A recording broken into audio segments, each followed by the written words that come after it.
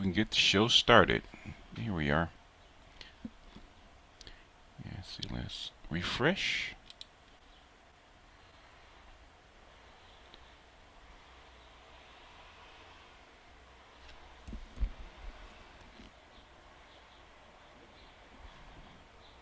Check my sound levels.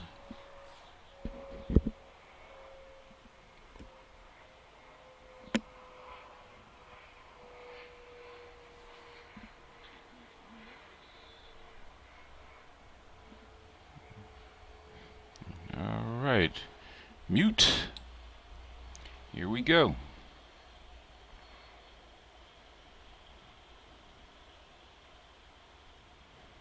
Why do we have an R. Kelly 2 in the house?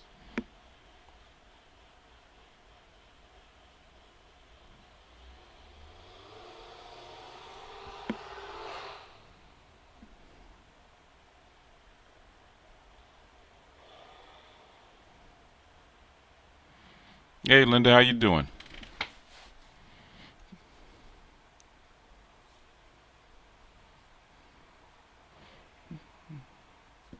Well, if you're drowsy, Char, that must mean you worked today, so that's probably a good thing.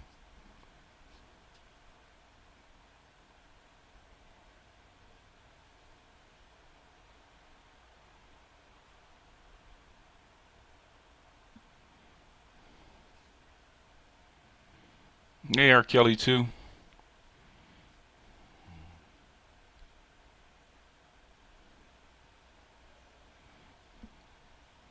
We might as well start early. I think we've got five, like 8:13 watching. Okay, that's pretty good.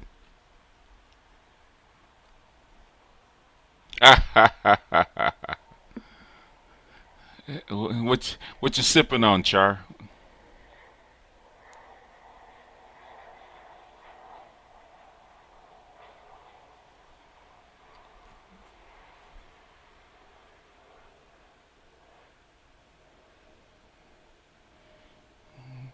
And so Char done got relaxed, boy. Char done probably got the iPad out and she's probably sipping on some wine.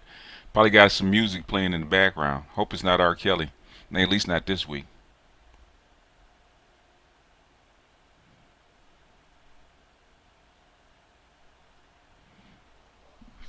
Anything you guys want to talk about before we want me to talk about before you guys we get started? Before I drop the link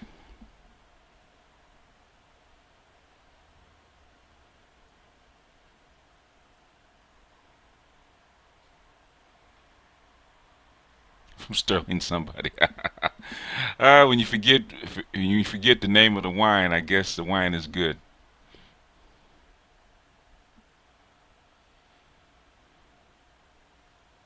Saved and sanctified.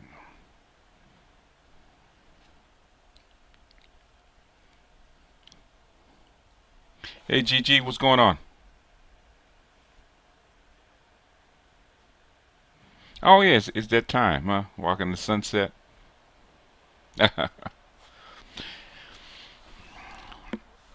What does a woman from Morocco walking into a Chinese food place order?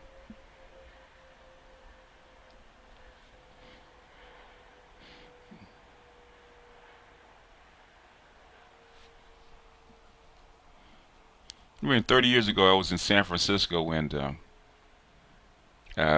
my fiance at the time, she wanted to go into a traditional Chinese food place, right? And that's how that's how you can tell a lot about your potential spouse or girlfriend. A lot about them is about how they roll with the punches, because a lot of women say that they're spontaneous. Okay, so we roll into the Chinese food place and we start ordering stuff, right? And it doesn't taste like say that the Chinese food place doesn't taste like the Chinese food place in the neighborhood, because they always adjust their seasonings and whatnot to the people that are around them, to their customers. So we start eating and she doesn't like it. So we order all this stuff and she doesn't like it. I'm just chomping away. She says, "You like this stuff?" I said, "Well, I was trained to eat anything. You know, my mother was sharecropper. She trained us to eat just about anything. So I'm chopping it up, and halfway through the meal, she says she wants to go. I said, okay, but you learn. You learn. Women say that they're spontaneous, and they're actually not as spontaneous as they think they are.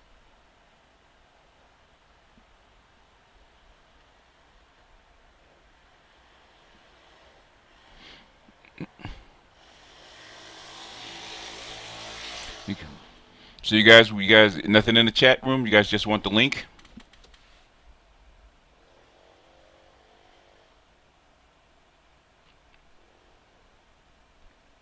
Oh, the Chinese food place is a Moroccan outfit. Huh. I don't know about that one. Can Moroccan people cook make good Chinese food?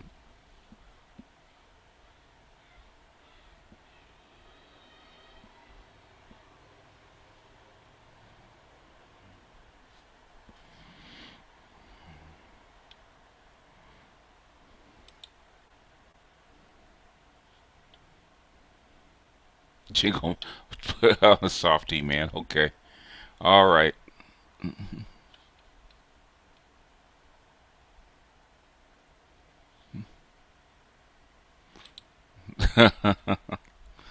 That's funny. All right, I'll drop the link. There's nothing going. You guys don't have anything pressing, so see what you guys want to talk about.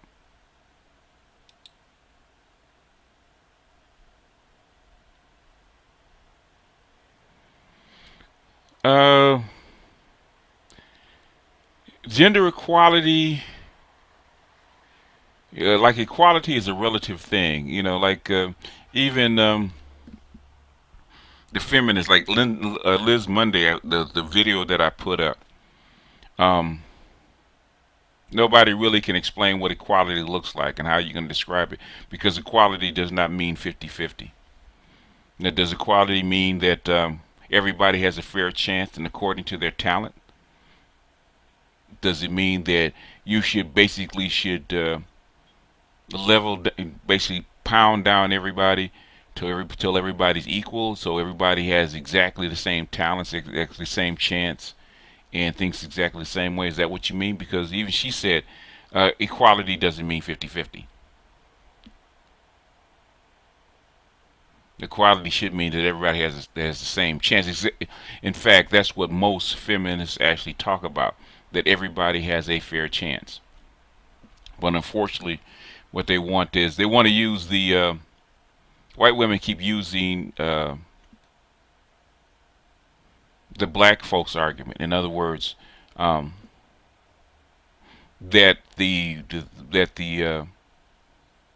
they have to be lifted up. In other words, made even first before they think they can have a fair shot. You have to open up slots for them.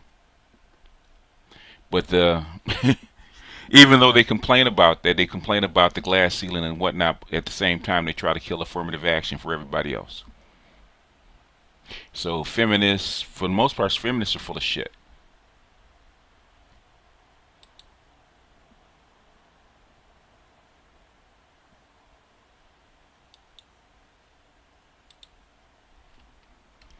But there is the link.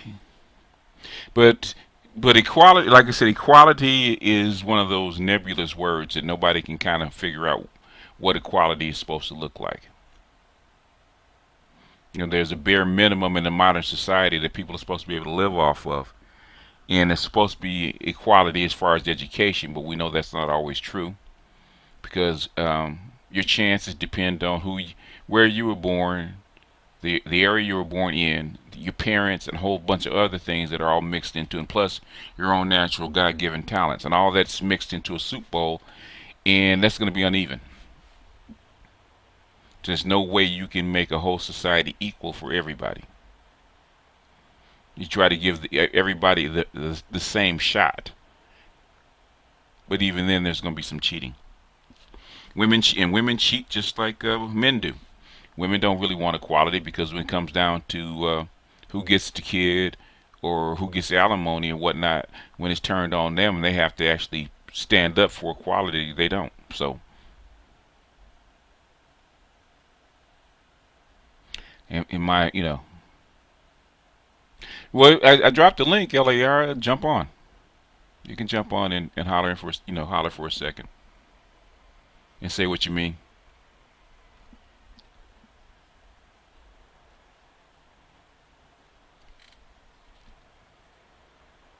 Yeah, well, chivalry,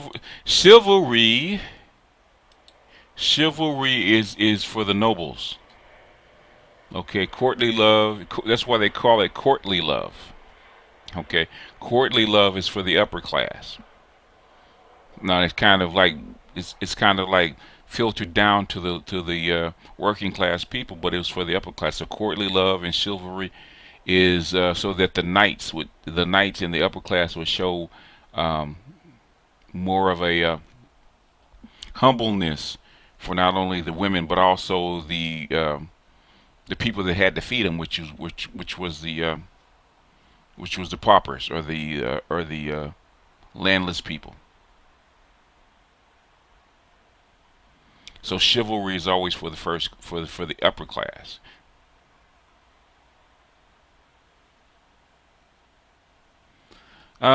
Well, maybe it should be on its last legs because if you want to be equal,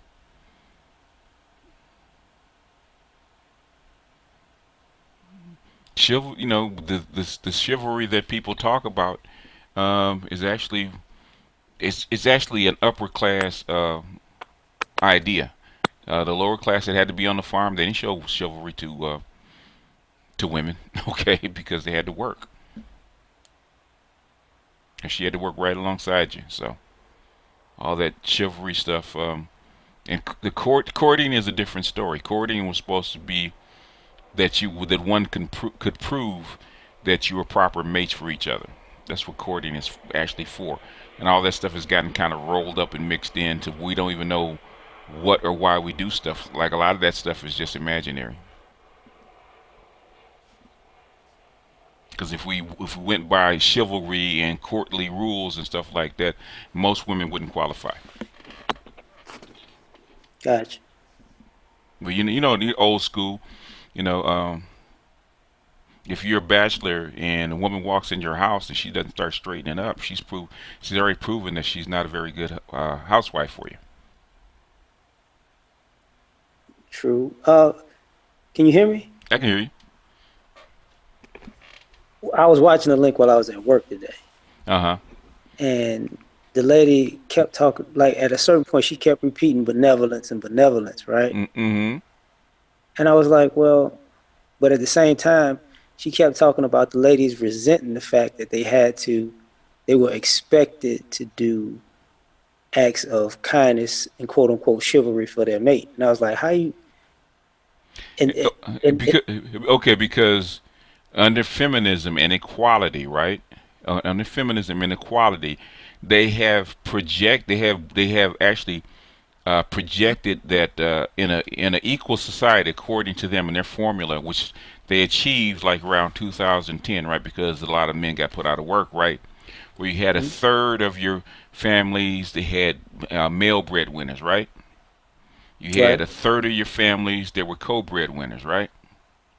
And then you had a okay, third of the families that were female breadwinners. Okay, gotcha, which is according to them, that is the equality that they were looking for. But the thing is if you can't, in other words, now women that do not know how to be, women are basically takers. They're not really givers, okay, because they're not trained that way. So now that then you're supposed to be the breadwinners, you're supposed to be bringing home money to the family and taking care of the family. You cannot be selfish. In other words, you can't think of it as my money. Like she was talking right, about, um, remember she was talking about, um, I feel it's emasculating for my husband to always ask me for money. And what she said, of right, course, it's emasculating. How come you don't have two debit cards so that when the money is needed, that each person can draw equally from the same from the account without asking each other for money. In other words, if it was reversed and the man brought home his paycheck, does the wife have to ask for money? No. In other words, That if you want to, in other words, that the whole book, if you read the whole book, because it is uh, it is a snippet of what she wrote, and a lot of stuff she leaned toward the positive side, okay, of what she found out. She didn't really talk about the negative side because the negative side, she kind of cleaned it up. There's a whole lot of negative stuff that went along with it in the book. If you read the book, then you understand what she's talking about. In other words, most women do not know how to be breadwinners. So even though they've been schooled to push forward and become dominant, or as far as breadwinning, high earning women, you're probably not going to find, if you want to say in a man's role, a man doesn't look to have a high earning woman to be his wife, right? For the most part, right? A wife that's right, suitable for his needs. That's what he looks for, because he assumes if I got enough money, I'm taking care of the whole family, right? right. Okay, women, because of the culture, they weren't raised that way. So even though, so now they're getting to a situation where they are the breadwinner and they don't know how to do it, and there's a lot of resistance because they want to be, they want to be cared for instead of caring for. So that whole book, Okay. yeah. So that whole book is about telling these alpha women, these now newly alpha women, that you cannot act like a taker. You have to act like a giver, because now you wanted to be in a man's role. Now you have to start acting the same way that you would want a man to act towards you. In other words, do unto him like you would want him doing unto you if the roles were reversed. That's what kind of got me about it, because at the end she was like, "It's people are more happier," and I'm like, "You didn't really give good examples."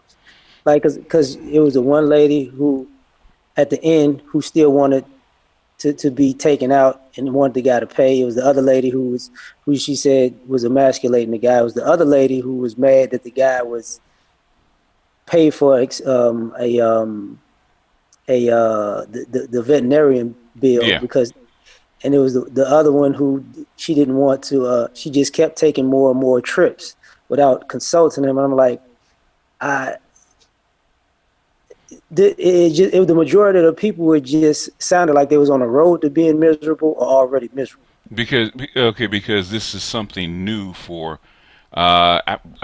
women. Period. Really. How do you adjust to be in a role that you've never been trained for? So it's new to them because they just got here as far as being breadwinners. And there's gonna be, there's gonna be. In fact, if you read the book, there's about 50. Well, actually more, a little bit more than that. About 60-40, where actually women resent being breadwinners. Hmm. And that's like, That, and in fact, she said that's like a lot of high earning women aren't getting married because they don't want to be breadwinners. But it's in it. But that's in the book. I put it. Why did I put? Oh, because I think it was the last hangout. We were talking about that, and I think I had mentioned the book, so I found one of her videos. But the thing is, she, if you read the, if you look at if you look at her lectures are slanted because because obviously she's trying to sell a book, right? And okay. she's trying to sell a book to who? Feminist women, right? So Mhm. she can't tell some of the ugly stuff that's in the book. But if you read, because I read the book, I read the book back in 2012 when it was actually came out. I read that one, and I read that one. I read The End of Men, because they talk about that changeover where basically you have a lot of female breadwinners. But this basically is basically geared toward educated six-figure women. In other words, 92 octanes. That's who it's actually geared toward. But they've actually the best examples of males and men, husbands and wives, when they had a breadwinning female uh, that actually worked best, were actually black people, actually a black family, because what they found out is that black men were far more flexible in a family. That was the other thing that was kind of interesting when I was listening to the lady was the Hmm. idea that she said it in there in a way to me kind of skirted over the fact that the families, whether they be uh, traditional or even in the early relationships, as far as with the young men involved, it's like a family and support system chivalry that exists for the Hmm. females that doesn't exist for the males, and Yes. it's like if it kind of goes in hand. Like, okay, if everybody helped you to this position, Hmm. now you there and you act like you did it on your own and you resent helping other people. That also screams that you're not ready to be a breadwinner. Yeah. That. Well, basically, yeah. In other words, if if they want this feminist ideal to actually work, they're going to have to.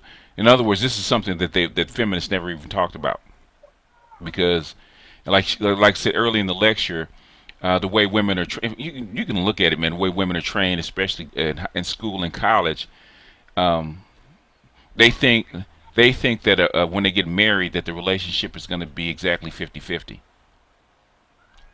I'm Right. going to get. If you look at their list, I want the mirror of myself. If I'm making $100,000, he's got to be within a 10 or 15% of what I earn, I, because I, that's closer to being equal. He's got to be educated. He's got to be the mirror of myself, because that's what I want. I don't want a husband. I want a partner. and I could get that. It's just odd when I was listening to the lady, it was Mm-hmm. like she already said it in the video. Like if you met if it was two people that was a partner and it was equal, one person made six figures, the other person made the exact same six figures. Mm-hmm. They still didn't get there on the same merits because the way she put it in there was the female had a lot of help to get there, and the Yeah. guy was basically on his own. He's So basically you're still not really equal because you didn't have the equal amount of adversity to get there. yeah, but women don't get that because they've been for the most part, women have been girls and women have been helped all their lives. So if you've been helped all your life, um, other than taking care of your children, that's abnormal. I always tell guys that guys get it. The guys get Right. it after they notice it, that women do not love you the same way that you love them, and because the way that guys really want to be loved by women is the same way women love their children, and it's not possible, because as a man you're taught to love your wife and your children almost equally, right? Gotcha. Yeah. Like because it was the one example of the one lady she said that was laughing when she felt like she was left out of all the pictures. Mm-hmm.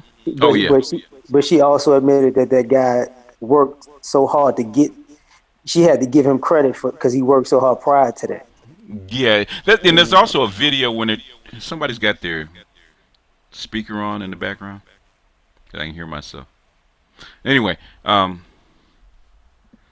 there was also a video I was looking at. Somebody had a sub had sent is where these women actually resented their husbands being at home, because they said the husbands were basically taking their space and actually doing things that were opposite of the way they ran their house. And you see that with a lot of women, even if they're breadwinners. Okay, um, Right.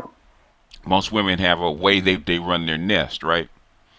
True. And when women are breadwinners and they come home, they expect the nest to be run the way they run it. And that was a big adjustment. Okay, you're not a state. Okay, your domain is no longer at home anymore. Okay, that's your spouse's domain is at home. So you can't. So that spouse is expected to run the house the way, or the man expects to run the house the way he's supposed to. He runs it. So would the bigger question be Mm-hmm.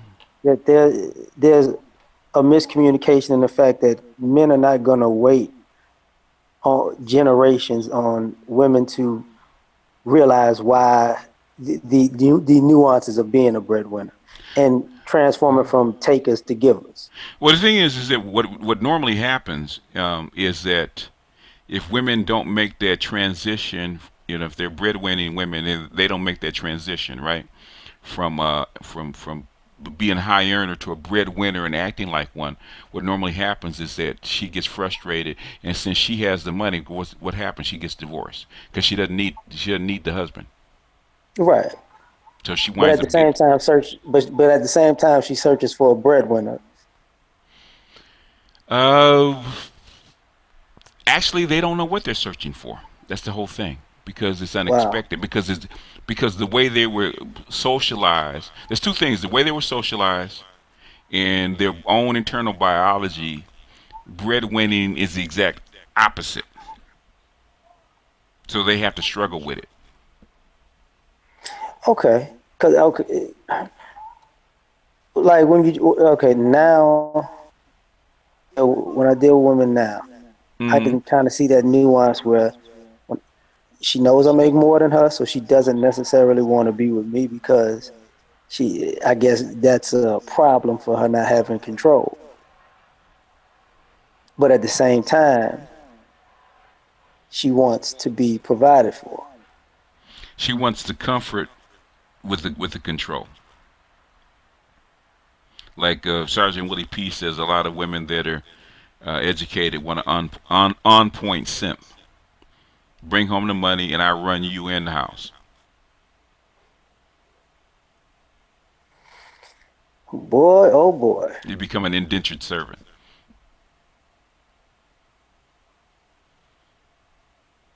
that So is yeah. So quite arrogant. well, the thing is, it's. I remember a long time ago, man. It's like damn near 30 years ago when I was talking to. I had called in to one of the black shows, right? And he had two psychiatrists on, and they were talking about how the new marriage 2.0 was supposed to work, right? And I would say, well, okay, is are there roles that men and women are supposed to have? And they were saying no. They said each couple is supposed to come in and figure it out. Got a lot of noise, Janelle. Turning it down. Okay, mute yourself. Okay, okay. There was a lot of in other words, each couple was supposed to come in and actually figure it out. I said, how do young people with no form and no examples come in and actually figure things out? And they couldn't answer it. I said, in other words, you've had a format for hundreds, maybe thousands of years where a man knew what he was going to get when he got a wife, and a woman knew what she was going to get when she got a husband. So 90% of the time, if you got married, you know exactly what you're going to get out of the wife, and vice versa, right? So now you blow all that Right. up, and people have to negotiate. Said, how is that going to work out? I said, that's a recipe for the disaster. I said, unless you go to school for marriage counseling. Because you can't figure it out on the fence because you still want some of the traditional things you got Mm-hmm. and you want some of the new freedoms, and that goes both ways. Mm-hmm. So how do you negotiate it? And that's the There's problem. there is no way because nobody's going to be honest in their negotiations. Because there's logic and there's feeling, and men are more able to actually make an operational plan out of their feeling because their logic dominates. But women have a harder time, uh, like expressing their feelings. Number one, and actually making it operational. Because a lot of times, well, there's a lot of times women will know that the way they feel it, what they feel is rightfully wrong, in that particular situation, but they can't help but feel it.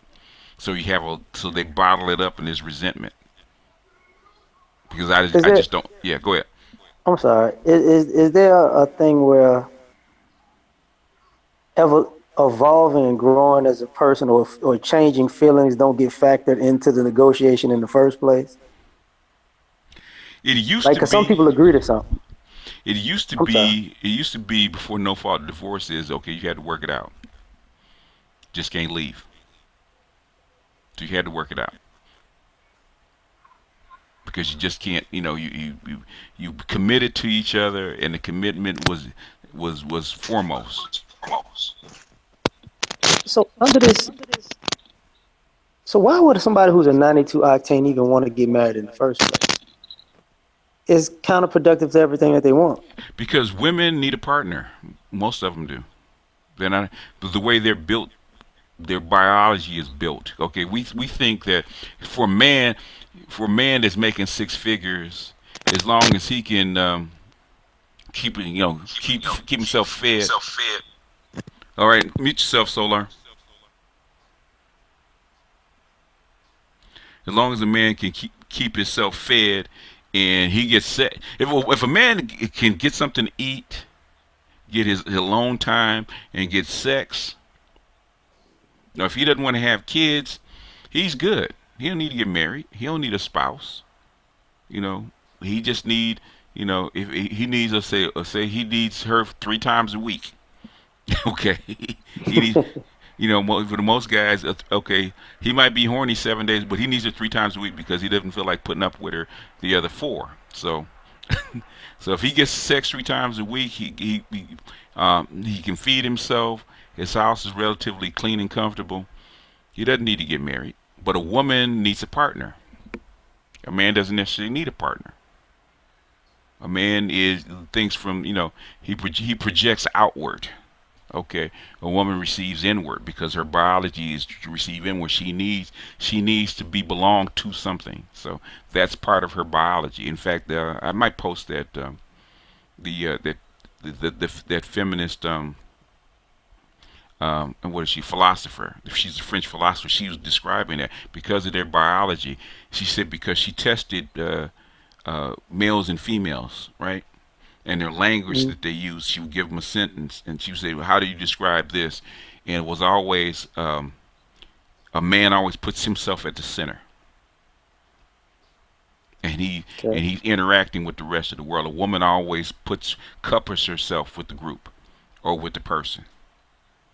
So women actually need partners because if a guy got a ton of money and he's balling out of control, he never complains about not being married and not having a partner. Now, see, if he wants to have children, he says, "Okay, I need a woman to have children by because I can't do that." If a man could have children on his own, okay, women would be out of luck. Women would be out of luck. So men, most men get married. Okay, I want to have kids, so I'm gonna get married. But women actually need a partner. They actually want a partner, and that's the issue. Wouldn't breadwinning position kind of leave them also in a bad spot for imprinting?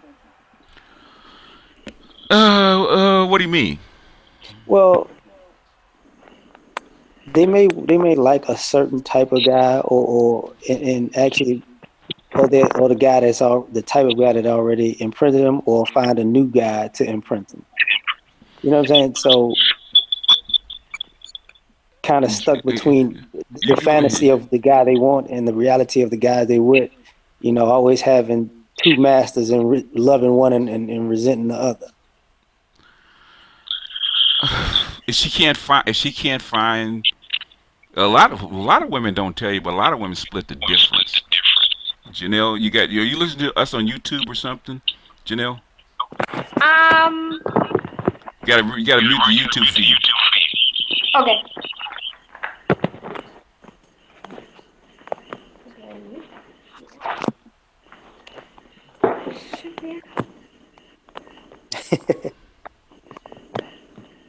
It's Oh, okay. Um, where was that? As far as the imprint, okay. I guess I'll go through the imprint. Okay. The imprint is just a one little, just a part of the whole puzzle. Okay. A lot of people put, um, even though the imprint is important because that will kind of uh, steer you to the type of man that you like.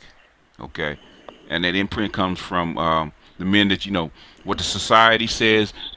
Basically the men that your mother picked because those who have the immediate impact on you. Okay, that's Well, that's part of the imprint. But the thing is, um, there's also sexual bonding. So I said imprint is just a small imprint is a part of it. It's like I would say imprint is about maybe like a third of the Well, puzzle. But what do you mean well, by imprint? I should have said it differently. What I mean is, like, we can date down Yeah. and have, but you know, we don't. If we date up, it may be by looks, but it doesn't, like finances and education doesn't come into it as a factor. But Because we have been socialized to be what? Caretakers of our family. right, Women have been socialized to be caretakers of their children. So they have to bring assets into who? Their children, because they get pregnant, and the first thing they think about, if I get pregnant and I have to take care of my children, what kind of man do I need? Do I need a man that doesn't earn as much as I do, or do I need a man that earns more than I do? and that's kind of what I mean by, if you start on one level, you Mm-hmm. might have a idea of this is the kind of guy you got. But if you go up another level, then you want a new guy, and so on and so forth. Us as guys, it's kind of like, the trophy wife game. We know the pros and cons of it, but it looks like the women are not catching on to. There may not be any trophy husbands, Mm-hmm. or it's going to come off completely different because of the gender. Genders are different. Yeah. Yeah. Oh, yeah. Because the kind of guy you like that you've been imprinted on, say, if he's a thug, a drug dealer, or that kind of guy, when you're young, you might those are the guys you kind of carouse around with. But when you have to have a family, then those guys are imperfect, and that's where the conflict comes in. That's where the old term alpha fucks, beta bucks. Right. Yeah, the twin mating strategy. In fact, I think I dealt with that in the I think my perfect man scale. Um, where you have the two halves. You have the alpha, the physical the physical attraction, which deals with the imprint and whatnot, and then the caretaking. Okay, the nurturing, caretaking stuff that women actually crave and they need. They try to get it all in one guy if they can, or as close to one guy as they can. And if they can't, they have to settle or compromise. And basically, the higher, the more the money the woman earns, the narrower and narrower those kind of guys actually get. In other So words, her choices get extremely narrow, and that's for all women, but black women especially. Go ahead. And women, ladies, you can jump in. You don't. This is actually your hangout, so you can jump yeah, in if that's you why want to in the discussion. But go ahead, LAR. it is weird for me even talking on this hangout. I ain't gonna lie. Yeah, yeah, I know. So You have to choose your words. no, it's not that. It's not that. It's just, this for the women really. Yeah. Um, it's weird. Like, the thing about it is, it looks like like people have followed, women have followed feminism to find out all the things that men have been already saying about manhood and breadwinning, Mm-hmm. to go right back to. It looks like they're gonna follow this path until they wind up resetting and saying, you know what, we like being women. Uh,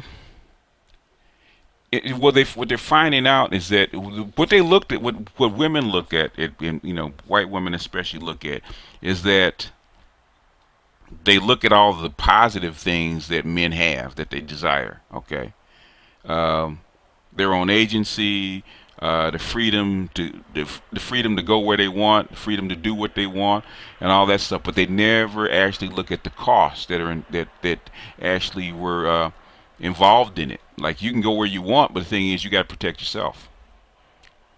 When you go someplace that you're at your own risk. Okay. Um, if you don't work, you don't eat. Nobody's going to take care of you. You So know. they really don't want to socialize their daughters into that, really. I don't think women go by what they feel. They don't always logically think this stuff out until the environment has a far bigger impact on women than you actually think.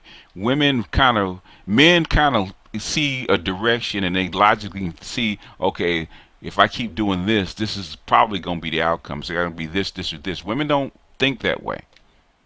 Women think, okay, I think this is a good direction to go into, and then as long as it feels good, they'll keep going that direction until reality hits them, and then they say, "Oh God, okay, I got 2 kids, and now I got a husband that's out of work, and all this pressure's on me, and I don't know what to do, and this doesn't feel good, and I'm stressed out, and all this kind of stuff." In other words, that's when they don't have the other tools that men have, like discipline and like fortitude and where you honor your commitment, where men have been grounded in that since they were little boys, that you got to be tough and you got to kind of muscle through it. It doesn't matter that you're suffering. Most women don't realize that. Okay, if guys got 2, 3, 4 kids and got a stay-at-home wife, and that's the deal, and you got to work 2 jobs, man, you just got to suffer. Okay, because people are depending on you to eat. And women don't realize that's part of the deal. But now that they're realizing, they don't like it. I want somebody to lean on. A man's not taught to lean on people. He's taught to depend on himself. And that's part of being a man. It's part of manhood. And that's not taught to women because generally that's not their biology and that's not their role. They're not actually built for that. So when they get into put in that position, it's like double the stress because I haven't been trained for it. I haven't been taught. And okay, the easy way out for me is to fall back on being a female and bailing out, tossing him to the side and go find me another mate that's more suitable and put him in.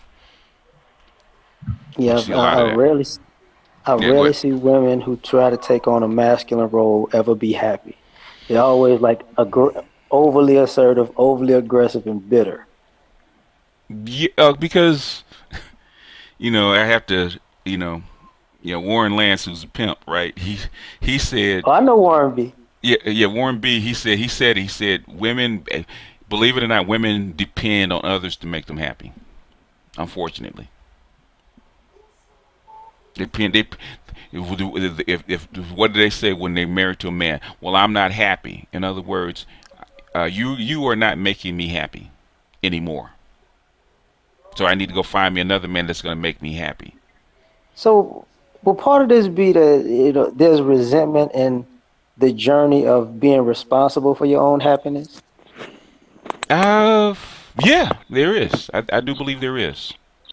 I do believe there is because you hear it. You hear it in their language. You hear what you. Hey. Good night. You got it. I just want to interject. Okay, go ahead. Good night, gentlemen. First of all, and I'm currently reading this book. It's called The 6 Pillars of Self-Esteem. Mm-hmm. And one section in the book, it just basically said that, we need to take accountability for our own happiness. And we're not supposed to go into a relationship, whether it's a friendship or with a significant other, thinking that this person's role in life is to make me happy, and that I need to do the things in life that I know will make me happy. And I think it was just so profound because in the book, the author basically stated that nobody's coming. And that's, I think, one of the fantasies a lot of young women have, I could just live my life and somebody can just come and save me, but we really have to save ourselves. It didn't used to be that way because the culture, as long as women stayed within the bounds of the culture did it for them.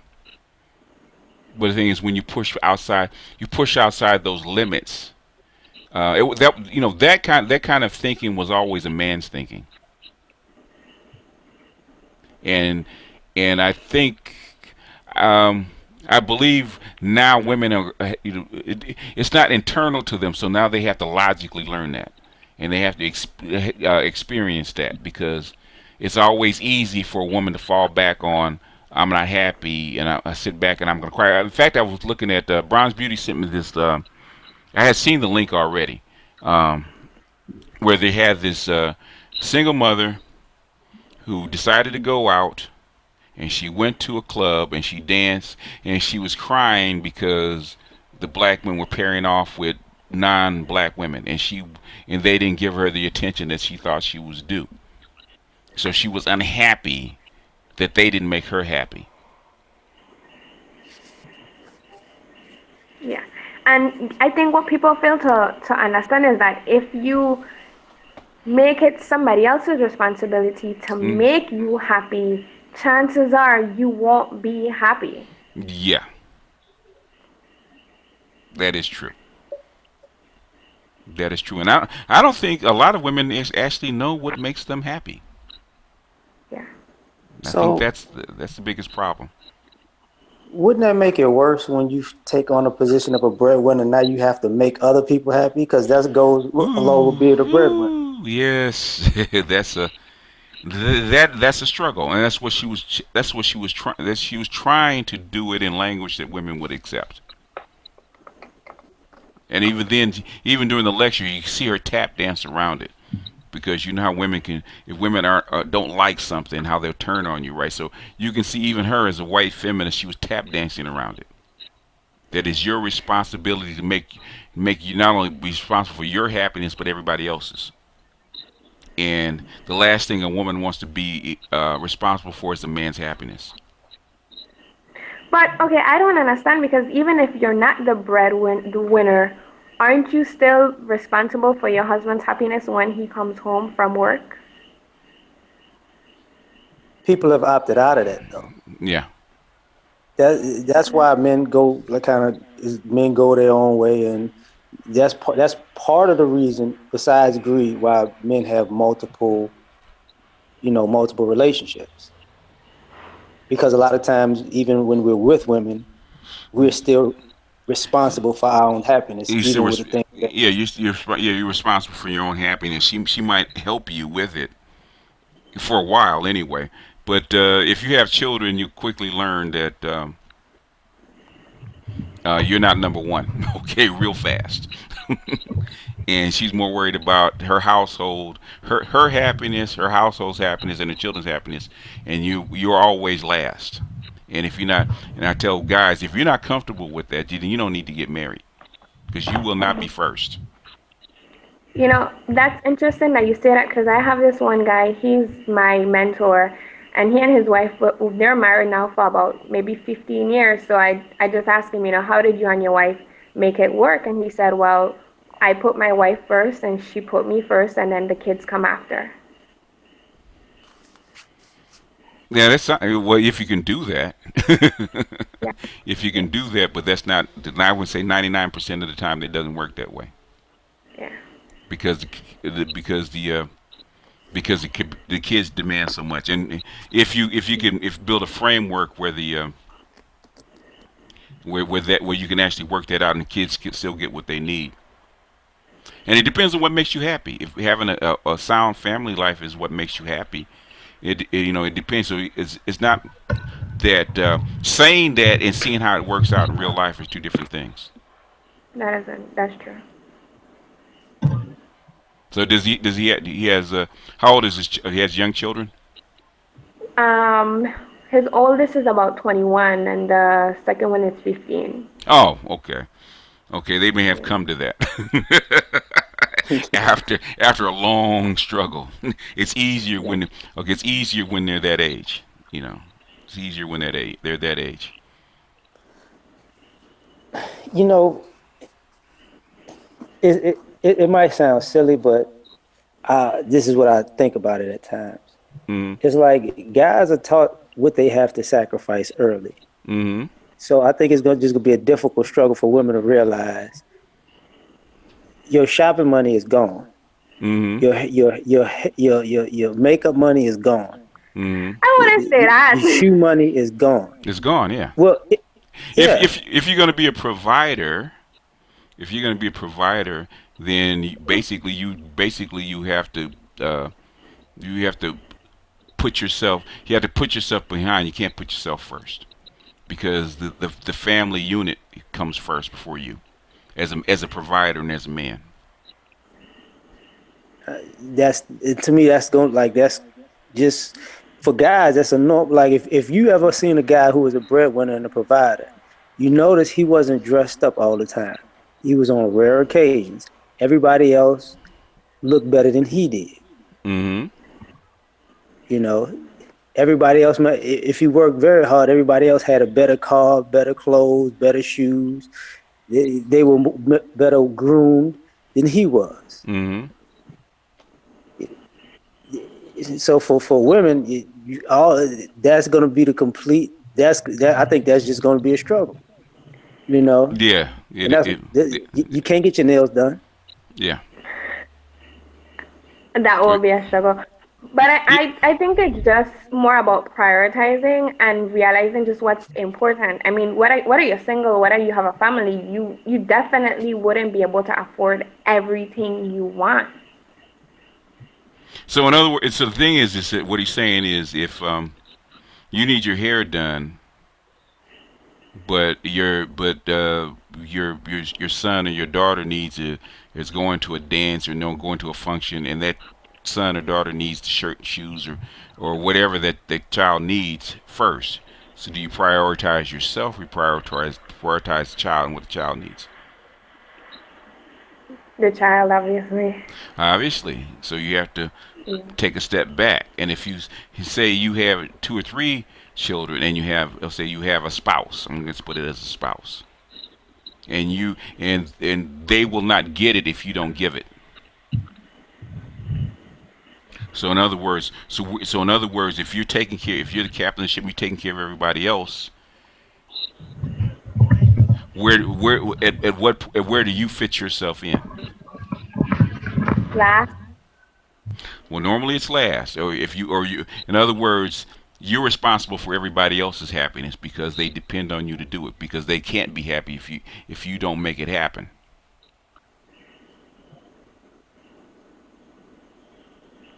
Understood. So in other words, then that's the dilemma. I'm not saying it's right or wrong, but I'm saying that's the dilemma, and that's if you read her book, you see that that's the struggle, and a lot of times those marriages don't make it. They don't make it. Like this is just an honest question. Like if you were married, could you come home and your husband be fresh? He just got his hair cut. He just bought some new sneakers or new jeans, new shirt. Because when he goes out, he got to look presentable, and the kids got to do it too. But you have been wearing the same clothes for the last 2-3 days. Would you have a problem with that?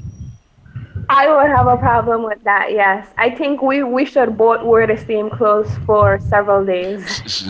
But okay, but if you are a wife or you have a boyfriend, does it work the same way?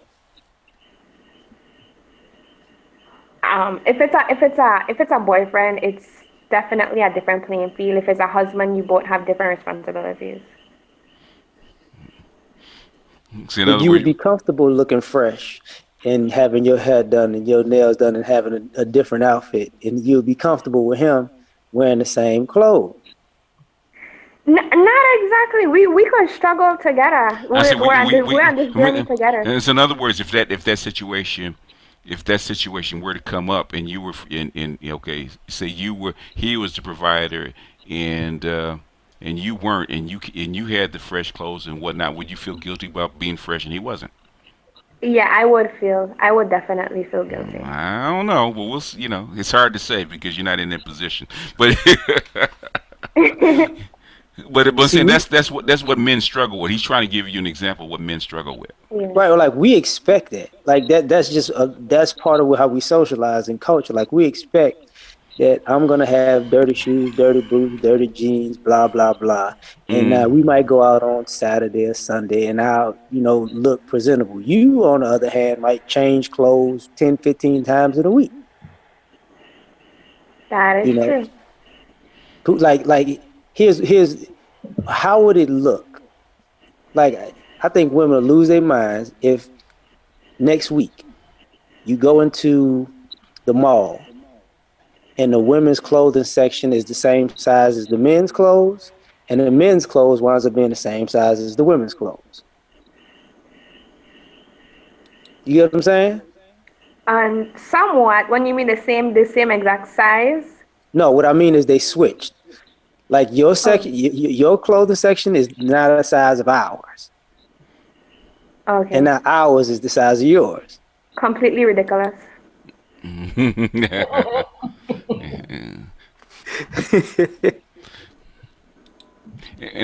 In other words, that's the socialization that women are going. If they're going to be breadwinners, they have to go through.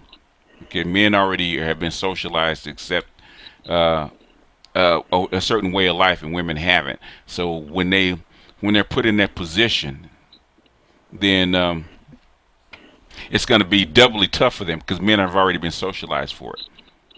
So it's easier for a man to adapt. It's easier for a man to adapt to um, a caregiving role rather than a caretaking role. So because a man has already adapted to give. So when a woman, like said that that I think that was part of the speech where wife came in flustered and upset about work and stuff like, and then he said, "Well, did you read the note on the porch?" And then she had to go back to the porch and found out it was a margarita, and with the note says, drink and then wait 15 minutes before entering. Basically, he had figured out what was wrong. He tried to solve the problem. Okay, whereas women don't have the same upbringing or the same mindset. A woman will wait for the man to get home. She's got a problem. She's been filtering all day. So when he gets home, what does she do? She unloads all the problems that she's had throughout her day because he's supposed to come home and solve it. So it's a different mindset. And it's a mindset. So women being the problem solver because she has the power to solve the problem. Now she has to change. She has to adjust her socialization, fight her own biology, and a whole bunch of other things. So that's how come you see a lot of women not opting not to even get married. Just because they would make more than their spouses.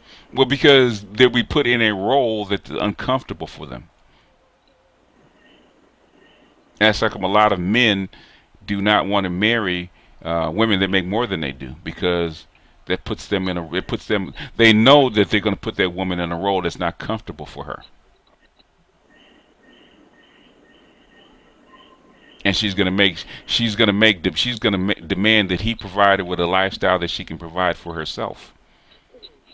In fact, Evan Marquette, he's a dating coach for women. He said exactly the same thing what he went through. They've been your socialization, socialization, cultural socialization doesn't work against your biology. It works with your biology. And those rules and these roles were set up for a reason. So now that you break these forms, so now you got to figure out new rules that will go along with your biology. And we're just this is just the first, second generation. We're trying to figure this stuff out. So there's going to be a whole lot of casualties. But I said, if you read her book, and because she it's like a 300-page book, right? 350-page book. So there's no way she can actually describe the book in an hour. Right. She can give you stories, but she can't go through what she's talking about. But the whole book is that okay, uh, we broke the glass ceiling. We're where we want to be. So if you want a husband, you're not going to get the master of the universe because he's going to choose somebody else. So basically, you're going to have to be in a role of breadwinner or caretaker and not caregiver. Because for you to do what you do and have a family, you're going to need somebody to be what? At home caregiving, taking that role that you can't take. So you're going to have a husband that fits those needs, and he's not going to look like the master of the universe because that's a different skill set. Now, Because the master of the universe is not going to be comfortable being at home baking cookies and taking care of the kids. He's not. In fact, it's kind of ironic. go ahead, Eliar. Yeah. It's ironic because the way the lady put it was, women saw their mother struggle and not Mm-hmm. be able to leave, so they needed their freedom. Mm-hmm. So these women work basically for their freedom to choose and live the way they want. Mm-hmm. But because she was a white woman, she didn't really put that black women like are ahead of the curve on that part. And Mm-hmm. this is why black men don't date certain type of black women, because they remind them of their mothers who were angry that they had to do so much. What I'm saying is there's a it's now that gets into another subject about a myth of white womanhood and that kind of stuff, where black women actually talk about that. And Drop the link again. okay, and the and and basically you got to remember Liz Mundy's audience is to who? Is it black White women, women or is it white women? white women. It's the white women. So in her book, she says that black. Okay, somebody's got the speaker on. Mute. Is it Janelle? Not me. I'm gonna say Okay. Where was it? Oh, in her book, she does say that black women are ahead of the curve because they've been doing it for longer. But her audience, when she's talking, is not black women. It's white women, and white women have to learn this.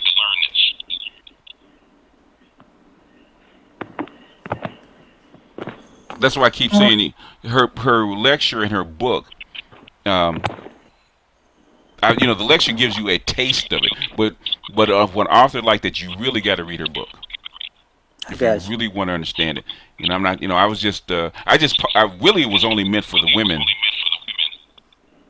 But I know there's certain things that the men is just gonna come in and really express their feelings, and that's gonna cause a food fight. So I said, okay, I'm gonna post it on the men's channel too. It was intriguing. I mean, it was just one of those things where some of these things, I guess, because we're socialized different and Mm. because we're different. Some of these things are like, they're like, yeah, you should have known this already if you wanted to pick that role. Like, it goes with the territory. Well, the thing is, it's never been tried before. Yeah, remember, this kind of stuff has never been tried before to re-socialize males and females to different roles. So it's never been done before. So now they get, 40 years later, they get the results. So now they get the results of this particular experiment, because the experiment started back in 1972. That's why I give you guys certain books. Like I said, Title IX, more than Title IX, they explain what they were trying to do. Okay, that was in 1972, 2012, which is 40 years later, when you have a generation or two that's actually been through this socialization process. Now you see what the results are, right? Now we're seeing the results of what they were planning on doing back in 1972. And so now we see, did it work? What were the pitfalls? Are men and women happy with it? And it finds out men and women aren't that happy with it. So now we've done 40 years of this experiment. Do we want to do another 40 years and see what happens, or are we going to scrap it, or what are we going to do? So I'm saying this is the stuff that's on the table, and it's kind of like, it's kind of like high level stuff for the women's channel, because I haven't really laid the groundwork for it. I haven't really started with like more than Title IX and feminism and said, okay, these are the processes they put in. This is how they said they were going to socialize the boys and the girls. This is what they expected at the end. And basically, according to those feminists, the second wave feminists, this is equality. This is feminism. This is equality. Exactly what they have. The only thing they don't have is they want equality in the boardroom higher up. What I'm saying is, if they want to break the glass ceiling, how come women aren't starting their own corporations in the same numbers? Yeah, BGS. Yes, sir. One thing that she did mention, and a lot of people don't mention this. with Mm-hmm. as far as the value, like she was just talking about monetary value. What men provide in a relationship is also protection and security. Mm-hmm. You know, that's priceless because a lot of men get a life for in the protection and the security of their spouse or their girlfriend or baby mama or whatever relationship they have. And in most cases, crimes are committed uh, with the notion that the woman is at home by herself. If you're looking for Jeopardy at this time, sorry, Got that they doesn't mic work on. after First Nation. We're going to be Yeah, I muted him. All right. Okay. Yeah, she didn't mention that. She no, she didn't mention it, but I mean, you can't. You know, she has an hour. She has an hour to go through a Yeah, book. You know, right. that's what I'm saying is you keep saying what she didn't mention. She has an hour. Okay. Okay. And even if she wrote a whole book, she can't go through everything, right? She can only go through the things that are important to whatever she's talking about, right? There's a lot of intangibles that men do bring. Um, and that's how come I always talk about men valuing their what their non-sexual attention, right? Yeah, Because protection, everybody knows about sex, everybody knows about provision, which comes into money and whatnot, but also protection, companionship, all that other stuff that that men value women for. Women don't necessarily value men for the same thing, and I think men the don't. smart ones do. The smart ones do. Like a lot of women, they don't. That's the reason why women live in apartment buildings or in condos, because living in a house by themselves is. This is me speaking. I mean, maybe the women on the panel could Oh yeah. agree or disagree to what I'm saying, but this is just observation. And I've had, women I dealt with tell me the same thing. They prefer to live in a condo or apartment building With people around. because Yeah, with people around. Yeah, yeah. I mean, it's more than just for protection. yeah, Women don't. There's very few women actually do well by themselves. Okay, they gotta have a group around them. yeah. They gotta have some kind of. Uh, if women wherever they go will always form an extended family. Right. Because Unless, even my wife, like she get into it or whatever, and she was living in my house at one time before, mm, she left or whatever. She was saying, "I'm scared, in this house by myself." mm-hmm. Yeah, yeah. You know what I'm saying? Yeah, yeah. They realize it when you're Yeah, not there.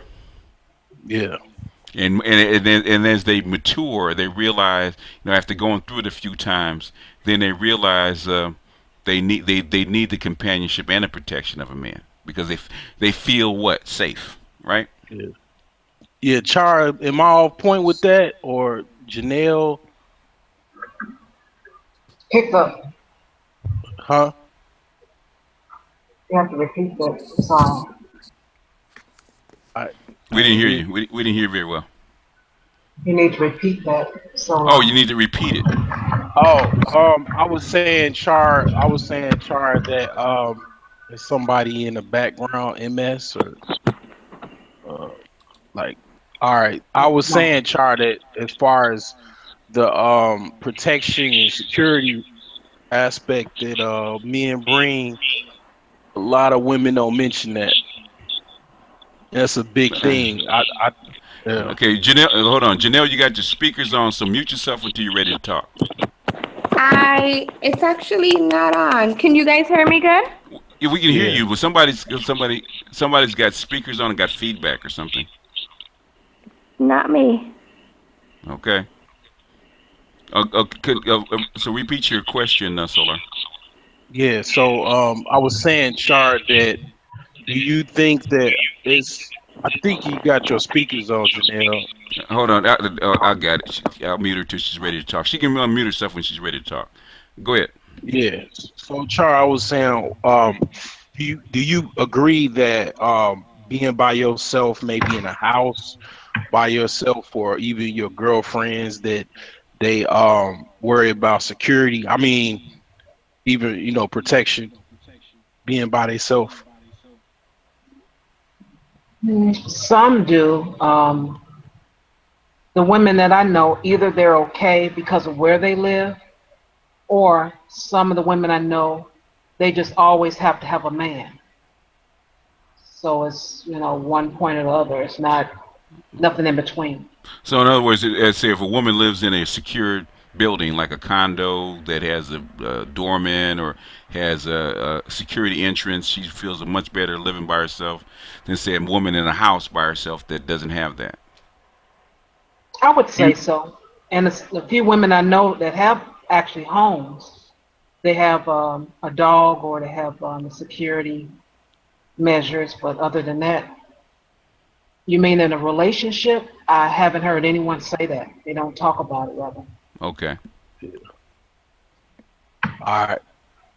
Well, that's all I had to say. I'm gonna take my hard leg out. All right. Listen. All right. All right. All right. And my question I had is, people have been talking about feminism, and it just seems like there are several layers of it. It's like one particular person that says, I'm a feminist, and they speak whatever they speak, and then the next person says, I'm a feminist, and then they speak what they speak, but they seem different to me. So is there different layers or levels of me? There's all kind of ideals. Feminism is all over the place, and it depends on what it's color. Not meeting. Okay. Depends on their color. It depends on their background. It depends on their socioeconomic background. What feminism actually means. So it's all over the place. Okay. I mean, there's policies that they want put in place, and and some feminists define feminism differently on whether they have a son or not. Because some feminist policy, like yes means yes, is fine for a college age girl that's going to school, that if she should be believed, if she has regret sex, she should be able to walk into a police and walk into campus police and have the guy put out of school because all of a sudden he got drunk, she got drunk, and they had sex, and all of a sudden she regrets it now, so she feels that she's been violated or assaulted. And that's fine if you're the young girl, but if you're a feminist who's in her 40s and your son is and that's your son that's getting targeted or getting kicked out of school, you have a different idea about that. Yes means yes. You want to say something, Janelle? Is the speaker still on? Cause I'm not sure. I was just checking my phone to make sure. I don't know. Are you on speakerphone or something? Yeah. Okay, that's what's going on. Yeah, but go ahead. If you want to say something, go ahead. No, I was just checking. I just wanted to make sure, just in case that it wasn't. Yeah. Well, yeah, it's coming from you because when I mute you, it goes away. Oh. What I'm saying, Okay, all right, okay. If you want to speak, you can just jump in because you can still hear us, right? Yeah. That's perfectly fine. Okay. Yeah. Just mute yourself until you're ready to talk. But but feminism is all over the place, and right now you have what we call second wave feminism because now they have sons that are going to school fighting against third wave feminism because they said, okay, it's gone too far. Because now you're not talking about equality, you're actually talking about basically stepping over my son to get to where you want to go. So now you have this food fight going on about feminism. So it depends on who you talk to. And then you have some people, some so-called feminists that go by what they heard and they've never really studied. Oh, it's like a bunch of mess. Yeah, like when I was on Big J's Hangout. Okay, they're throwing around a lot of stuff. Okay, you're supposed to be feminist, and you're throwing around a lot of stuff that don't apply. Because you haven't read because I don't say it on other people's hangouts. I try to be as polite as I can. Otherwise, I'd have told them you don't know what the fuck you're talking about. Okay, right. You're throwing around stuff. I said you haven't read the literature. Go back and read the literature. That's like I gave them 4 or 5 books. You need to read this because you don't know what you're talking about. I said I got a whole book about, I got a book about child support because they're talking about. She was trying to say that's patriarchy about they're forcing women to take care of kids until in a divorce. I said that's not true. I said that's actually a feminist policy done through the UK called the tender years doctrine, because under patriarchy the children belong to the man, and that was reversed. That's a feminist policy. And even Garage Autonomous had to say that's true, but he didn't think that applied. So say, come on, y'all. Either you're gonna be, if you're a feminist, you know what you're talking about. Either you're gonna be accurate with it, or you're not. And it's like I'm gonna have respect for people. If you're a feminist, at least know what you're talking about. If you're gonna spout, if you're gonna spout books and details and stuff like that, at least have some kind of intelligence about it. Be read. If you're gonna be feminist, at least read about it. Read about the doggone thing. Even Christians, some Christians I can't stand because you haven't even read your book. You're going by what somebody told you instead of reading the book. But LAR, go ahead and jump in. Just curious to ask, between the second and third wave, and I'm sure it's something after that too. I'm sure. Are women actually prepared for the moment that men cohesively decide we taking the gloves off? No.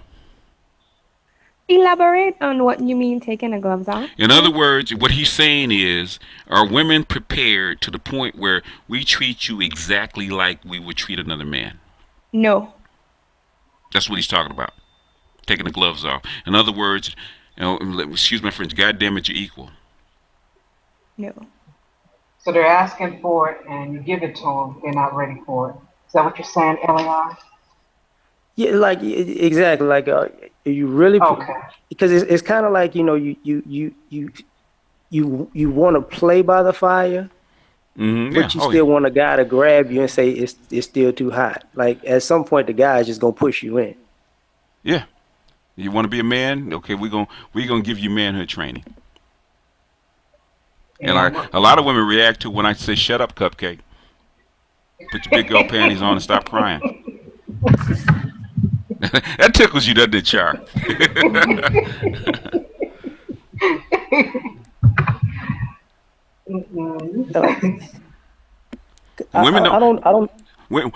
Women can actually handle me calling them a bitch rather than we saying that. Shut up, cupcake, stop crying, put your big girl panties on and woman up. Women they freak out. They can't handle that. I wonder why. because it's like your father talking to you. Oh, okay. And they're being scolded. They're being scolded. They know because a father would never call his little girl a bitch, would he? No. Right, okay. But if I call you cupcake is an endearing term for a girl. But if I say cupcake, put your big girl panties on, dry your eyes, and let's get to work. They don't know what to do with that. This is gonna be bad. Huh? This is gonna end all bad. Eventually, what's going to happen is that eventually what's going to happen is what's happening with the community already, especially with the white community. MGTOW. You don't know what you want. You don't want to play by the rules. The rules to us aren't fair. And guess what? Women don't realize men do not have to accept the rules. We don't have to play. We don't have to play the game. And women are not ready for. They're not ready for that fact, because men have always played the game. You know, like that girl that was crying. Okay, she was half naked. Okay, you got your boobs. You got the boobs out. You got cut up jeans. And you thought because you're cute and you got you're half naked that men are supposed to slay you, run to you like dogs to raw meat, and they ignored you or they bypassed you. In other words, men are just more than walking penises. They can say no. Women are not ready for men to say no. They really aren't. So, ladies, I just want to ask, do you understand that the ignoring and walking away is really our prelude to crushing somebody? Crushing someone. They don't. They don't. I know what you mean, LAR, but you gotta have to get. I know you're trying to. You're trying to wrap it in Okay. velvet. Go ahead and just say it, man, straight up. What I'm saying is, when you look at how men interact with men, we walk away from you when you piss us off before we hurt you. That's when the gloves come off. Because if I walk away from you and you still pressing, obviously you about to be lunch In other because you words, don't get. in other words, Yeah, it's just like it's like a woman putting her putting her guard up, and a man walks away and she presses, and then she doesn't Press. realize, okay, she's in a real fight. That's what he's saying. In other words, he's not just talking about physically, but also socially and also in business wise, where you have to prove yourself. And our women are most women ready for that? Where you don't get a pussy pass.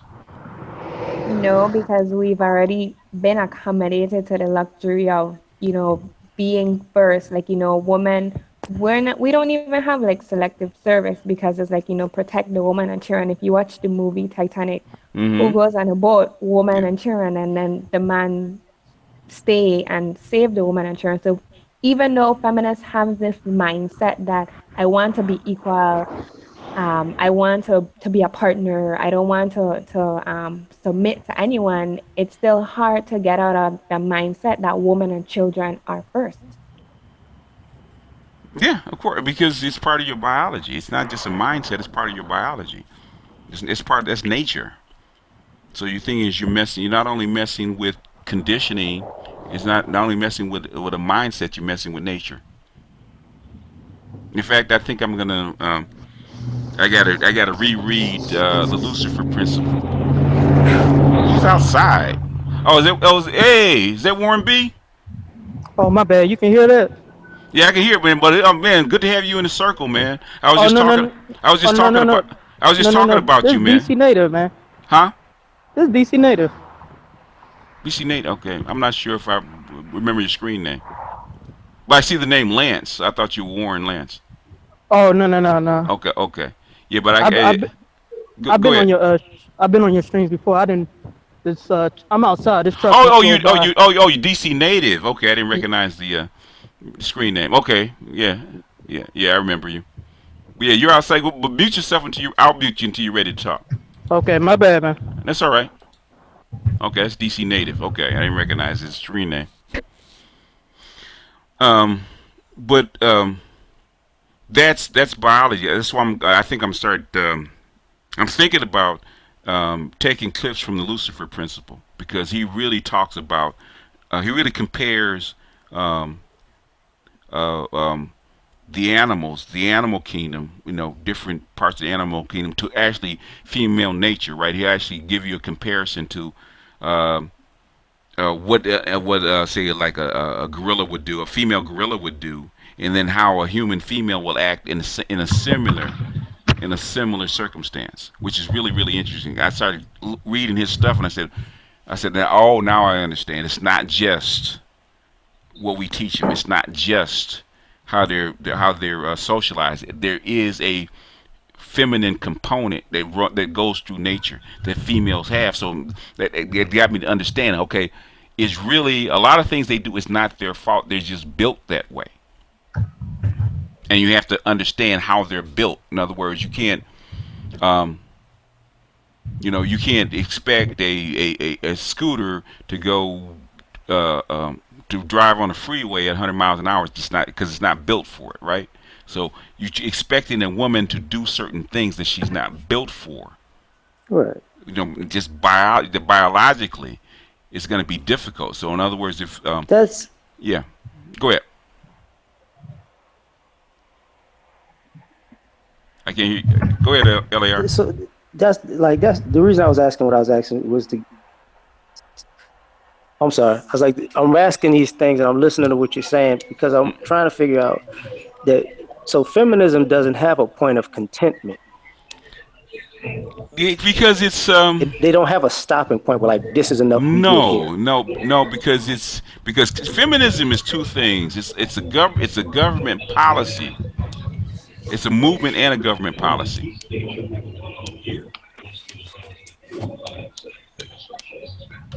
Okay, we got R. R, you want to say something because you got a lot of noise in the background, Well, as far as the movement goes, huh? Oh yeah, I wanted to say something, but I want to let my man finish first. LAR finish. Okay, go ahead, finish LR. no, I was just the movement itself. The government policy, if it's a government policy, I'm sure they got an end game. But Yeah. I mean, basically, as far as they're concerned, what they wanted out of the government policy, they have pretty much achieved. But a government policy always shifts according to what they need. Like roping in the LGBTQ into feminism was not part of the plan. Okay, the original plan. That's something that they had to add on.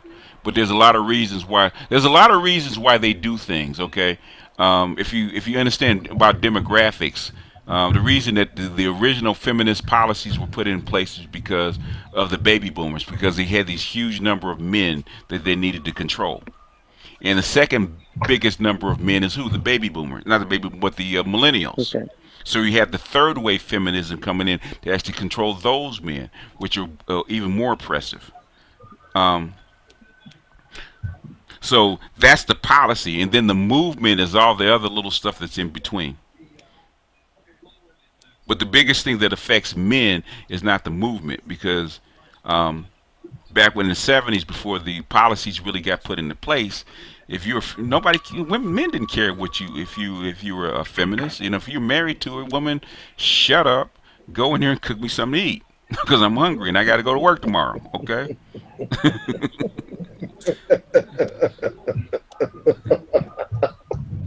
But since the policy comes in where she can take half your stuff, or she can file sexual harassment and all these other things, now you have the other things that you got to deal with. Okay, she gets upset and she says that you assaulted her, and she calls 911. The police are gonna come in and gonna take you to jail, and then you got to pay all this money. You got to go through all these classes. You get put out of your house for 30 or 60 days with a restraining order. Now you got a whole lot of other things to deal with. In other words, you're not dealing with the feminism, you're dealing with the policy. So they're saying there's two separate things. The mindset is one thing. The policy is another. So I'm saying those two things coming together. That's where you get all this screwiness.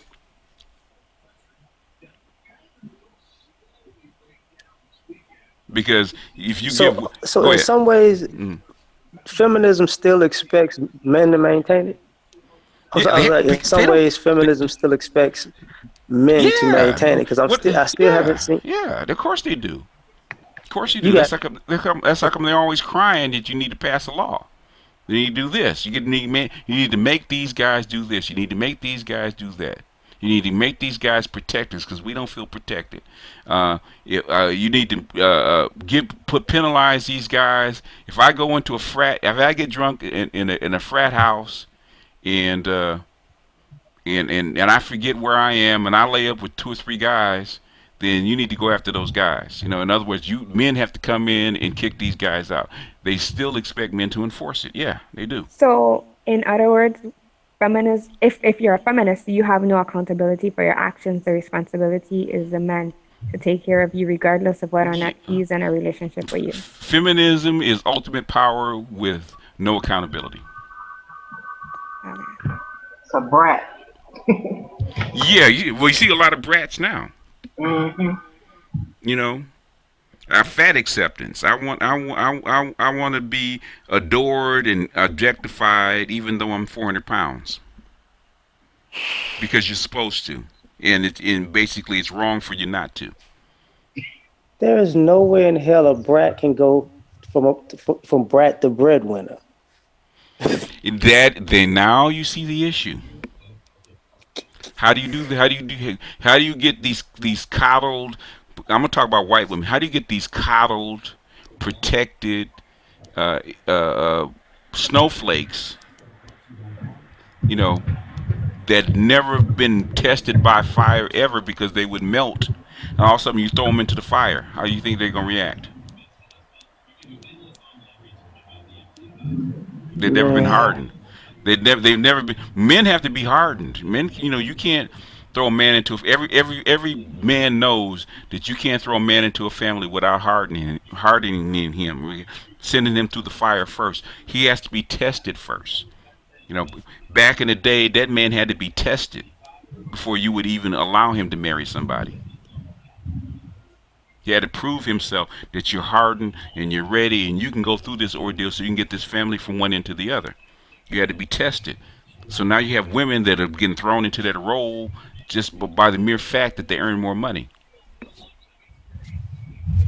so the very same thing that the lady was talking about, ironically, is the very same thing that they will not wind up doing. Because part of what she was talking about with the support system is the breadwinner. The breadwinners are the people who actually sacrifice their upward mobility to create a foundation for somebody else to be upwardly mobile. Yeah, that's that's what they're supposed to. But basically, what it is, as a man or as any kind of breadwinner of a family, okay, you know, women don't understand that that person at home, even though that person is not working or not doing, uh, uh, earning and taking care of you where you think you need to be taken care of, they're doing their job by taking care of your family so that you have a family structure to go home to because you can't do it. Somebody has to be out there bringing money in, right? Somebody has to be out in the field. Somebody's got to be at home because kids don't take care of themselves. And if you do have kids taking care of themselves, what kind of kids are going to grow? They're going to grow up to be, right? So you need that parent at home. But women haven't gotten that I'm not giving taking care of this man. I'm taking care of my family because and that man has to have resources going to him so that he can do his job. Well, Men understand that. Women haven't gotten that yet because they haven't been trained. well, no, I'm actually trying to take it a step further. Okay. What I mean by that is, women, do you ladies understand that if you go down this path, your daughter is going to have to go to work so she can pay for your son to go to school?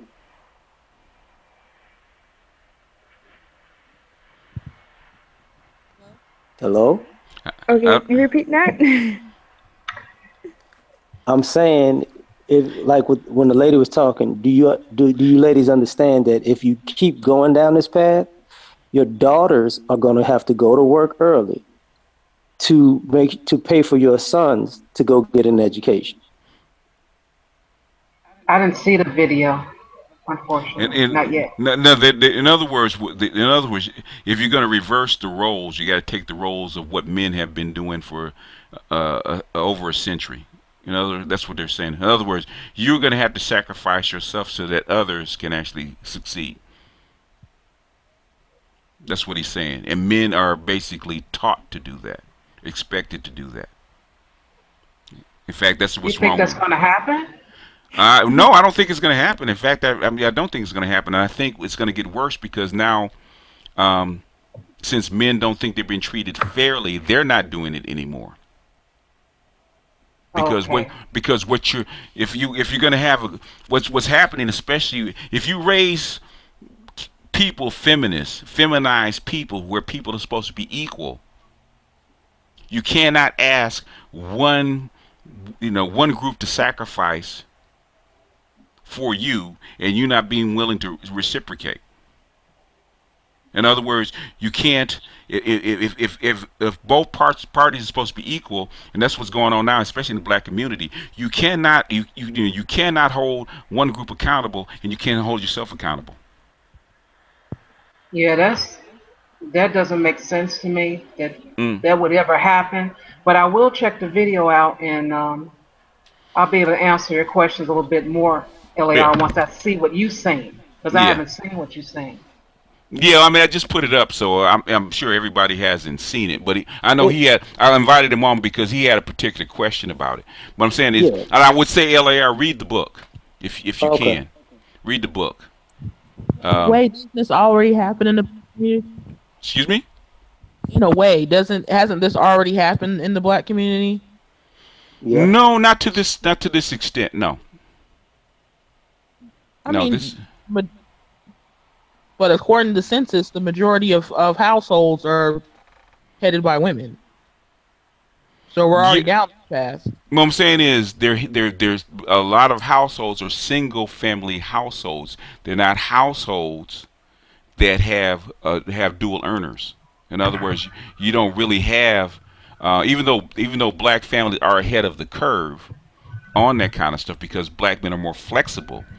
Still, you don't have.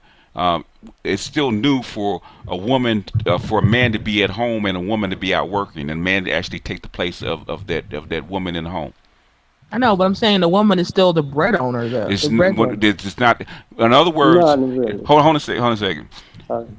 Is there a different dynamic when you have a single woman and children rather than a married woman that's a breadwinner that has a husband at home? Is there a different dynamic? Yeah.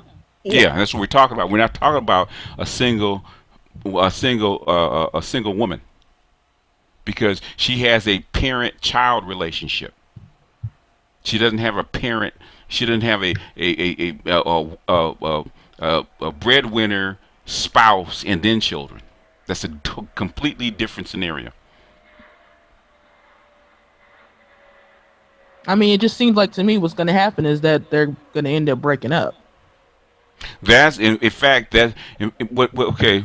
I don't know if you saw the video, which is kind of hard to, huh? I did, but I didn't read the book, but I saw the video. I saw the video as well. Okay. Hey, when you said they was gonna break up, you talking about the couple? Yeah.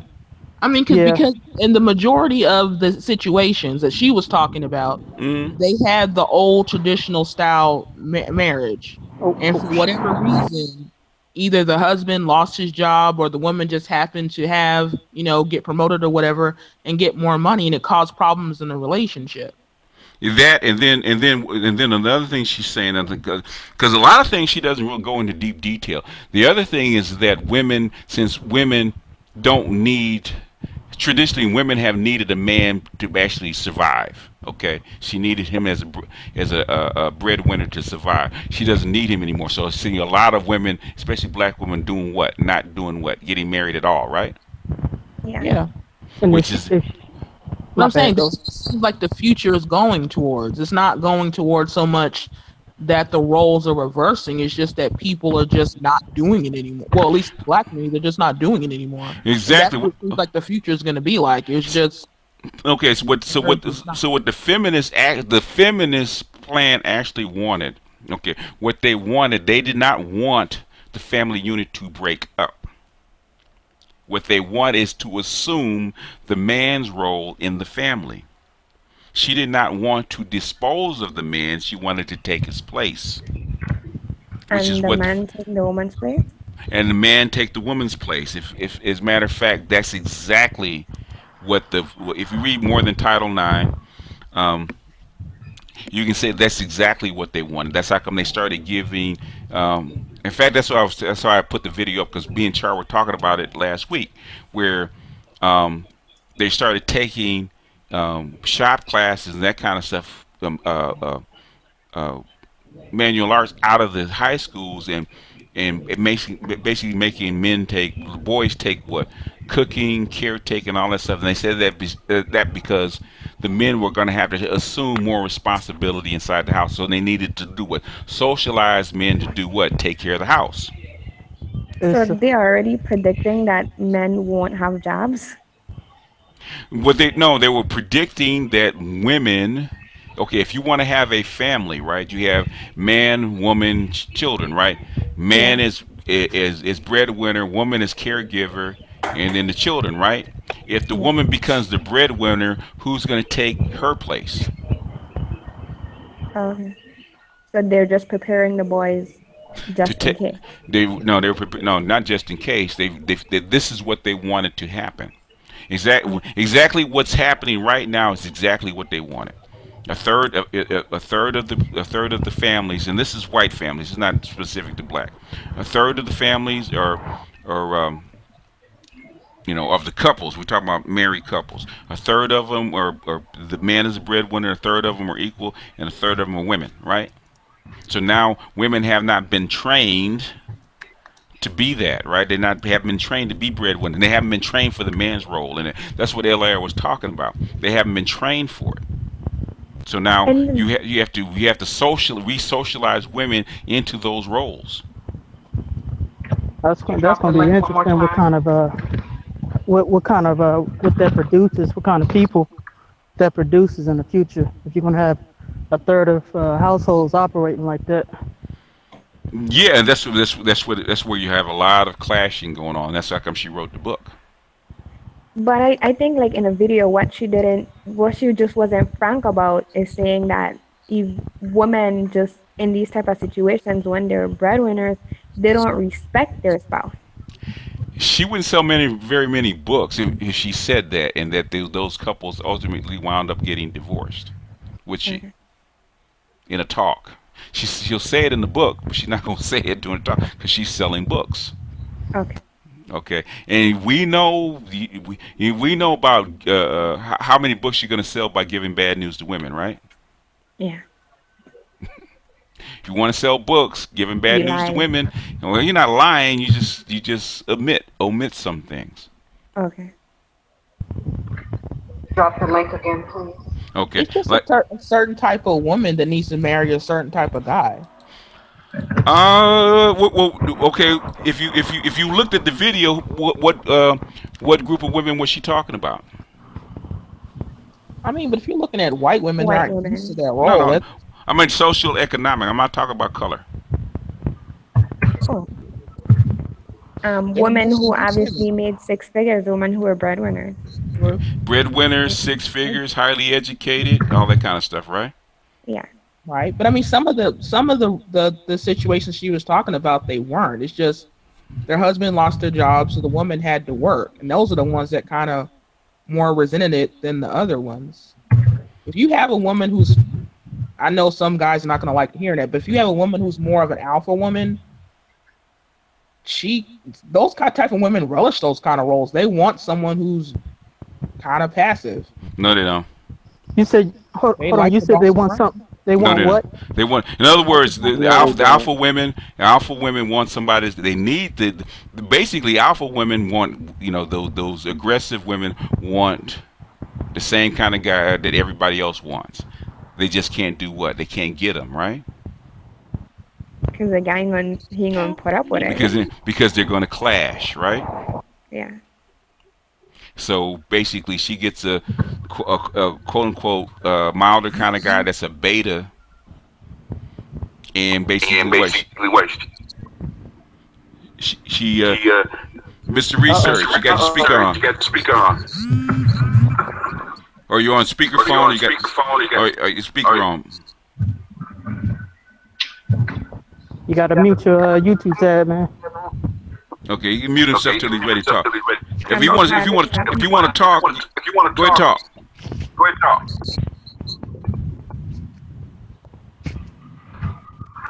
Yeah, I was gonna say. I'm gonna mute you till you're ready to talk, Mr. Research. He muted himself. Okay. Go ahead, there, Larry. What were you gonna say? That alpha, he's not gonna put up with that. So if the alpha finds himself in a relationship where the woman is excuse me, Carl went by. If an alpha finds himself in a relationship like that, where the woman is I guess she's making more money or significantly more money, and they're living in the same household, there's gonna be a clash because she's not gonna respect him. She gonna treat him like a little boy. Talking about the aggressive woman. Yeah. Well, that's what she wants. They're going to clash, and so she needs a guy that's more that fits her energy, but she still doesn't like him. That's a lot of times. In fact, Alan Roger Curry was talking about that. A lot of times, a woman will get a guy like that because he's more conducive to her family life, but guess who she's gonna cheat with? The alpha. She's gonna cheat with the alpha. In other words, she's gonna split the difference. Okay. Who else was in? Mute yourself real quick, DC Native. Oh my bad. And who else was up? Who else wanted to say something? I have a question for LAR from the chat room. Okay. Could you describe feminine energy?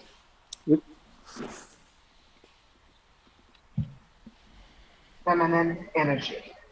Feminine energy, pretty much. Yeah. It's not necessarily passive, but it's soothing. It's like a calming, peaceful type of energy.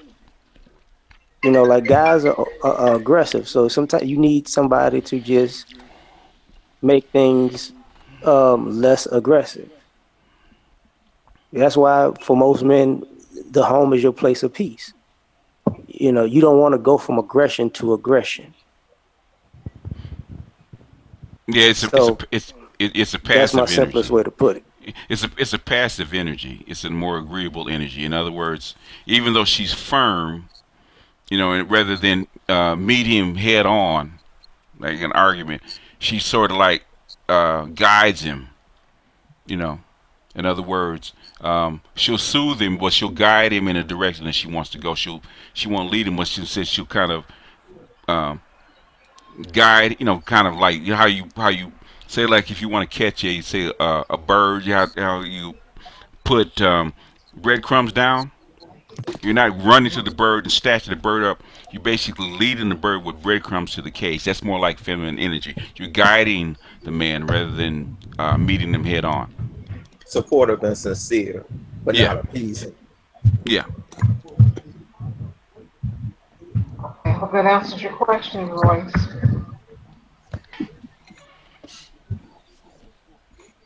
Well, okay. Anybody else want to talk? We got all these people in here. I'm sure you guys don't want to just jump in and listen. I'm sure you got something to say. Who else is next? I'm not sure who's next, but go ahead. Just chime in. So we have this new wave of feminism, but what happens to the ladies like who doesn't fall into that category and who still want chivalry and who doesn't, even if they're the breadwinner, who still respects the individual that they're with? Ooh, then you go ahead. Jump in. Oh no, I was just saying that they probably will be a lot happier because they're not fighting the nature. Because that's what I notice most of the time is that today women may want to have, I guess, they want to have control, but at the same time, since they don't know how, like you all was saying earlier, they get frustrated, and then when a man comes into play, as far as trying to help them out, they'll resent the help rather than accepting it and being in a better position. It's almost like that they would rather fail, you know, from how they feel rather than accepting the help that would take them to the next level. Yeah, because they don't know how they're treated. You know, it's like playing football and then you have to go on a basketball court. You've never been taught.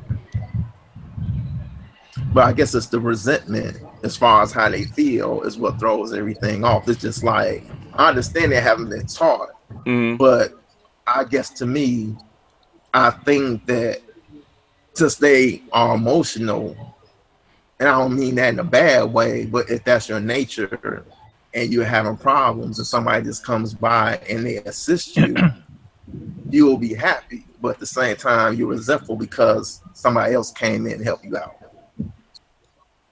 Not necessarily. It depends on how you're treated. What does that mean? Like if you're treated like an actual human being and someone's genuinely trying to help you and not put you down and treat you like crap, I mean... Well, normally men, if they're going to help you, they're going to help you. I mean, they may express that actual situation, but at the same time, if they didn't want to help you, they wouldn't. In other words, okay, this is in a scenario, this is what he's saying.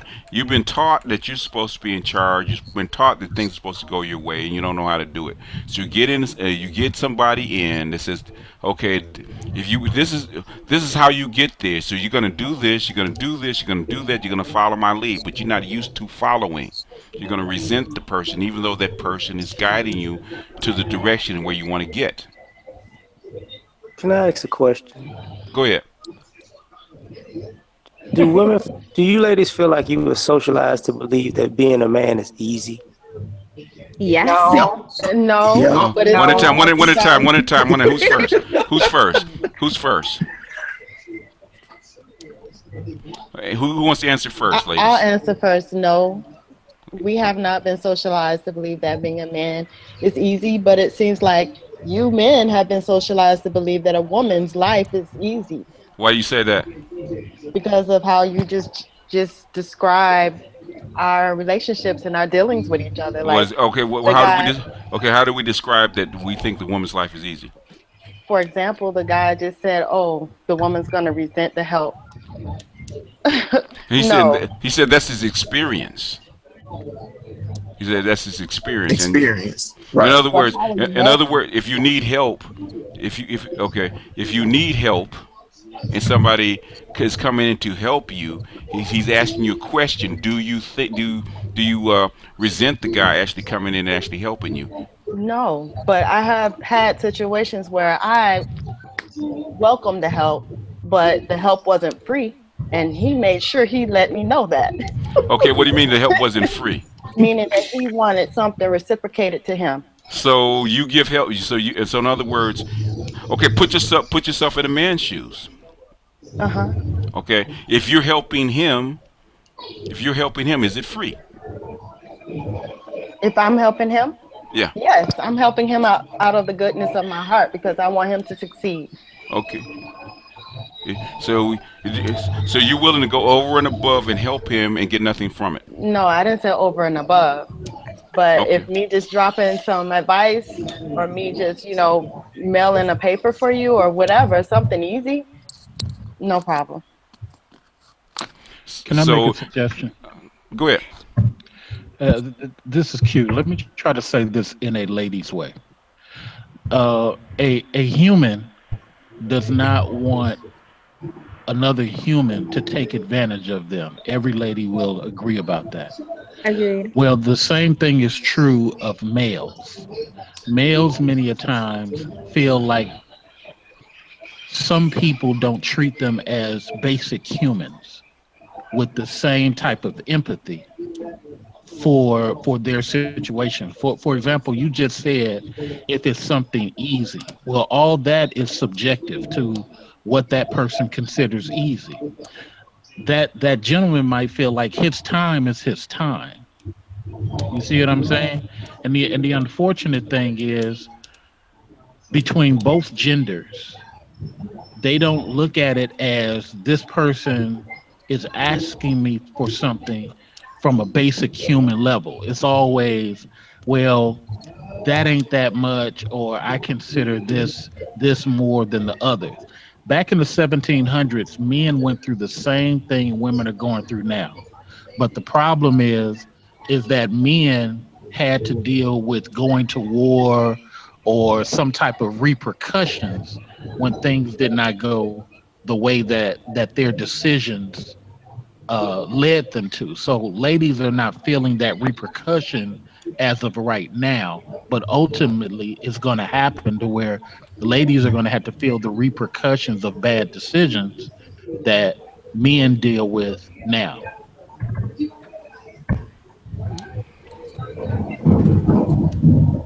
I think women feel the repercussions of bad decisions now.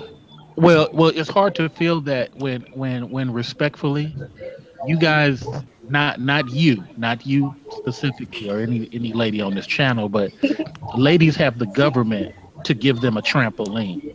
Men don't have the government to give them a trampoline. That is true. Men hit the ground very hard for terrible decisions.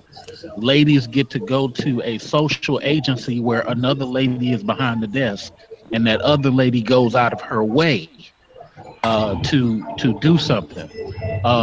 Let me give you a quick thing on. Let's say that you got pregnant by a guy that you were attracted to, but that guy you were attracted to, he was not father material, and he didn't have enough money to take care of himself, let alone the kid. There's a law called father of record that allows a woman to falsely claim that the boyfriend prior to this baby father she can claim he's the father, and the government will aggressively go after that guy without any evidence and sustain her. Wow, they do that now. They do that now. Wow. That's state or federal. Yeah, it's federal. They actually changed that. They changed those laws under. They started changing laws under what's his name, under Johnson, and they finalized it in the early 70s under Nixon, where all states actually did it. Before that, you had to have a husband. If you had a baby out of wedlock, your only way out is if your father had a shotgun. Right, which is why they called them shotgun weddings. So, in conclusion, that's an example of ladies never hitting the ground. When you're able to go and falsify something like that with no evidence and have $1 million court aggressively pursue the boyfriend prior and sustain you, and even when they find out that you lied, there's no repercussions for you legally. So that's one example of you know never hitting the ground for those bad choices. While guys, if they get stuck, they're just stuck.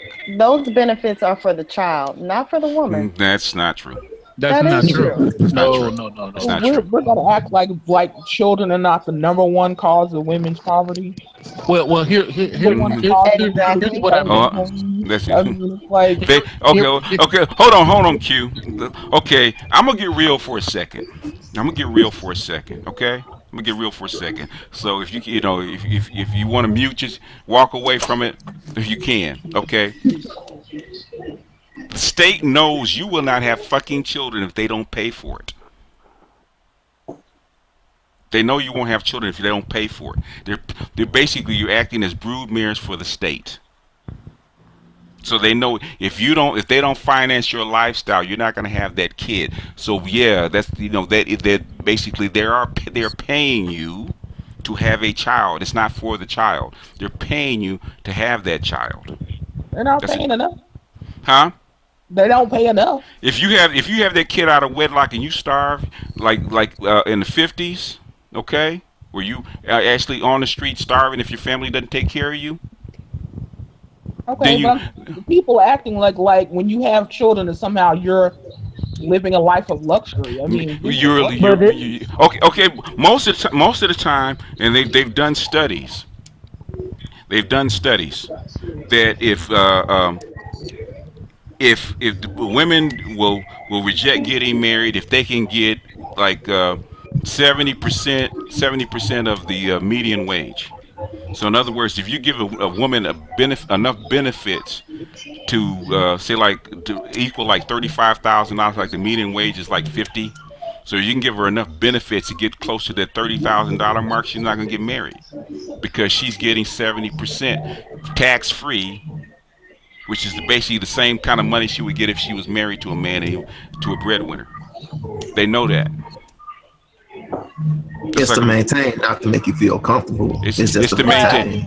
Yeah, you're blaming a woman for not getting married. I'm not blaming a woman for anything. We talk about what's real. Okay, what's real?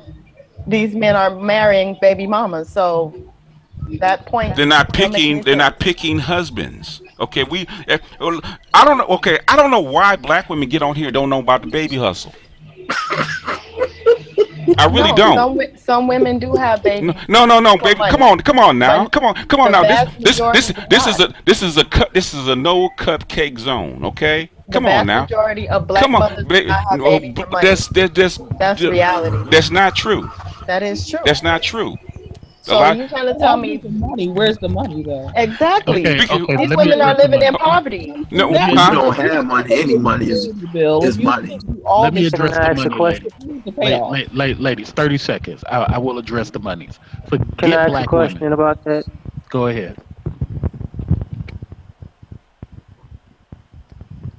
Go ahead. You got it, Q. No, what I'm saying is what I hate is that the vast majority is not doing the. Come on now. Let me not talk about black women. Let me address your question about the luxury thing with Chinese women. Okay. So no, because this will help you understand when it doesn't directly impact you and it's just a topic. So Chinese women come over here, okay, when they're 8 months pregnant, and they try to have a child on this soil. I know this because both of my sisters work for the government social services. And the first thing they do to get a financial foothold before they even have a job, they go to social service and see what they can get based on this child now having a dual citizenship. And they use that anchor baby to get everything financially they can, from HUD to the EBT and any WIC and welfare. And they use that money. Let's just look at it as money. Forget luxury. They use that money to do what BGS says. They sustain themselves. So that's what BGS is talking about, sustaining. He isn't talking about the luxury part. He's talking about the system can be used to sustain you, even though you ladies don't consider it enough. It is sustainability. No, I read that same article about those Chinese women. They have their babies here because they want their children to be U.S. citizens. Then they go back home and raise their babies. Oh no, go back home. Oh yes, no. They can go back to China and raise their babies. Some of the rich ones do, but the poor ones don't. It depends on who it is. The poor ones can't afford to come over here. It depends on who it is. Ma'am, they have programs in China for poor women to get on planes for cheap and have the baby over here to get a foothold. They got actual commercials over there for that to happen. I was gonna say Hispanics, they be doing that shit too. They'll come over here. They know they can. There's a system in place that will give them benefits if they have a kid over here. Yeah, because they're paying you to have children. Because if a man and a woman have the same, if a man and woman have the same education, exact same prospects, and they can't get a job or they can't find a way to sustain themselves, a man, he can go to general relief. Guess what he's going to get? Okay. He's gonna get $211 and he's gonna be homeless. He may get some food stamps, but if a woman walks in without a baby, she's gonna get exactly the same thing, right? No. Really?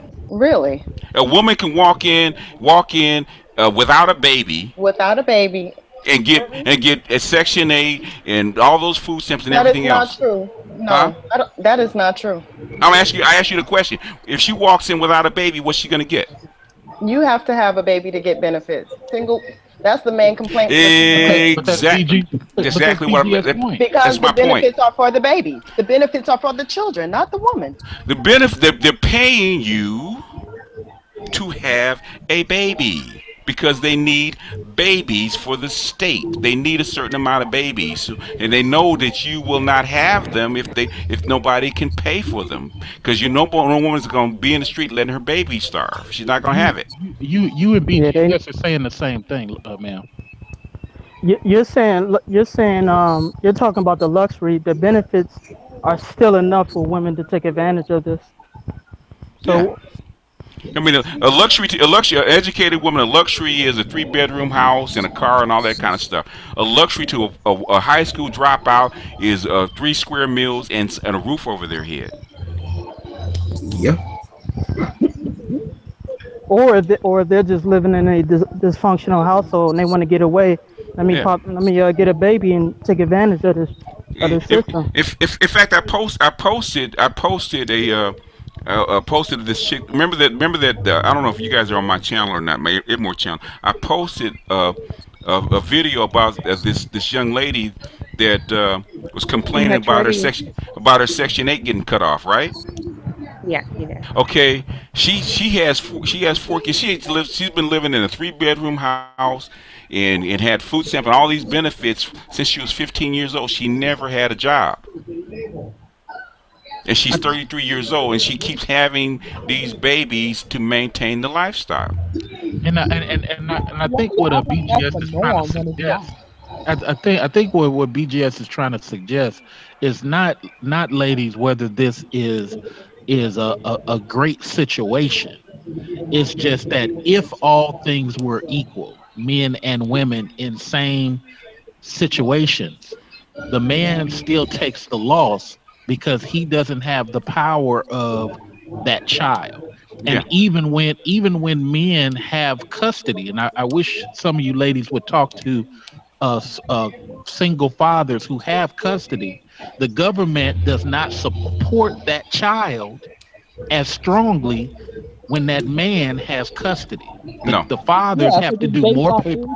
Where are you getting this? But wait, my queen, my queen. Let her finish, and then you can talk. My queen, you just said a moment ago it's for the baby. Now you switched it for the income. It can't be both. So if it's for the baby, the standard needs to be just the baby. If it's for the income, then he can't get the support.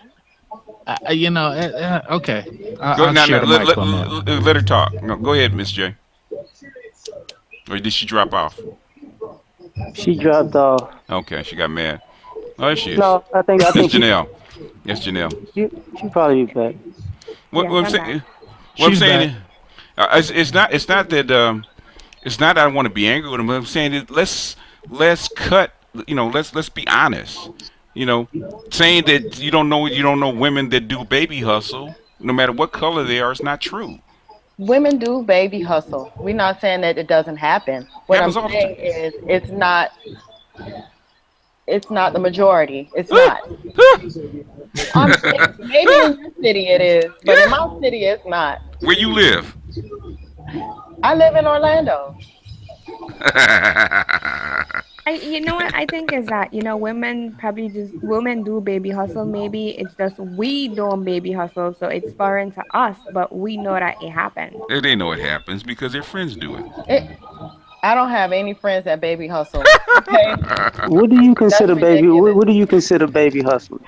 What I consider baby hustling is living in Section 8, getting TANF, getting food stamps, having everything, paying $10 for rent, no bills, and then when those benefits are about to end, you have another baby, so it starts all over again. So you know about it.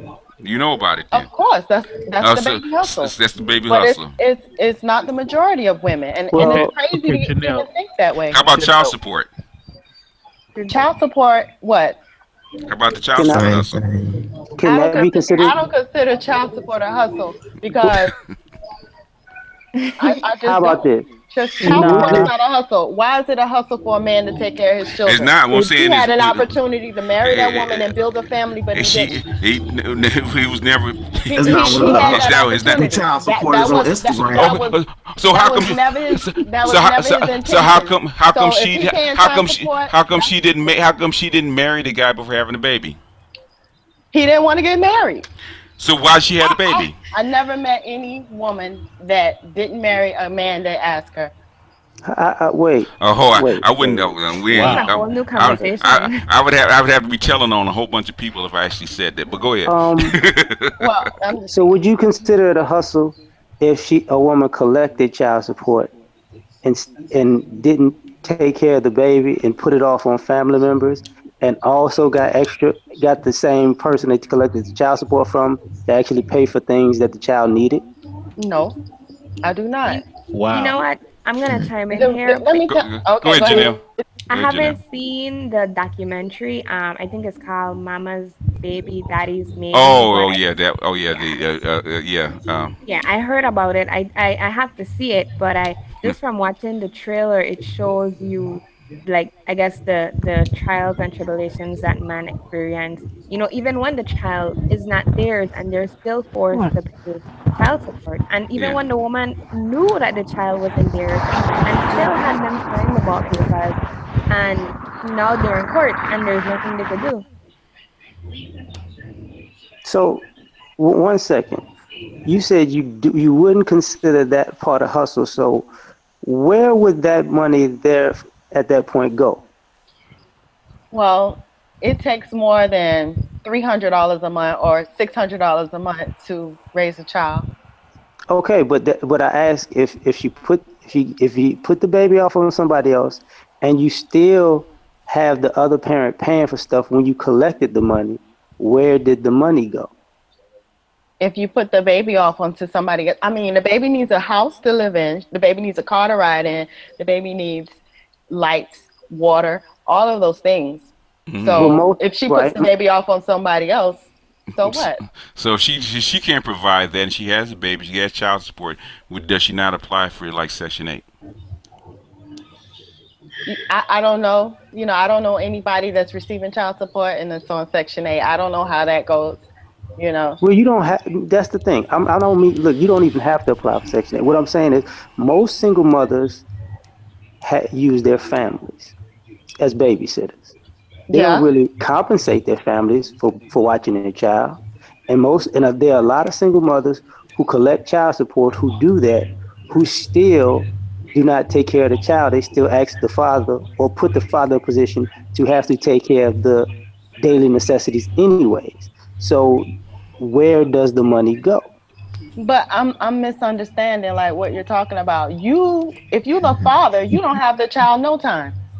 So what do you care about what the mother does with the child? So because if you give the father the option of whether paying or having the child, he'll take the child. Well, hey, that's something to go argue. Get a lawyer. But when we went way off the rails. But what we're saying is, women, like Q says, women have a lot of cushion. They have a lot of support where men don't have that, and basically, men don't have the baby hustle or the potential of a baby hustle to fall back on. Well, I think it's starting to happen, not as predominantly as women, but I think there's the one actor, I think her name is Ira Sherry. She's a comedian. She's on a show on ABC. Shepherd. Yes, her husband divorced her and he has the child, and now she has to take care of him and the child. I mean, I know that's the few exceptions, but it is starting to happen where the roles are being reversed. Yeah, it's just starting to happen.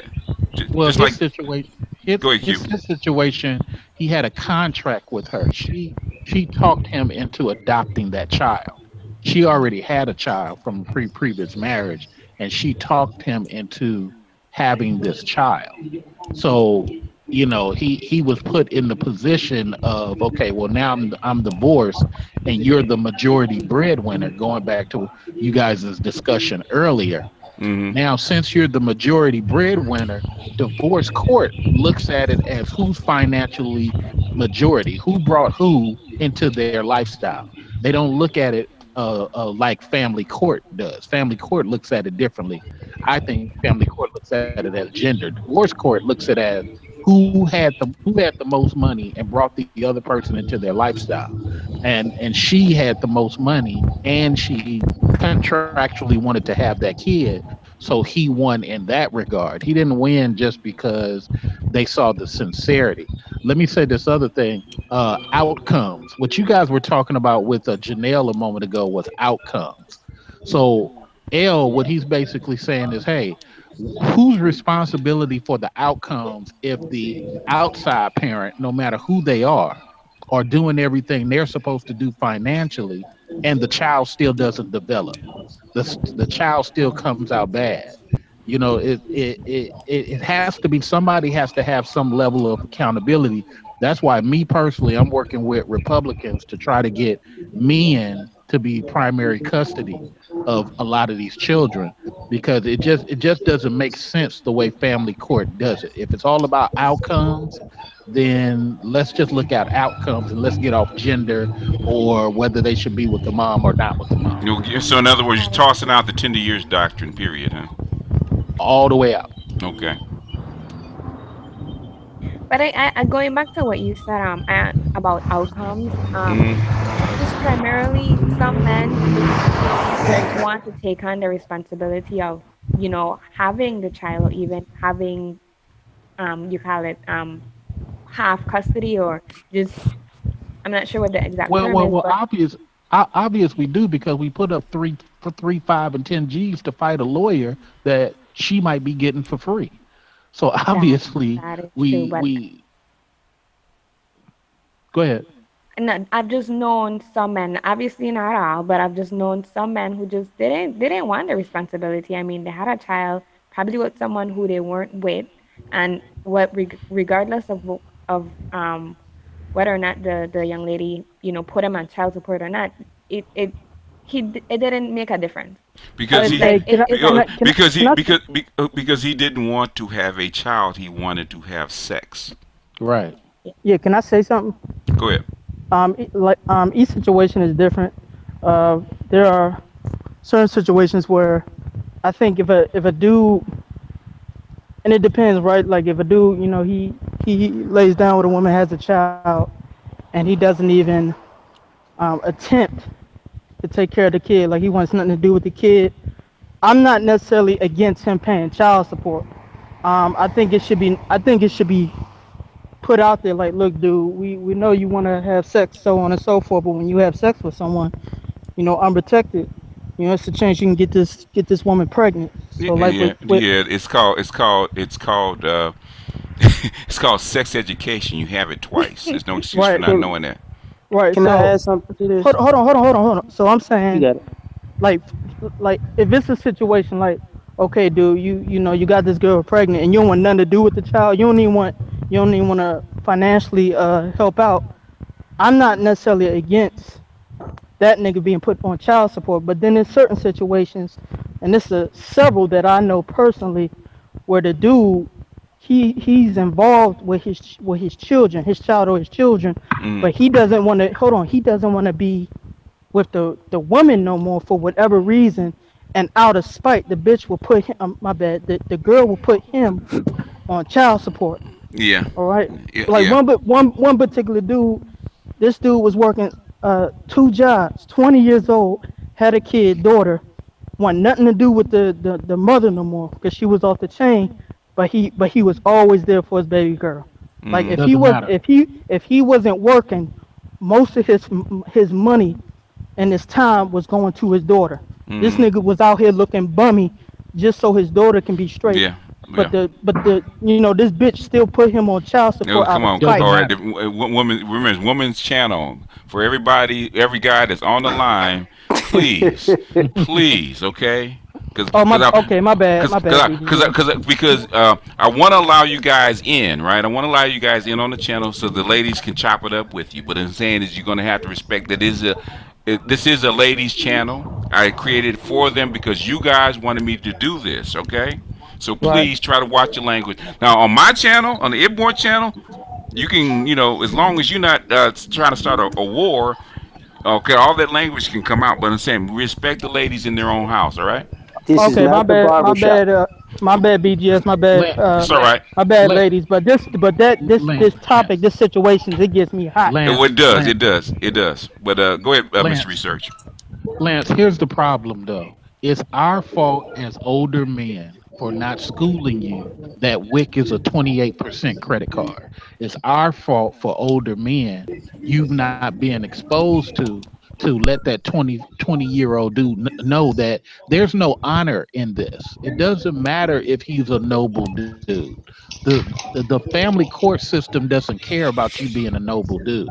Doesn't care about you working 2 jobs. It just doesn't. So it's like whoever has the control over the child gets to, male or female, gets to dictate over the other human's life.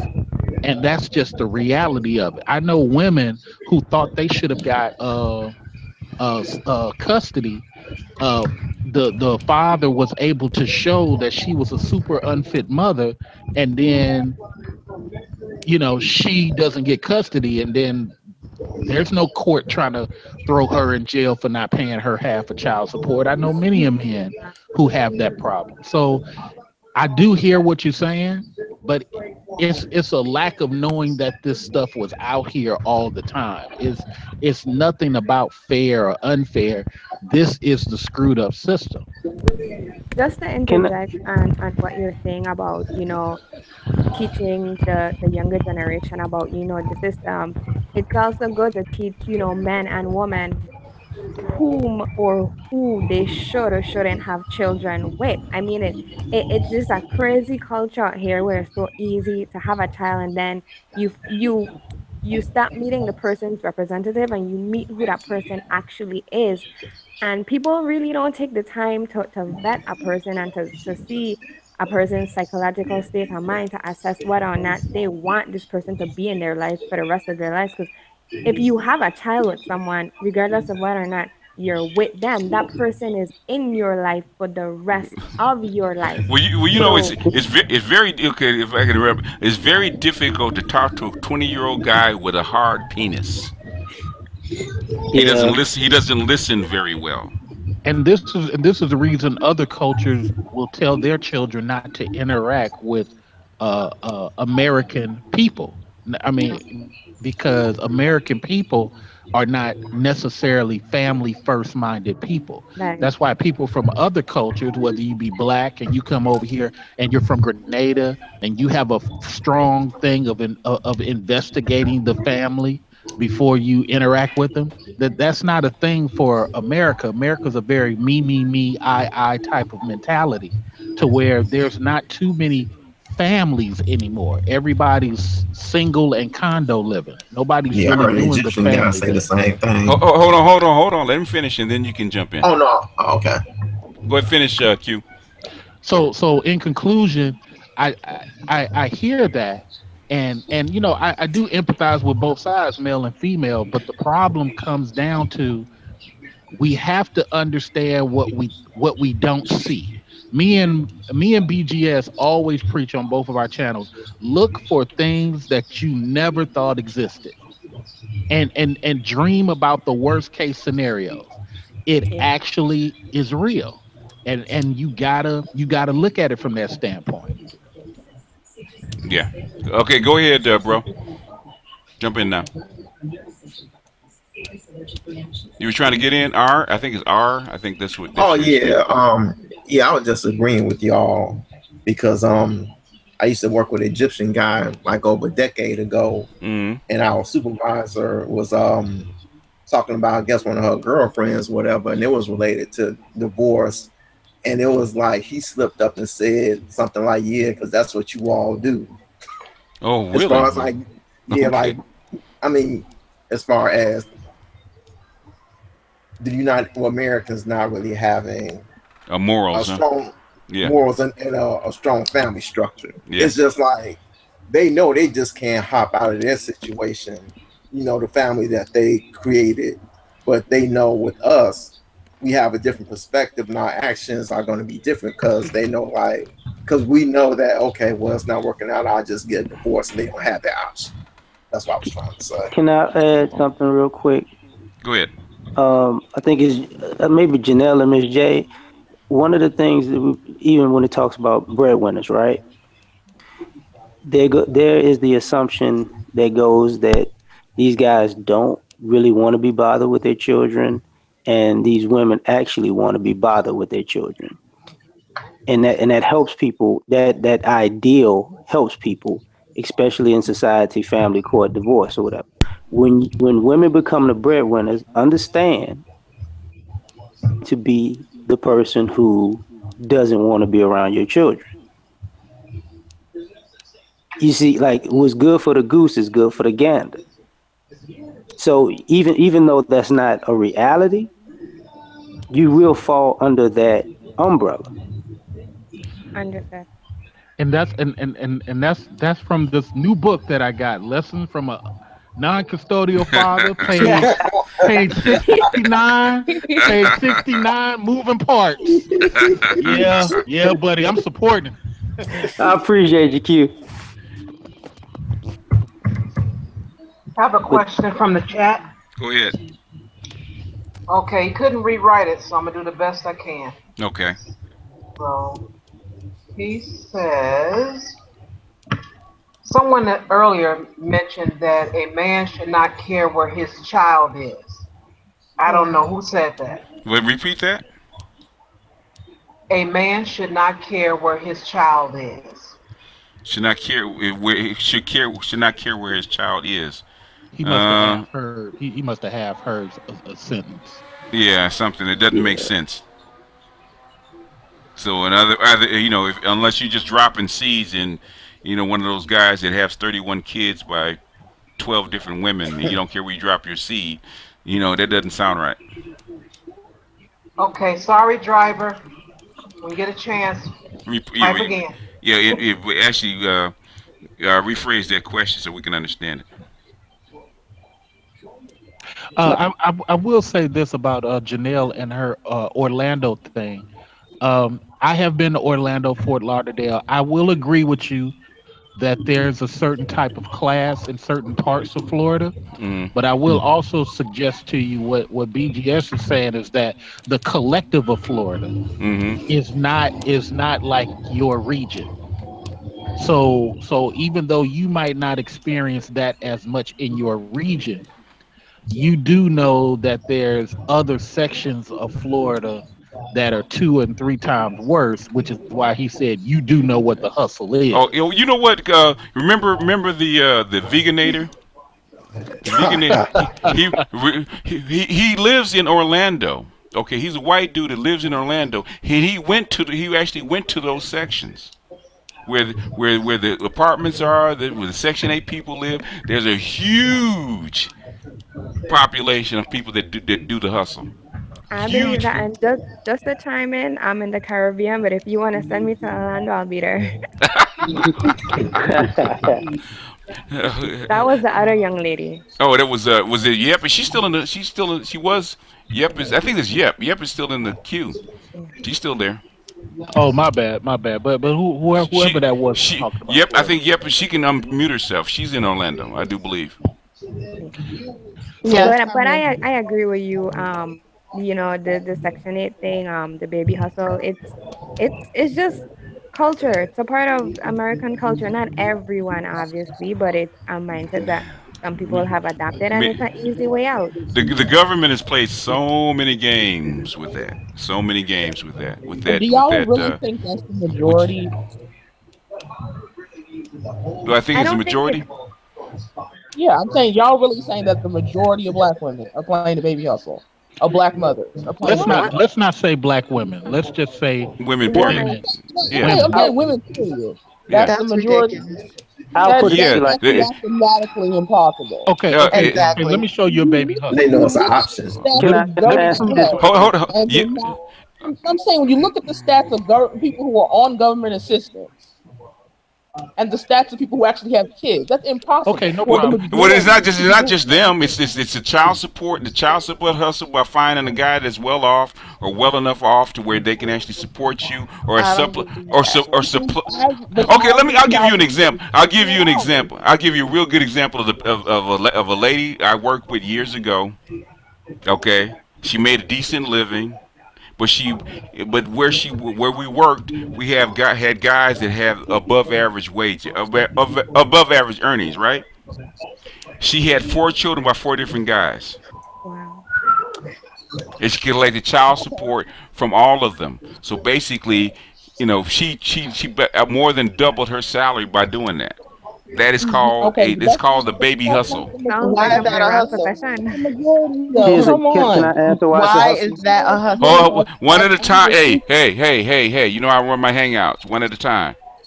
The reason why it's a hustle and looked at it as a hustle is because at the end of the day, whether it's Section 8 or child support, it really doesn't matter. Those children normally have nothing when they turn 18 or 22. No, because you're trying to get paid. But the ladies want to. Which lady? Who's first? Is it Yep, Miss J? Yep, who's first? Who's first? I'm just saying when you look at the stats and the government owns stats, the average child support is like $300 and something a month. Where's that coming from? Dollars that's owed. I mean, come on, that's not. Where can I find that information? Google it. It's there. Yeah, but no. Respectfully, I'm not looking at Google right now, honey. I don't know the in other words, if a woman is getting $300 a month in child support at average, who else is either she has to come in and supplement it and make up for the difference, or who else has to make up for the difference? That's why when you have kids, you're in debt. You don't have no money. Okay. I got a question. Hold up before your question. Let me put it in a way that's going on with the Muslim community right now, ma'am. So you can check this out. Right now, Islam is having a problem because basically, when you get money from the government, it is considered against Islam. It is considered haram. Okay, so what they're arguing now is how women who, let's say a man has 2 or 3 wives, women now are going to the government, getting assistance, having a husband with them in America, France, and Germany who is able to work, standing right with them while they complain about not getting enough. So the question becomes, just on the topic, not about black or white, but just on the topic, how is that fair and how does that benefit the child if there's a man with that woman and he has chosen to marry 1 or 2 or 3 wives and they're all getting assistance? That is an example of a hustle. That's a hustle. But the majority of women are doing that. Black women ain't doing it. Well, no. We wasn't talking about whether the hustle exists. We were just talking about whether the hustle exists. That's not the majority. That's nowhere near the majority. Well, here's the thing, and I'm gonna expand this. If you have a child, when that child is college age, you can still collect child support, right? If the kid's in college. Right. Now, here's the thing. How many kids you know does that actual child support money when they're in college go towards paying off their student debt or maintaining them when they're in college? Because they're not in the household anymore. So kids in college don't cost money? You know what? I think that's the wrong argument. Exactly. The young lady is arguing that it's not the majority, and I think we could just said that even if it is or if it's not the majority, it's happening. It's happening. That's all I said. Yeah, I'm not. And believe it or not, it's probably about 40%, because 40% of women are below poverty level wages. So they get some kind of a sense. No. Yes. We can't put a finite number on it, but we can see the amounts of symptoms of the system. There are a lot of women who had children that their children are grown now, and now they're looking for a husband. Yeah. There are a lot of people. There are a lot of children who, like I said, went to college, and now they're upset with their custodial parent because they have to pay tens of thousands of dollars in student loans that they probably didn't have to pay as much if that money would have been allocated properly. No. You know what? When I was in college, I had a boyfriend. He had both his parents, mother and father. He didn't have no debt. He didn't have any problem. When he needed, guess what? He had a mother and father. He didn't have access to student loans. No, he had access. No. Not on the level of a single. His mom and dad paid. His mom and dad paid, but that's not the vast majority of black people. You know exactly. Me, I had one parent. Right. So I had to get debt because one parent couldn't handle it all. But at the same time, most two-parent households cannot apply for financial aid in the first place. True. So it's single-parent households who can apply for financial aid for the most part. And if you hit if you have a certain level of income, then you get knocked out. When you first start, it goes like that. But while you go through school, you can apply as an individual. Right, but you had to apply as an individual. You did not. But I wanted to ask a question before we go forward. Why every time we say that there's something going on, women always say it has to be the vast majority of women that it happens to, or otherwise it's not significant?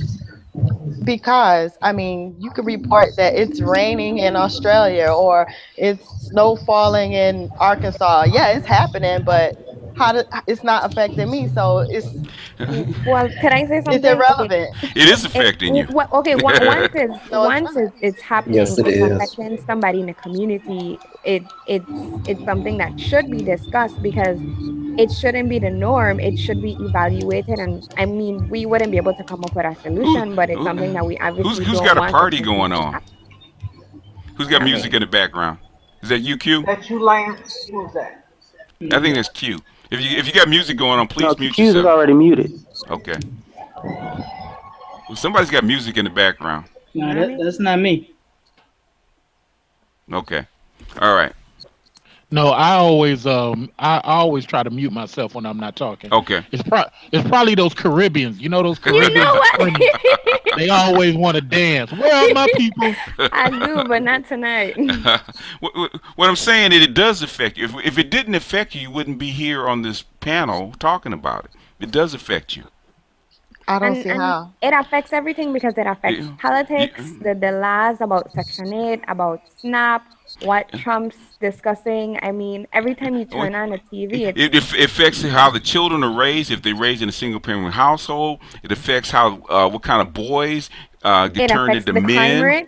It affects. What I'm saying is, if you have the majority of your boys raised in a single-parent household, what kind of husbands are they going to be when they get grown? Can I add something real quick? Exactly. So it does affect you. Go ahead, LAR. This is one of the problems with changing the dynamics of the breadwinner. Oh yeah. Because when you become the breadwinner, these are the things that you have to account for. Yep. Well, unfortunately, we don't have any options. One at a time. Who's first? Well, unfortunately, we don't have options. What do you mean? We can't sit back and let the government just take care of. Well, I can't. I have to get out and work. No, that's not what he said. No, what I'm saying is, the conversation really started about being a breadwinner and changing that dynamic. See, once you become the breadwinner, these are things. All of these things are on the table, and what I mean by that is this. When you're the breadwinner, you have a chess mindset. When you're not, you can play checkers, and that's okay, because you don't have to figure out all the moves. So once you change that dynamic, you're gonna have to have a genius level mindset to catch up for all of the things that you didn't necessarily have to take an account for, because it wasn't on your shoulders. But it's already on our shoulders. Why is it already on your shoulders? Because the majority of us are not married. But y'all throw this 72%. If we don't have a family, then it's if you're not married, then you're not in a breadwinning household, are you? Okay, but what I'm trying to say is, he's acting as if we're not already working, making those kind of decisions already. You're not, because you're not making it. Hold on a second. You're not. In other words, you're not. You're not taking care of 3 or 4 people that are at home, are you? How are we not taking care of 3 or 4 people when we're taking care of the kids? Right. So what happens when you have to take care of the husband too? Okay, but what I'm saying is you're already... No. He asked you a question. Answer the question. We don't. That's the whole point. That's what I'm saying. In the black community, we don't. So in other words, when you have to, how the dynamics going to change? That's what he was asking. Maybe you're misunderstanding, man. Yeah, no, she understands. Yeah, she understands. No, I'm saying the things that you're talking about, that's not something that affects us. Why not? Again, we're not in the same, because we're not in the same position of white women. White women have that problem. We don't. There's black women that if you read the book, black women do have that dynamic. Very few. No, if you're in that class of women, there's a lot of women in that class that do have to make that decision. Do they get married? Do they marry down? Do they marry down? And if they marry down, how do they organize their household if she has to be the breadwinner? And how about this? You ladies understand the dynamics of going Dutch, right? No, I've never heard that before. In other words, splitting the bill, splitting the date bill. Okay. Wow. You do know that's grooming you for it's gonna stop. It's gonna go from going Dutch to you paying. Then it's gonna go from you paying to you proposing. Then it's gonna go from you proposing to you paying for the wedding. You understand what I'm saying? Yeah, I understand. But it's there already. No, it ain't there yet. If you still in the phase of going Dutch, you ain't got there yet. I know women that have proposed. One at a time. I know women who have proposed to their husbands. Okay, they proposed. But it's not your culture. Okay, and so in other words, did they proposed to their husband? They bought the ring, they paid for the wedding, and they're the primary breadwinner. I don't know the details. Well, then you don't know the details. But I know for a fact she proposed. That's what I'm saying. That's the only thing I said. I don't know the details. Who paid for what? Well, then, who paid for what is where the rubber meets the road. But I was okay. You got it. Okay, could I chime in for 1 second? Go ahead. To the young lady, I'm sorry to remember your name. I know you said it doesn't affect you, and it may not right now, but I think it's just good for us to discuss it because it's something that we'll potentially have to think about. I mean, whether or not you choose to marry somebody who makes more money than you or not, but it's just a good conversation to have so we could be aware of what's taking place around. It's already taking place because I call them the 92 octanes. A lot of women don't like it. But in other words, the highly educated, well-paid women are already having this discussion, okay, amongst themselves. Okay, when they look around, because they don't have their equal. And if they do have their equals are marrying down to somebody that's not them. So what they have left over is actually doing what? In fact, Yep did say that most of her friends and her associates are marrying down, and they don't like the quality of men that they get because they haven't been trained for the caretaking role. Men with men in the same position, it wouldn't be a problem. Because they assume that I have to take care of her and my family. Women haven't been socialized to think that way, so that's why you get that I can't. I don't want to settle. I can't marry down. I need somebody on my level. On and on and on. So it's affecting them. You see, ladies, I'm not trying to be a jerk in your space. All I'm trying to put out to explain to you is going to come a point that it's going to be normal culture for men to practice hypergamy. I'm saying in the black community that already happens. Oh, but how? No. Ask. No, let's put her in the chair. How? How is it happening?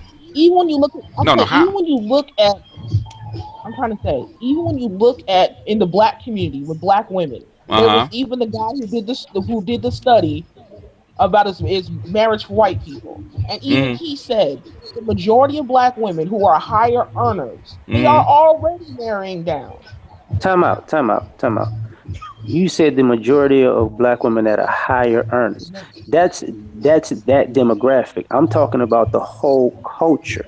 See, this would go for high earners, middle earners, and poor earners.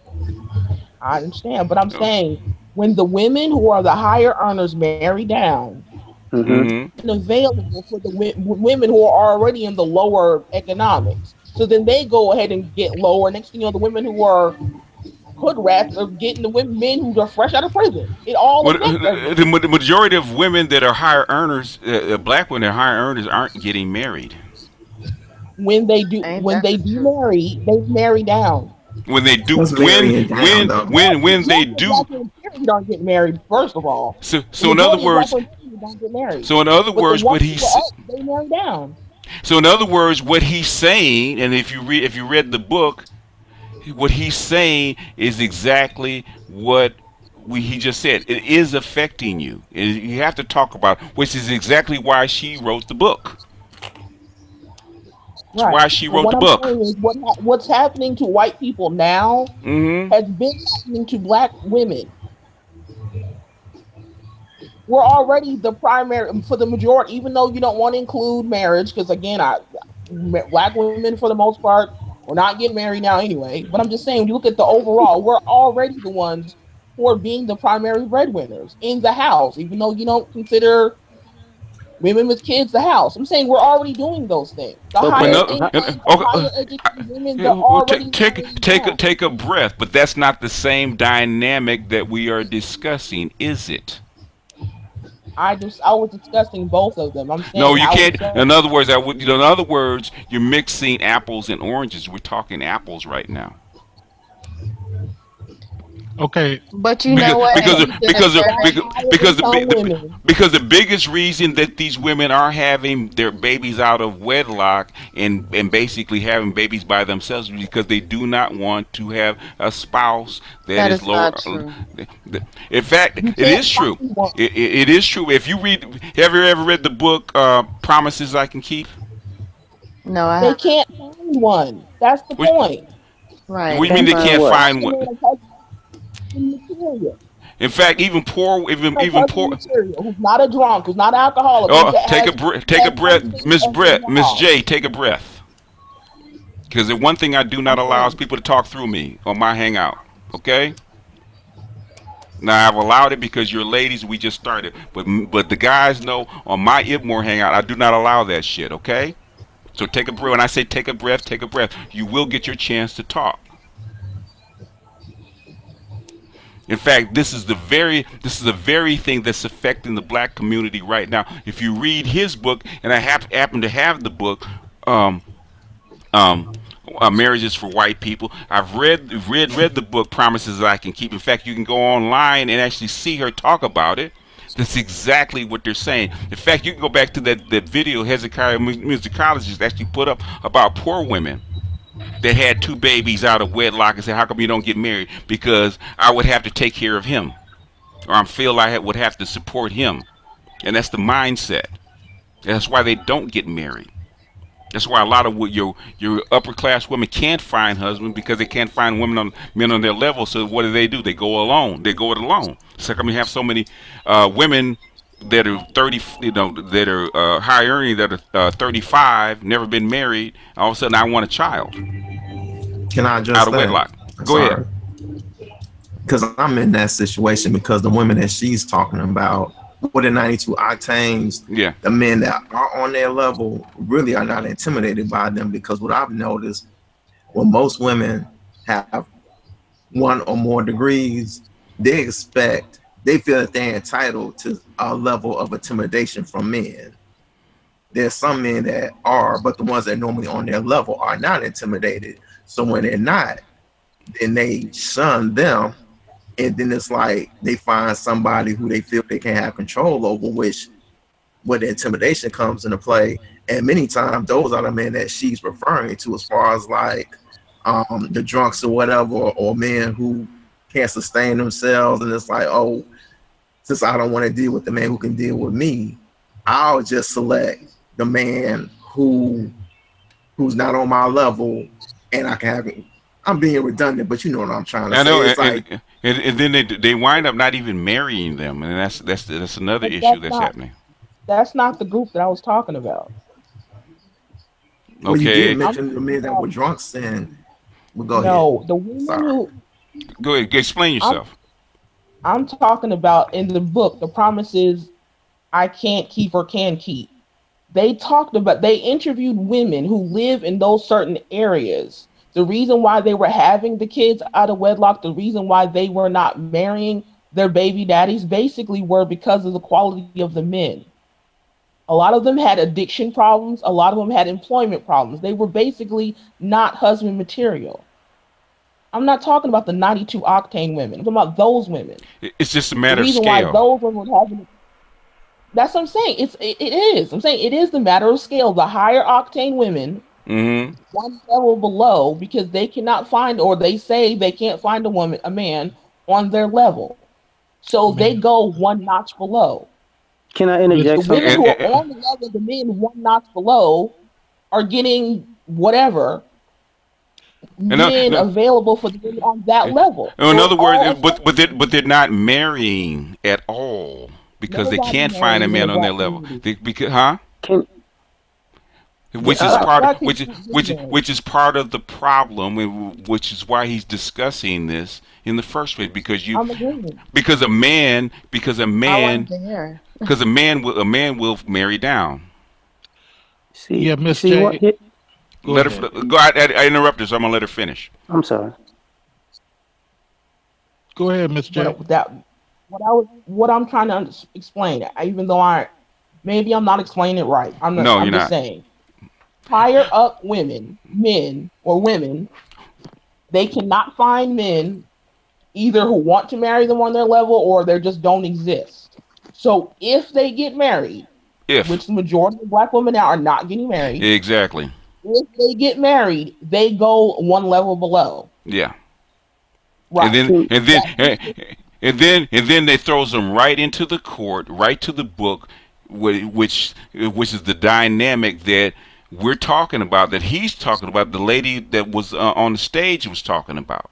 Because if you read the book, he talks to the black women that have done that it actually worked, but the majority of them don't.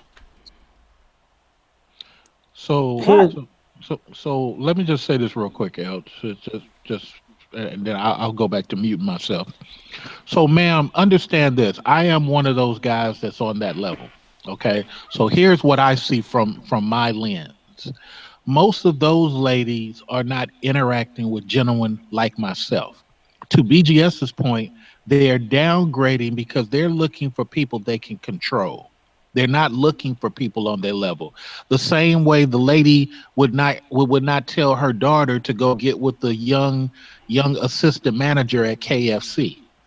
Okay, because that would prove your premise. That would prove that they are trying to get people on that level.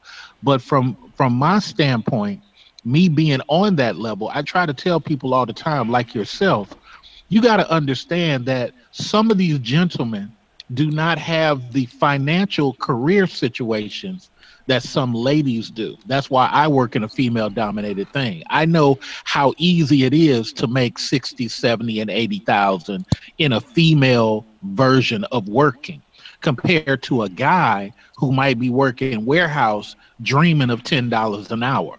You're always going to have a step down in the situation that you're talking about because her financial class is different than his. Mm-hmm. He's not necessarily finding that same $60,000, $70,000 job just sitting at a secretary desk while she is. And that's the point that I think that you might be missing. My last point is, before L jumps in, is that I'm on that level. I work in medical finance. I got stuff to protect. So when this great woman that you might be speaking of comes to me with 2 and 3 kids and she doesn't have control of them, they're up past 8 o'clock, they're running her, she's not running them, she's not going to find me because I'm looking at all of that. Go ahead, El. And I'm not blaming you for that. Well, I'm not saying you need to get with them. You may not like them. Let her finish. Miss Q, let her finish. Let her finish. No, I'm not saying you have to be with him. I'm not, there's a whole variety of reasons you may not want to. But the point is, on the other end, you're not available to them. So they're either going to be by themselves or they're going to go one level below. But I'm fully aware there are people out there with that who have kids who have here's the problem, yada, yada. I've heard all that. And that's also why your divorce rate is also 80%. Miss Che, here's the problem though. You made the sentence statement as if it was the men who were not available. But what I'm suggesting to you is some men on that level are it isn't that they are not available. The ladies count themselves out because of their level of conduct or how they're raising their kids. So therefore they have to go a step down for somebody who's more fascinated with that situation. So I'm just suggesting to you, don't blame the guys who are on their level because we're looking at things that you might not be considering. And I'll shut up now. And plus there's not enough of them. So in others, there's not enough cues rolling around. And since they can't find them, in other words, if there was a whole bunch of cues, they're making $70,000, $80,000. If the roles were reversed, right, where you have a whole bunch of cues that are at that 92 octane level, right, they could easily marry down. Okay, because their expectations is not for that woman to take care of me. Okay, her role, it doesn't matter as long as she has the right conduct and the other accoutrements that he needs. Her socioeconomic level doesn't really matter that much. Okay, if he needs to write out a contract, he write a contract. But in other words, as long as you can take care of my kids, take care of my house, blah blah blah, and act nice and agreeable and be consistent, I'm good with you. Women don't have that same kind of mindset, at least not yet. And that's what LAR was talking about. If they're not ready to take on the same role that Q would take on. So Q can marry, just use the octanes because you have, well, actually you have 5, but he can marry a 92 if she's agreeable. He can marry an 89, which is a mid-level educated woman. He can marry a basic working class girl. Now he wouldn't go all the way down to the 85s, which are the hood rats, are basically the women on welfare Section 8 because they have social problems.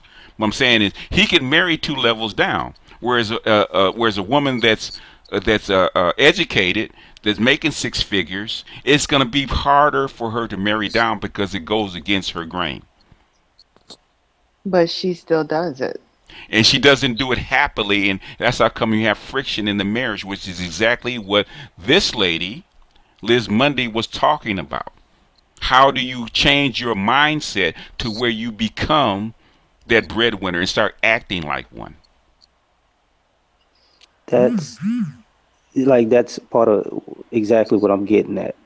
It's education seems to be where women rise above. But the problem with that is it takes time to get your higher education. Yeah.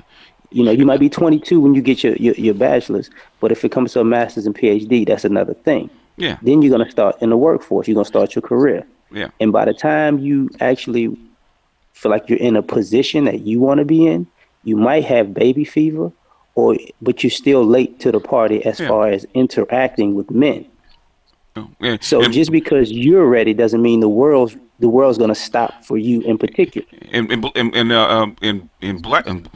black women have a lot of hang-ups about who they marry and what kind of spouse they pick, especially the women that are at the higher levels, because you can have a 92 octane, as I call it, making $90,000 a year. She wants somebody educated with a position and whatnot.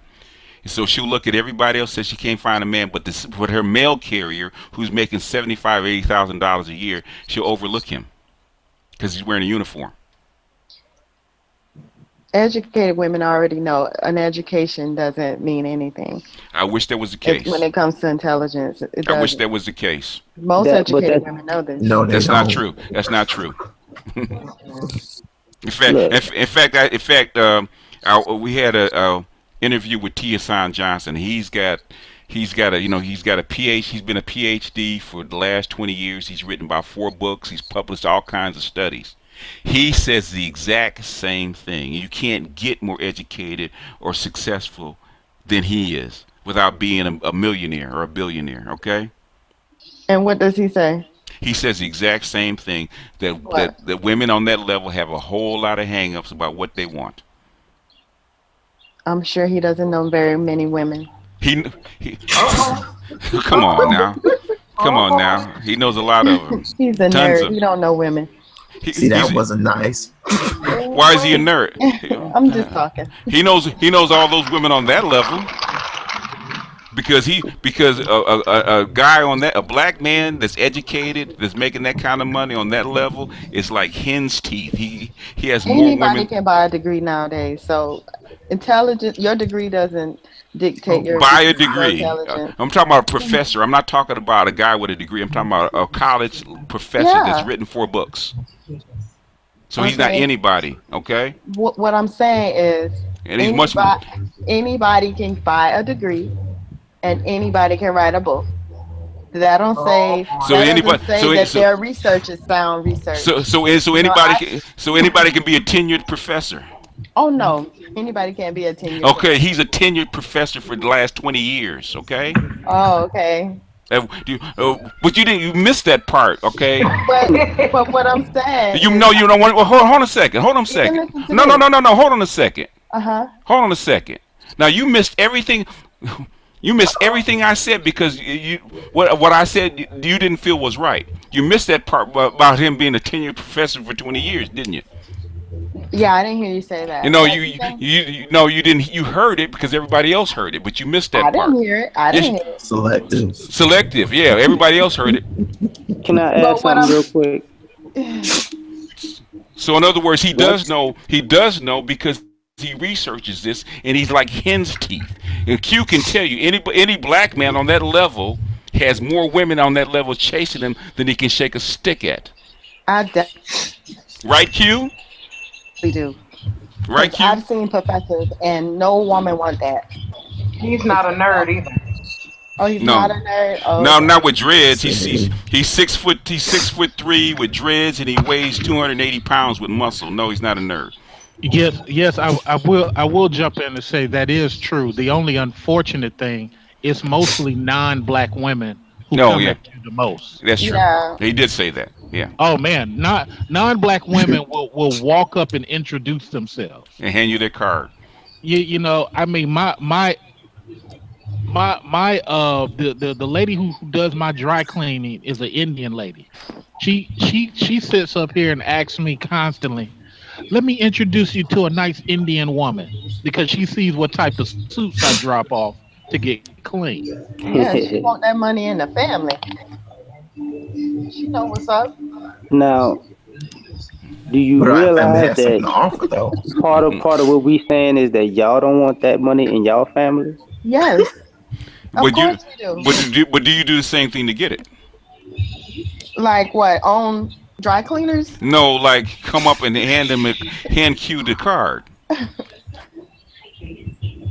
No. Okay. Now, what? As far as being a breadwinner, right? Mm-hmm. What do you think is going to happen if you ladies get in that position and you're never considered good enough? Like when we start marginalizing, you got a master's, you're a professor, you wrote a few books, but you really ain't nobody. Like, Exactly.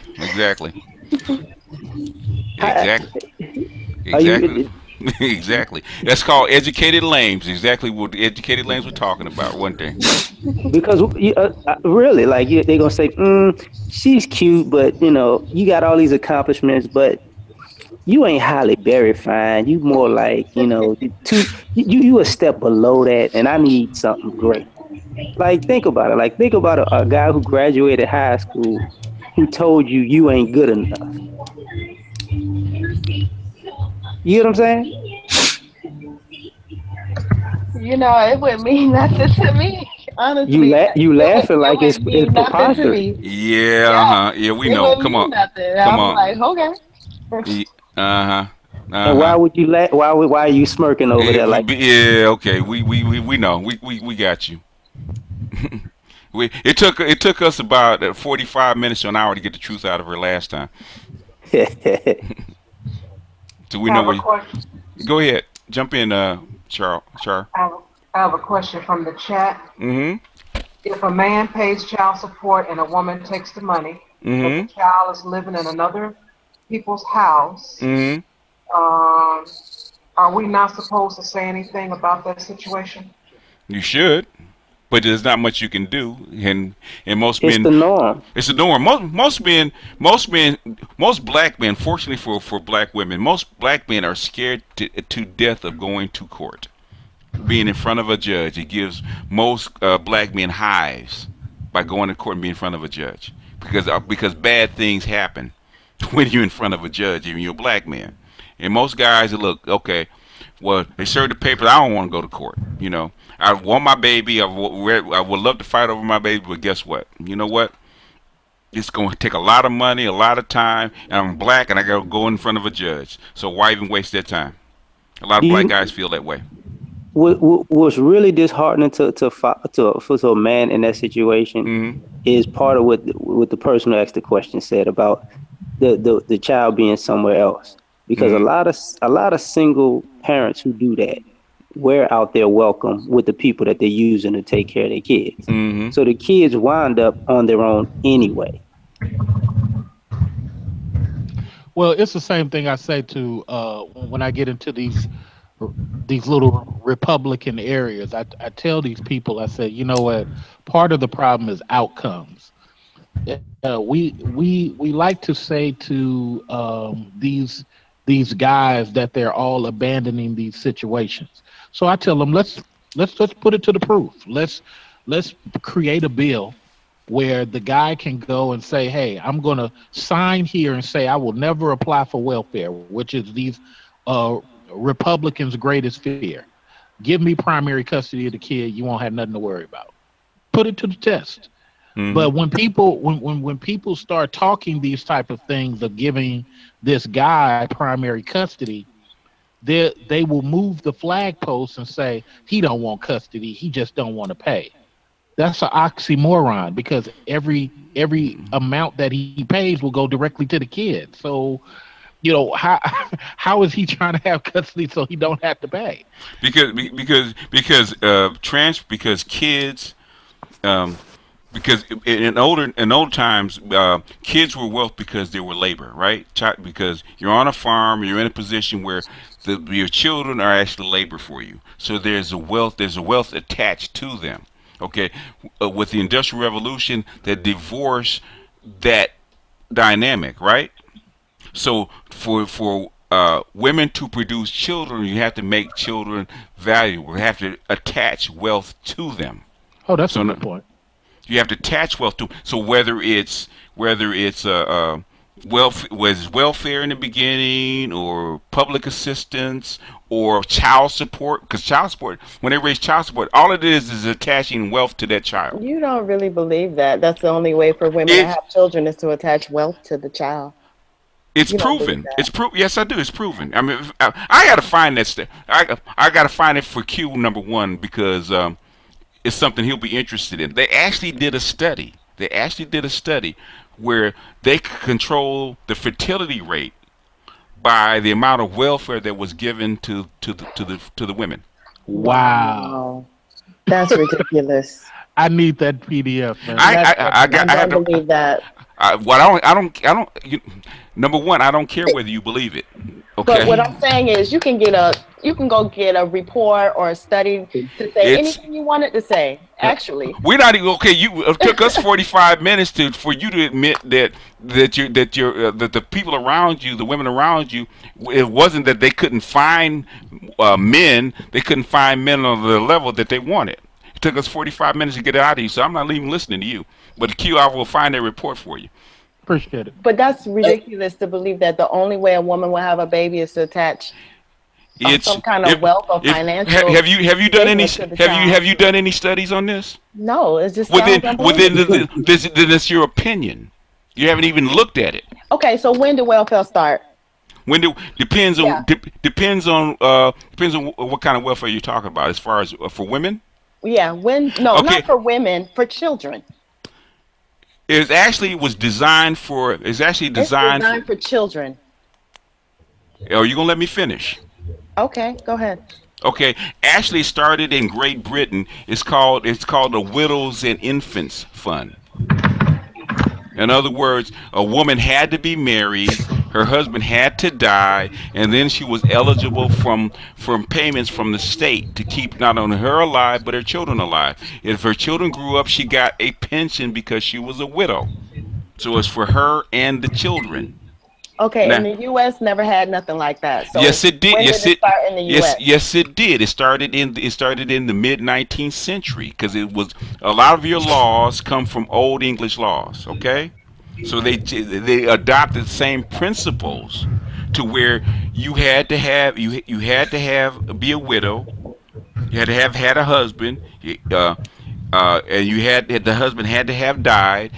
If you were a widow, they gave you a certain amount of money. If you had a child, they gave you even more money.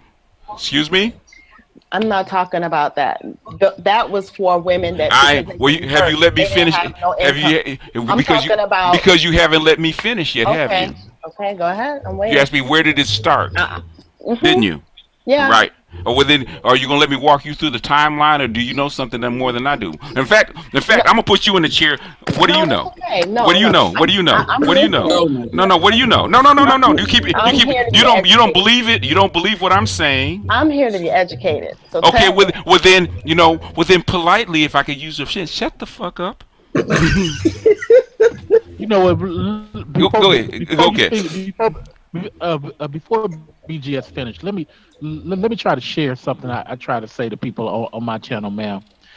We're trying to have a discussion to where the superior information can come out. Now, to BGS's point, if you have a superior research point, please share it.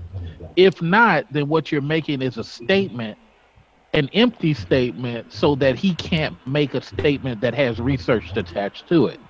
When we do that, whether it be man or female, it's disingenuous to the people listening, because what that means is one person's trying to snuff the information from coming out by making a speech. We want to hear where the research is coming from, and I think that's his point. Oh, I hear his point, and that's why I'm being quiet. But, you know, calling me ma'am is kind of rude. Don't you think? Oh, really? When did ma'am? Okay, so would you rather little girl? What would you rather be called? What year did ma'am become rude? When I'm talking on the phone to customer service representatives and they be like, ma'am, that's like saying bitch. No, wow. Who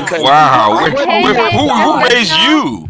Everyone doesn't share that same opinion. Just putting it out there. You want the queen? Yeah. No. Sorry. No. Can I make a quick statement, because I just wanted to say that how cool. Got 30 seconds. Go ahead. Oh my God. Anyway, okay.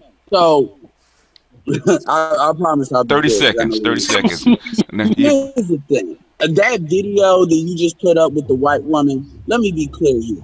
Women are great managers to a certain extent, but they're not capable of leading in a household. They're not built that way. That will always create friction, because they're always going to have what they call more better options. And the reality is, the reason the system is breaking down because we have a lot of women that have the emotional intelligence of teenagers, and they want to be bossy without having the responsibility. We got to table that for the men's channel, Edward. You got to remember where you are.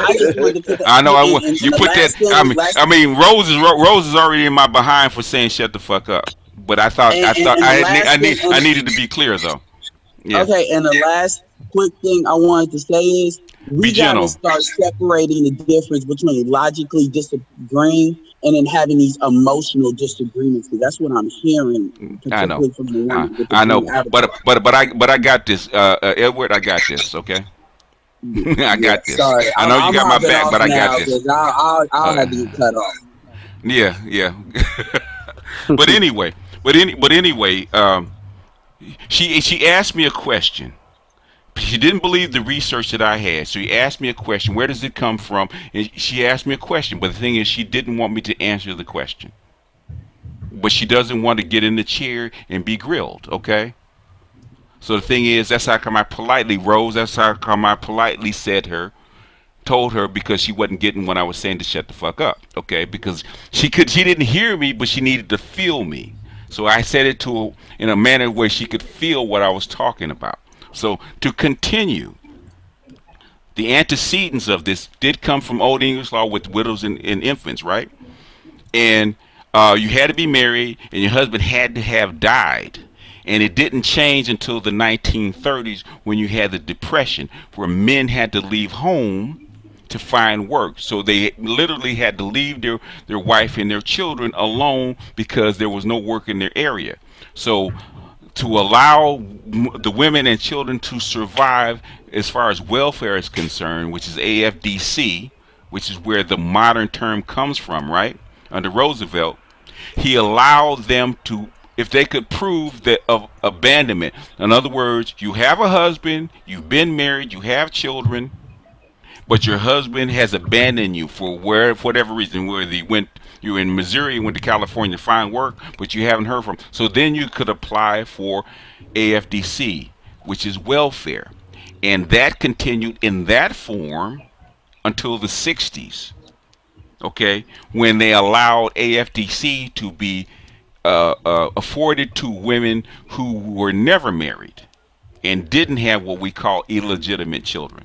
That's how it come in the late 60s, early 70s. They eliminated the term illegitimate because illegitimate means illegal. In other words, you don't have a legal right not only to the man's wealth but also to the state's assistance. In fact, I put up a video about looking back, and they said they said they were in, I think it was Louisiana or Alabama, one or two, where they were on the farm picking cotton. They couldn't feed their children, right? And the lady was from the north, said, how come you didn't go to the state and ask for welfare or assistance since you couldn't afford the food stamps, right? She said, because I have a living husband. In other words, I have a living husband with me,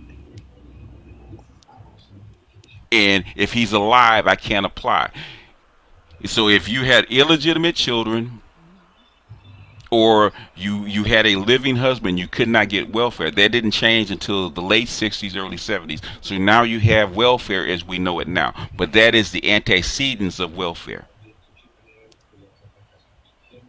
If that answers your question. Hey, I'm a bow. No, go ahead. Go ahead, ma'am.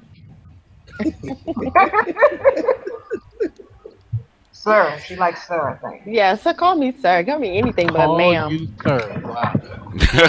Call her Cupcake. Hey, look. She's a cupcake. Here's the funny thing. I'm gonna say to Shar and Janelle. This is the difficulty that males have here in America. The constant movement of the goalposts. We're constantly in a situation where someone is saying, I'm independent, but I need help. I'm a diva, but I can't take care of my situation. I want to be treated as an equal, but don't call me ma'am. You know, it's this constant movement. Nobody knows what game we're playing anymore, because we're constantly moving the goalposts and changing the rules to fit emotions. Guys are starting to opt out and starting to say, you know what, I'm not even going to deal with it. I'm not going to help. People come to my job, they're like, Q, can you help me? And I tell them in a minute, no, I believe in women's lib, and you were hired just like I'm hired. You can do that. Oh, you're not a gentleman. You can try to shame me all you want to. I don't even want to be involved. And what happens is when we start taking that approach and start to get away from these traditional gentlemen do the right thing behaviors, now I'm starting to see women have to lift those things and ride those bicycles. And what women don't understand, and I'm gonna leave you guys on this, it takes a toll on you mentally and your body, because it's not what the planet wanted you to do as a female, but it's what you're forcing men to take a stance on. I'm so down for women being drafted in the military. Oh I want it to gosh. happen. No, seriously, I want it to happen so bad. I'm in all these Republican dinners, and I say it to the white folks all the time. Women want to go to the front line. They want to be drafted because they tell us all the time they are equal. To hell with us men, and they're independent. Why are you white people still trying to believe that they're victims? But you know what? Just to interject on everything that you're saying, you know, women want independence. They don't want to be called mom, et cetera, et cetera. And I was in a leadership training, and one of the facilitators was reading an article, and he talked about some studies where now in the 20th century, more women are actually committing suicide. And I know. And the reports are that they're unhappy. So, I mean, yes, you know, they want, you know, all these changes. They don't want anybody to open a door for them. But then at the same time, they don't know how mentally to adjust into this new role they have just asked for, and so they can't handle it. They're breaking down emotionally. Because they were told that's what they were to ask for. It's a policy. They've been socialized that way. That's not what they asked for. They've been told that's what you should want. They've been socialized that way since you entered preschool. It's by design. It's not accident. I actually think there's a confusion. Let them have it all. There's confusion between gender roles and gender equality, which is two very different things. They're very different. Okay. Oh no! Wait a minute. Hold on a second. You're in the chair. What do you mean? Well, if I want equal pay for the same job, I think I deserve it. So, in other words, are you doing the same job? I'm doing the same job. I deserve equal pay. So in other words, what Q was saying was exactly right. You've been paid the same, been hired the same job. You should do it, right? Right. If I'm on a job and I'm paid to do a job, I should be able to do the job. So what else does it mean as far as equality? What else does it mean? As gender roles. A woman is physically weaker than a man. That's science. Too bad. You can't have it both ways. I don't understand why not. Too bad. No, too bad. Either you equal or you aren't. No. Can I interject? If we do hold on, no, I got her in the chair. She's answering the question. If we do the same job, we deserve the same pay. So in other words, if I need a pipe fitter that needs to go out there and lift heavy loads, work out in snow and heat and stuff like that, should he get paid more? A pipe fitter? Yeah. What do you mean?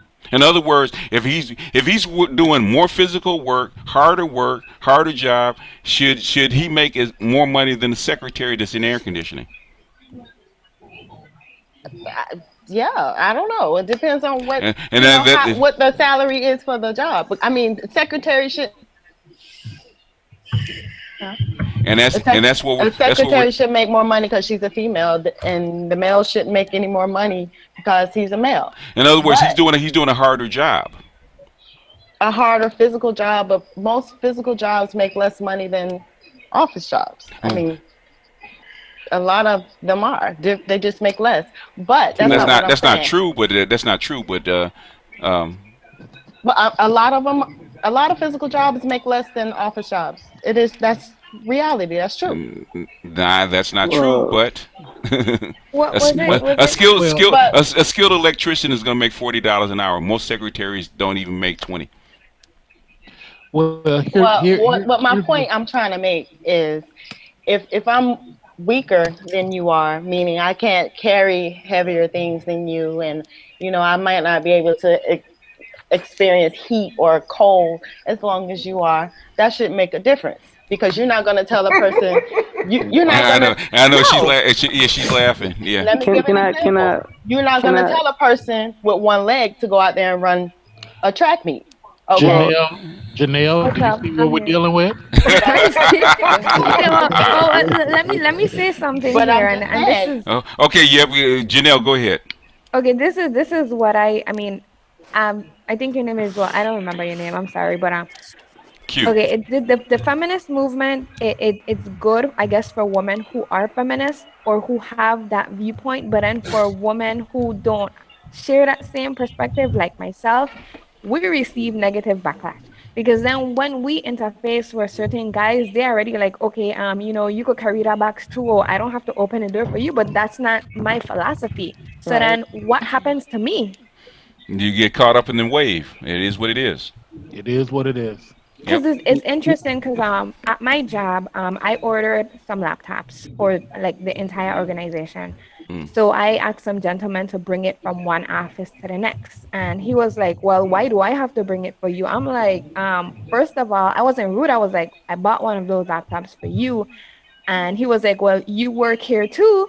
I'm like, golly. Yeah. Mm-hmm. And that's the attitude of these men, these millennials. Attitude. Okay. Let's put you up in the chair. So why do you think they have these attitudes? Because they spoil brats, as far as I'm concerned. Okay. They mama's boys and they spoil brats. So women aren't. So the girls don't. That's my opinion of the millennial man. Okay. Okay. Go ahead. Go. We got some millennials in it. Go get her. Well, here's the thing. Isn't that gender equality? No. Why not? Yeah, actually it is. If I'm weaker than you, weaker than you, and I ask you for help, you're supposed to help. That's not feminism. Supposed to. Wait. Supposed to. Wait. Well, I mean, you have an option, but my expectation is for you to help me. Oh, in other words, chivalry for me, but independence for thee, right? No, if a man asks me for help, I'll help him. If we're having a potluck, then all the women need to cook, right? What? So in other words, why not? But if all the women need to bring something, I'll go buy you something and bring. No. We want you to cook. Yeah. Okay. So why? So in other words, because those are feminine gender roles. If you expect us to tote that barge, lift that bale, you have to do your part, right? I don't consider. It's not that you can't cook. I cannot lift this. Hold on. Go ahead, LAR. Jump on her. You do realize what you're saying is, I want quote unquote gender equality, but I want to be equal enough to do nothing. No, if I'm doing the same job, I want to be paid the same way. But if I ask for help because I can't do something, I should be able to get it. Why? Wait. Why? You can't. Well, hold on. So how can you get paid the same when you need help? Because okay, if I can't lift something, that's an impairment. Okay, I'm weaker. Well, so why do you have the job? So why do you have the job? Or you shouldn't have the job. What you would say a handicap? No, you shouldn't have the job. No, you can't. No, you can't. No, you can't do the job then. Yes, I can. No, you can't. If you don't have a skill, they're not going to hire you. So you can't do the job. But that's the thing. I can do the job most of the time, majority of the time. But if I need help, so why is he obligated to help you? Okay, hold on. I got it. Same way as deaf people get hearing aids, a woman should be able to get help. Hold on. Well, why don't you go to the boss and ask him to help you? I do. Wait. You just said something perfect. You said you can the majority of the time. So that ain't the whole work day. So should you get paid for maybe 6 hours of work instead of 8? No. Should the person that helps you get paid extra for helping you? I wish they could. Okay, you could give them the money. No. They're now cutting into my money. Well, aren't you cutting into their money by helping you?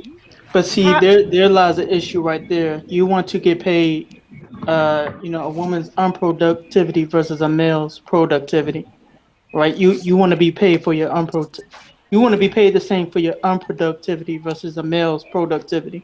That's a problem. I don't see how that's unproductive. And this, gentlemen, is why I work in a female-dominated industry.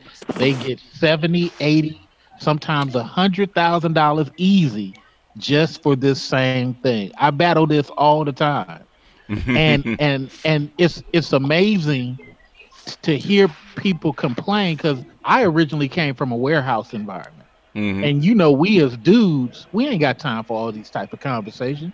Homeboy, you better get over there and handle your part of the situation of the warehouse. In female money making world, women, they go in and I wish guys could really see how easy it is to make double your salary you making right now by just sitting down and doing nothing and complaining about. I mean, put it this way: we go through more talking about something. I think we talk about stuff for 3 weeks before we actually get it done. Wow. And how they feel about it, huh? Not how they get it done, but how we feel it should be done, right? Right. We have a huddle every morning. I don't say anything. I'm getting paid every week. I'm getting fat checks every week. They ask me what I think, and I tell men, do not get in here and save ladies. Let ladies be in charge. They sit up here and say, well, what do you think? I don't know. Whatever you guys come up with. I don't care because my goal is this check. So keep doing what you're doing. Let me also say this real quick. But then they'll get mad if you don't give an opinion. I don't care if they get. I don't care if they get mad because I'm like the wolf in the snowstorm. My whole goal is to eat. I don't care who else freezes. It's not my problem. But you don't know how office politics work, baby. Because if you ain't, yes, he does. Yes, he does.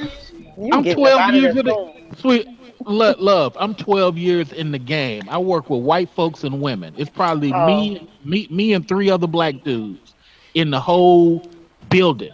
So I'm pretty good at this. Oh, there's quite a few black women. Oh. Yeah, it's quite a few because one thing I try to tell people, and I want to get off subject, is this is why I say to men have to start hiring men. When you're a manager, you need to start pulling men in some of these situations because women hire women. Women hire people they like having conversations with every day, and not necessarily. And this lady proves it. Not necessarily who has the skill set. And that person. I'm sorry, lifting up. Hold on, one at a time. Go ahead, finish, Q. And let me finish. And so sometimes when that lady doesn't have the skill set, she feels entitled to this money, and the rest of us are laughing. But this is how many women in work feel. Okay, I can't do it, but you still need to pay me.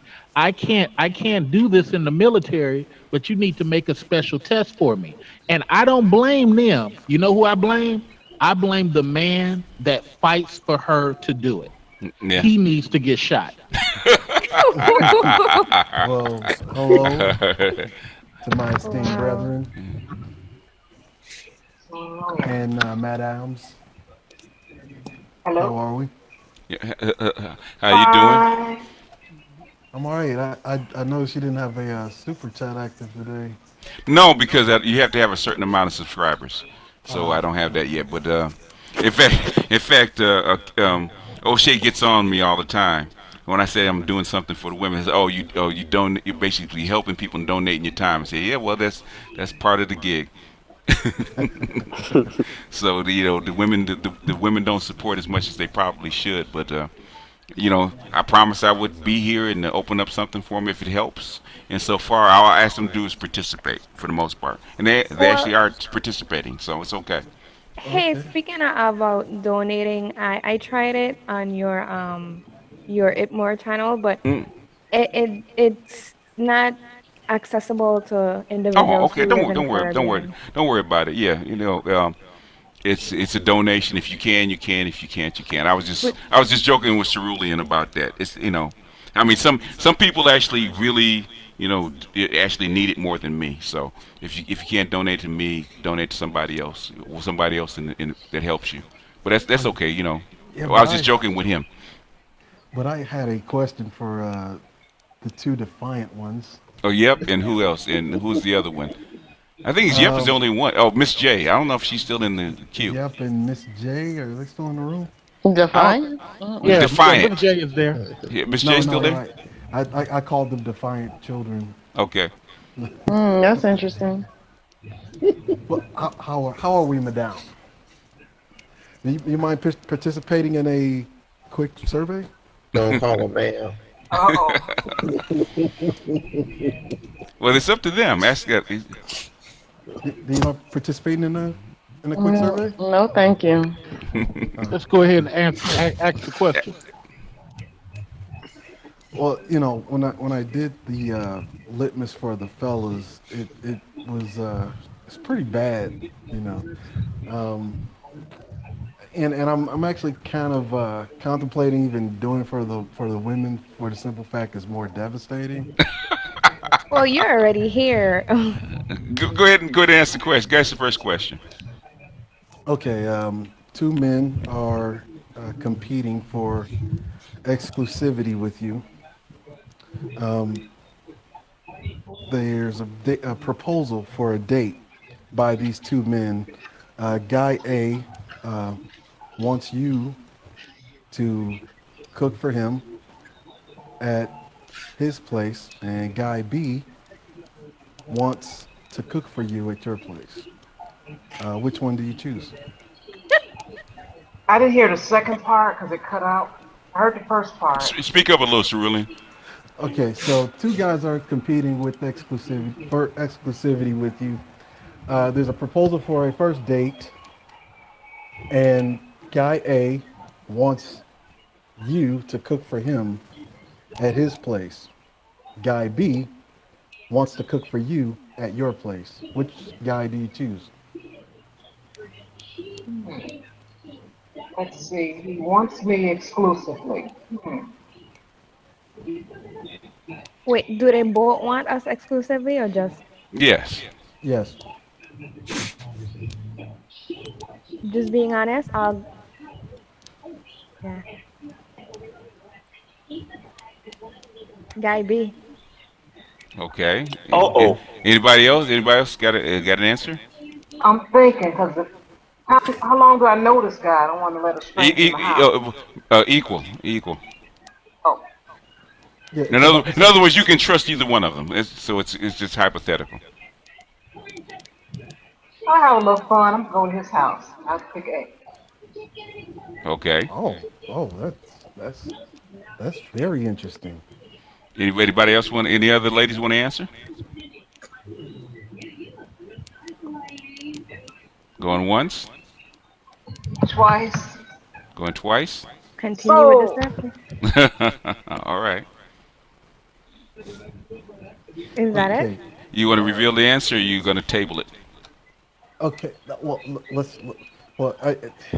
there's two different answers on this one, so I have to ask a supplementary question to kind of see what the mind frame is. So, I'm going to say two sets of words. I want you to tell me which set of words resonate with you more. The first set of words is daddy's little girl, little princess, baby girl, pumpkin. The second set of words is tomboy, driven, ambitious, determined. First set. The first set? Yeah. Janelle? I'm not trying to be difficult, but it's a combination of both for me because I am my father's favorite child, and but just growing up now I'm ambitious, etc., driven. So it's just a combination of both. So which one resonates more? The second one. The second one? Okay. Anybody else?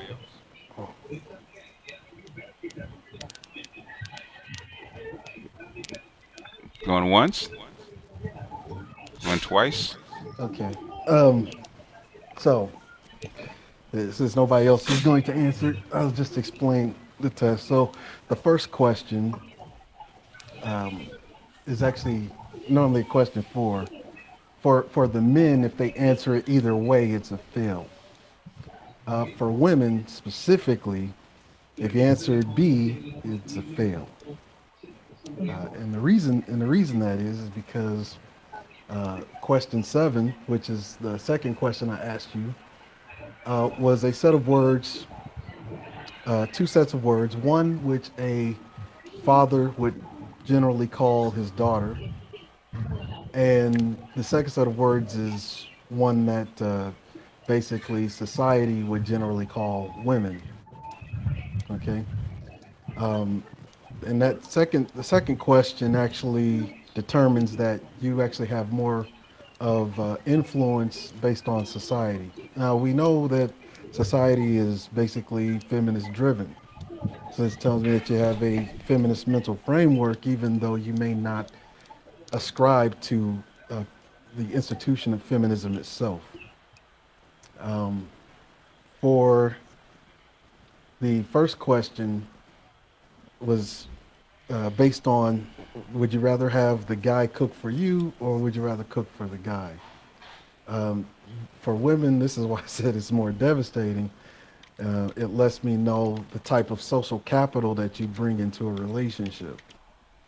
If you wanted the guy to cook for you, you are already dictating terms in a way, which means if you answer B, on both of those questions, I would generally tell the guy to run from you. And guys would generally actually avoid you based on those two things. And they haven't even asked you those questions. You see? So that's why that's how come they avoided the question. Yeah, that's avoid the question. Okay, what could I at least say? But you don't have to. But you don't have to. It's not anything to feel bad about. Generally, about 72 to 75% of women actually fails questions is because they're so deeply imprinted by feminist idealism. Shar, on the other hand, answered A to both questions, which she answered A to the first question, which I thought was unique because usually that's a question that foreign national women basically answer for. That means she's bringing a lot of social capital into a relationship, which is generally going to be more agreeable with men. So I wouldn't tell anyone to run from Shar. We will.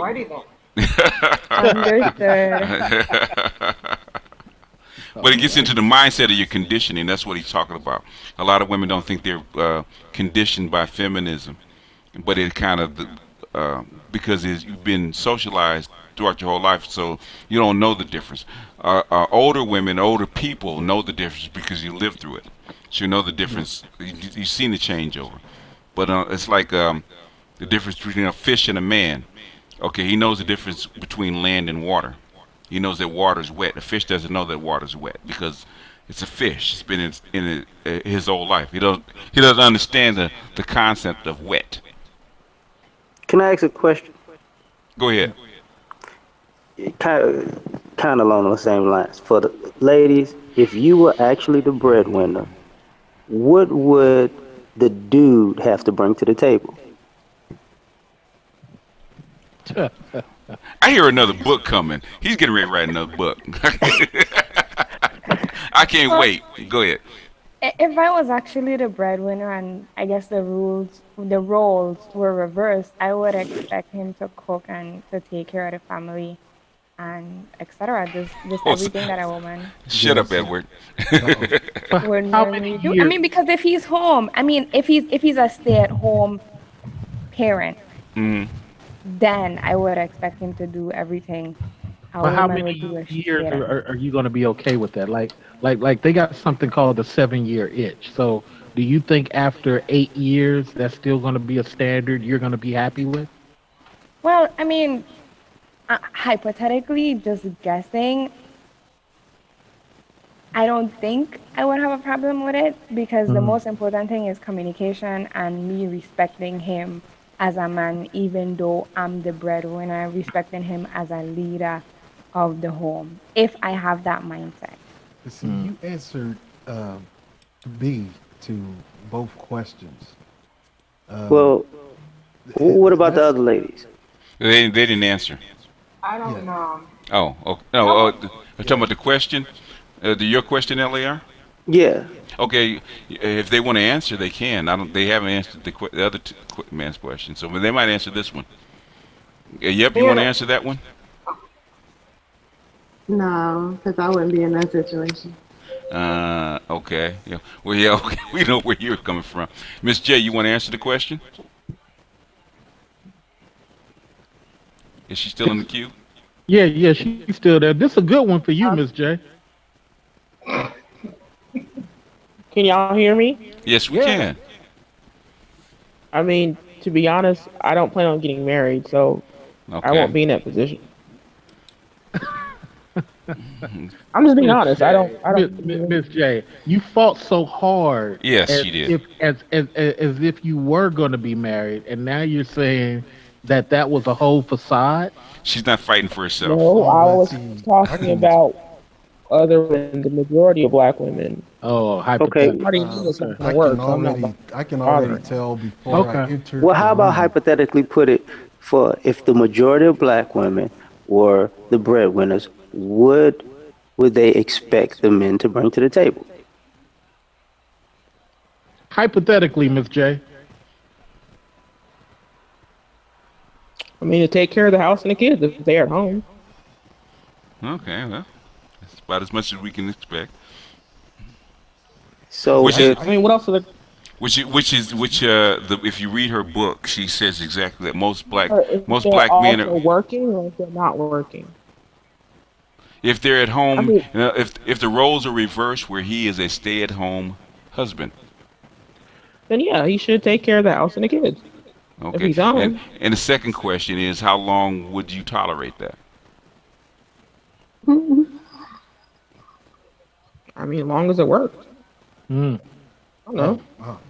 See, I could already tell before I entered the room that really wasn't my second question. I just it's like this. Most women don't like cooking or cleaning or taking care of the house now. So if the guy if you were the breadwinner and that guy said look, I'm not gonna be cooking, I'm not gonna be cleaning, and I'm not gonna be taking care of this house, how long would that relationship last then? Would they get married at all? No. Why would you get married? Yeah, let's see. Women are far more practical. Now you know the male and female relationship problem. Okay. Let me one at a time. That's not true. Most black women stay at home and don't do nothing, or they work. No. Most black women work. Okay, so I ask you, ladies. Most black women aren't married either, so. Exactly. Okay, so if a black man, if you were the breadwinner and that black man actually worked, and he decided he wasn't cooking, he wasn't cleaning, he wasn't taking care of the house, how long would that relationship last? What do you mean? If he works and she doesn't? No, if they both worked and if you both worked, you were the breadwinner, and he still is like I'm not gonna be cooking, I'm not gonna be cleaning, I'm not gonna be taking care of the house. How long would that relationship last? That would be fine. I heard somebody. Debbie, what? She'll hire somebody. That's what they say. But they doing with his money. With his money, she'll hire. Anything to keep the peace. So that will put him in a position where he's replaceable, right? Of course. Yeah. Well, how if we both working and he not doing the cooking and the cleaning and everything? Somebody got to do it. So you got to hire. So you outsourcing, right? In other words, I'm not going to do it. So we'd rather hire somebody to actually do it. I mean, if I'm working hard, I don't have time to do it. Why couldn't I hire somebody? LAR. I work around white women who actually do this, and they are tired of coming home and seeing their husband still home. After about it usually happens 6 months. I give it 7 years. 7 years? Okay. Yeah. About 7, 8 years, they get tired of going out. The money means nothing to them no more. And they just tired of doing that, especially if he don't have a hard penis when she come home and she's ready to do what she need to do. They constantly complain about it in their office. I hear them complain in the elevator. So this ain't nothing new. Yeah. In fact, that's the research that she found in her book, Liz Monday.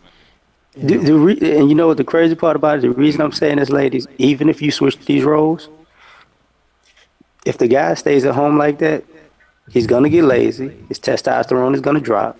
He's gonna look less attractive to you, not just because of the money, but because he might be letting himself go because he ain't really acting. Yeah, I couldn't take a man sitting around my house. Now, okay, what if, now this is going to be messed up, but what if 70 to 80% of black men were overweight?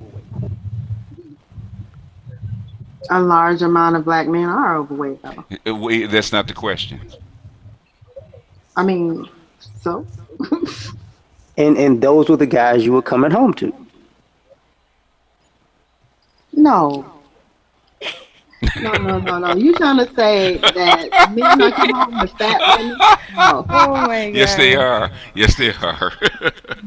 Fat black women at that? Yes. No. Yes. Look, I'm trying to prepare you. Look, Shirley. I'm just trying to prepare you from the breadwinner. You want to be the breadwinner. I want to prepare you, okay? Well, I ain't trying to be. Trust, I ain't trying to be. Okay, can I say this to BGS because I'm about to hang up? Okay. BGS, You remember I made that video about the health care that you had wanted and blah blah blah, and I told you how all this crap would end up happening. Yeah. Here we are. Here we are. You see what Mitch McConnell has done? Completely nothing. You're right. So we ain't gonna have nothing until 2021, and they're gonna end up doubling these premiums worse than what they are. You know what's gonna happen, Q, though? I do believe, which I think the Affordable Care Act actually built for, is that they're gonna start putting automation into healthcare. It's already happening. Me and my friend was talking about how these computers are trying to take over one part of coding. Yes. That they really shouldn't be taking care of doing, but yeah, they are already trying to do that, man. It serves no purpose. It's not. There's several things. In fact, I'll find the articles. I'll post them for you. I'll actually read them and post them as a video. But there's two things that are going on that I read. One is the Watson, the AI that does diagnosis, right? Yeah, that idiot. Yeah. Okay. And then the other thing is actually doing something that's actually clever, which is outsourcing. In other words, doing phone consultations from doctors someplace else.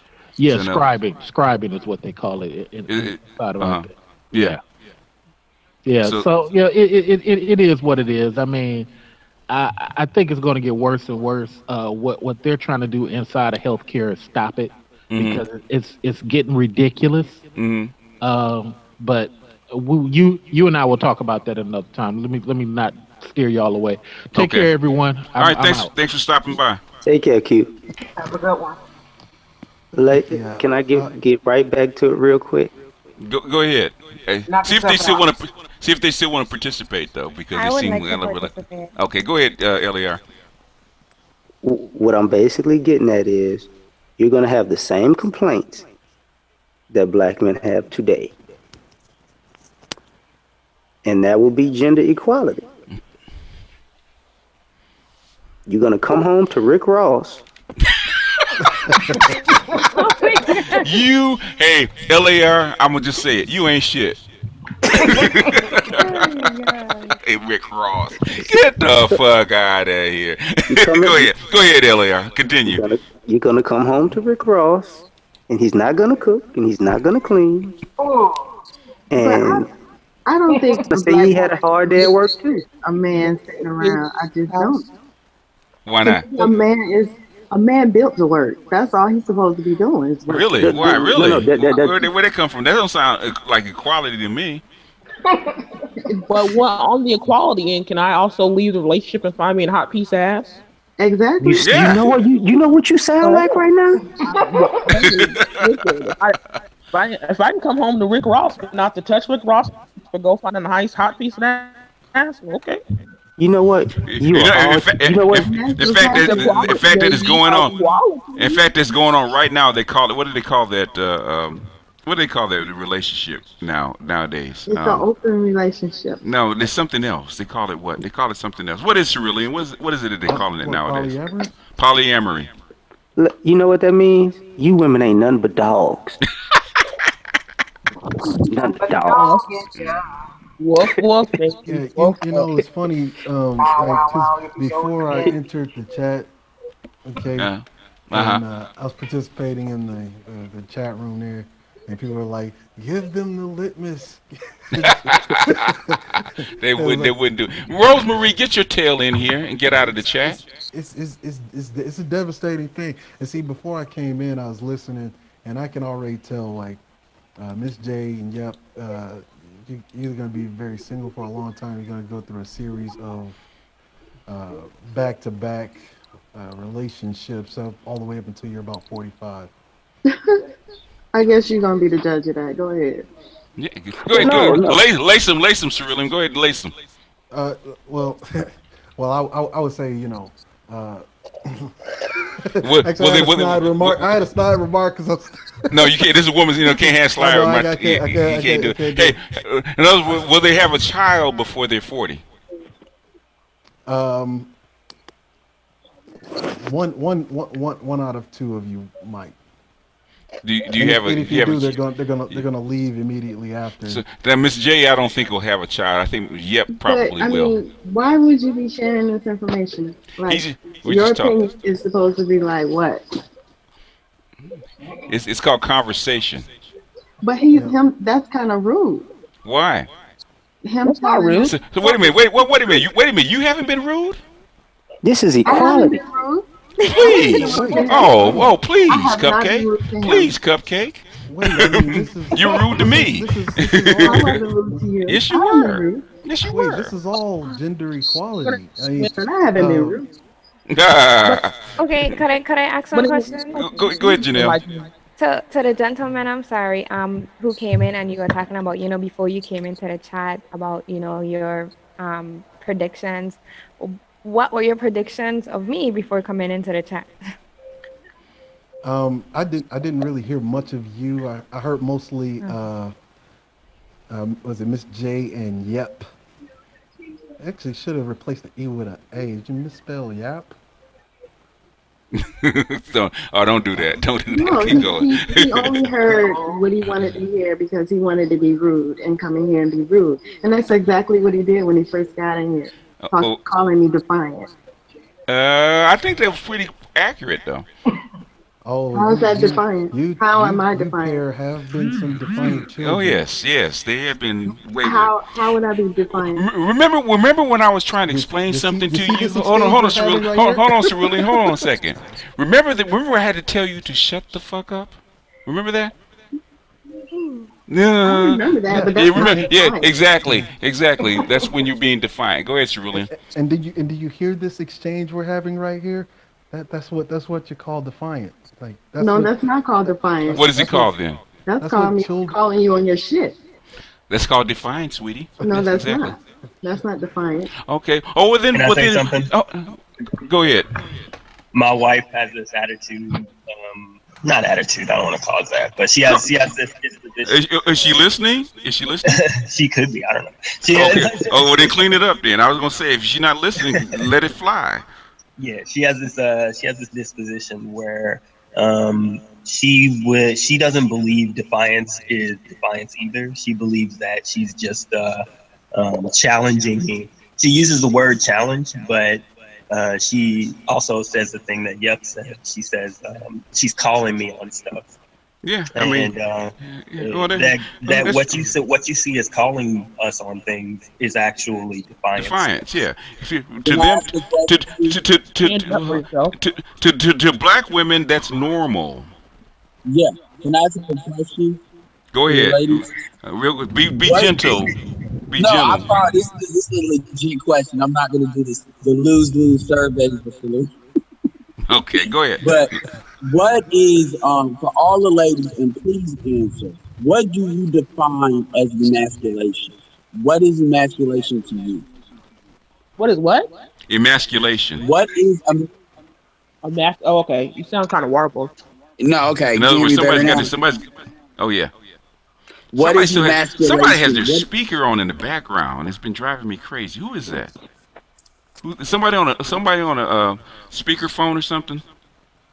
Let me see if it's me. Okay. And by the way, y'all have had the pleasure of having not to call them nice guys, but LAR, Cerulean, and Mr. Research, they're best tailored for a conversation like this. Because me, I just. Well, yeah, we know you. That's how we boot you out. What is emasculation? What is emasculation to you all? What does that mean to you? Well, let them answer it then. If they want to answer it. A man having his manhood taken away. What does that mean? Exactly what I said. I mean, having his manhood taken away. That's come on now. What does that mean? How do you take how does a woman take a man's manhood away? Not allowing a woman can. You said you don't think a woman can? I don't think a woman. How can a woman take a man's masculinity away from him? Well, here's the thing. If you don't think a woman can, why antagonize a man like you could? I don't understand that. So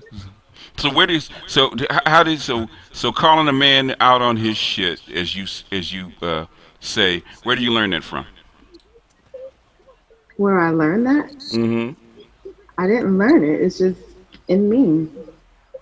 It's like, okay, you accusing me of something, or you saying something that. So, really, are you taking notes? I'm just calling on your shit. Oh, Look, so in other words, so in other words, were you saying black women don't learn it? They're just naturally that way, right? Well, wait a minute, wait a minute. I'm asking her a question. Okay, You're saying it's just in you. You didn't learn it, right? It's in you, right? You cannot generalize women. No. I sure can. No two women are I sure can. I can generalize them if I want to. You didn't learn it. You didn't. So Yeah. the women is that wow.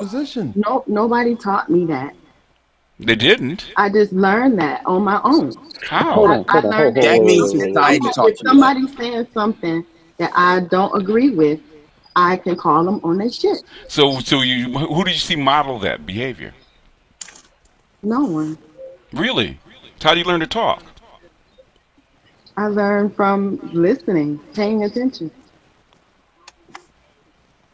Can I say something? something? Else learn how to talk? Oh, yeah, I want to hear the other ladies answer it too. Yeah, because we know she's disingenuous. But go ahead. I mean, she's telling us a lot. No, yeah, we know because I deal with guys that do this. Okay. Okay. I deal with guys that do this because you're not going to answer a straight question. Well, so it's okay. Go ahead. Who's next? I'll answer. You got it. My answer to that question would just be not respecting a man's authority in a home, talking down to him, especially in front of his kids, in front of his friends, family. Even if the woman makes more money, I mean, just not submitting to his authority. Really? Great answer. But I don't think men have authority. I don't. Okay. No, okay. Can I say something before you guys say something? I mean, I grew up in the Caribbean, and it's interesting because depending on which Caribbean island you say that in, you would like have no teeth in your mouth. Like that's true. seriously. What I'm saying, what I like about Yep. What I like about Yep, women are different. I know. No, what I like about Yep, she's saying what she feels. She's saying what a lot of black women feel, but they lie about it. Understand. But yeah. I mean, and by the way, in the Caribbean, I can say I've been to the Caribbean, and I've been in people's homes, and their husbands were being men. Okay, they were taking care of the family. I've been to many homes here in the U.S. Very few. No, Edward, you're not going to take over this one, okay? Fall back. Okay. The houses I've been in the U.S., even if there was a man there, mind you, there were many houses that no man was there. Growing up, very few of my friends had their fathers. Even if he was there, he was sorry. Okay. Exactly. It's exactly what Patrick Moynihan said 60 years ago. He's saying exactly the same thing, and black women deny that it's going on. I appreciate you. In fact, let me take the timestamp because I'm gonna cut this out. This is gonna go on my Edmore channel. It's true. I'm not saying it's not true. I agree with you. I agree with you. Okay. Yeah, that's why it's gonna go on my stamp. Go ahead. You said two. It's two things I'm gonna say, and I'm gonna shut up.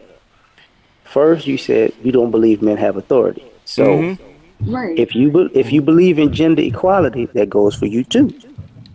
Now, the other thing about you saying, as if you didn't. It's just the way you are.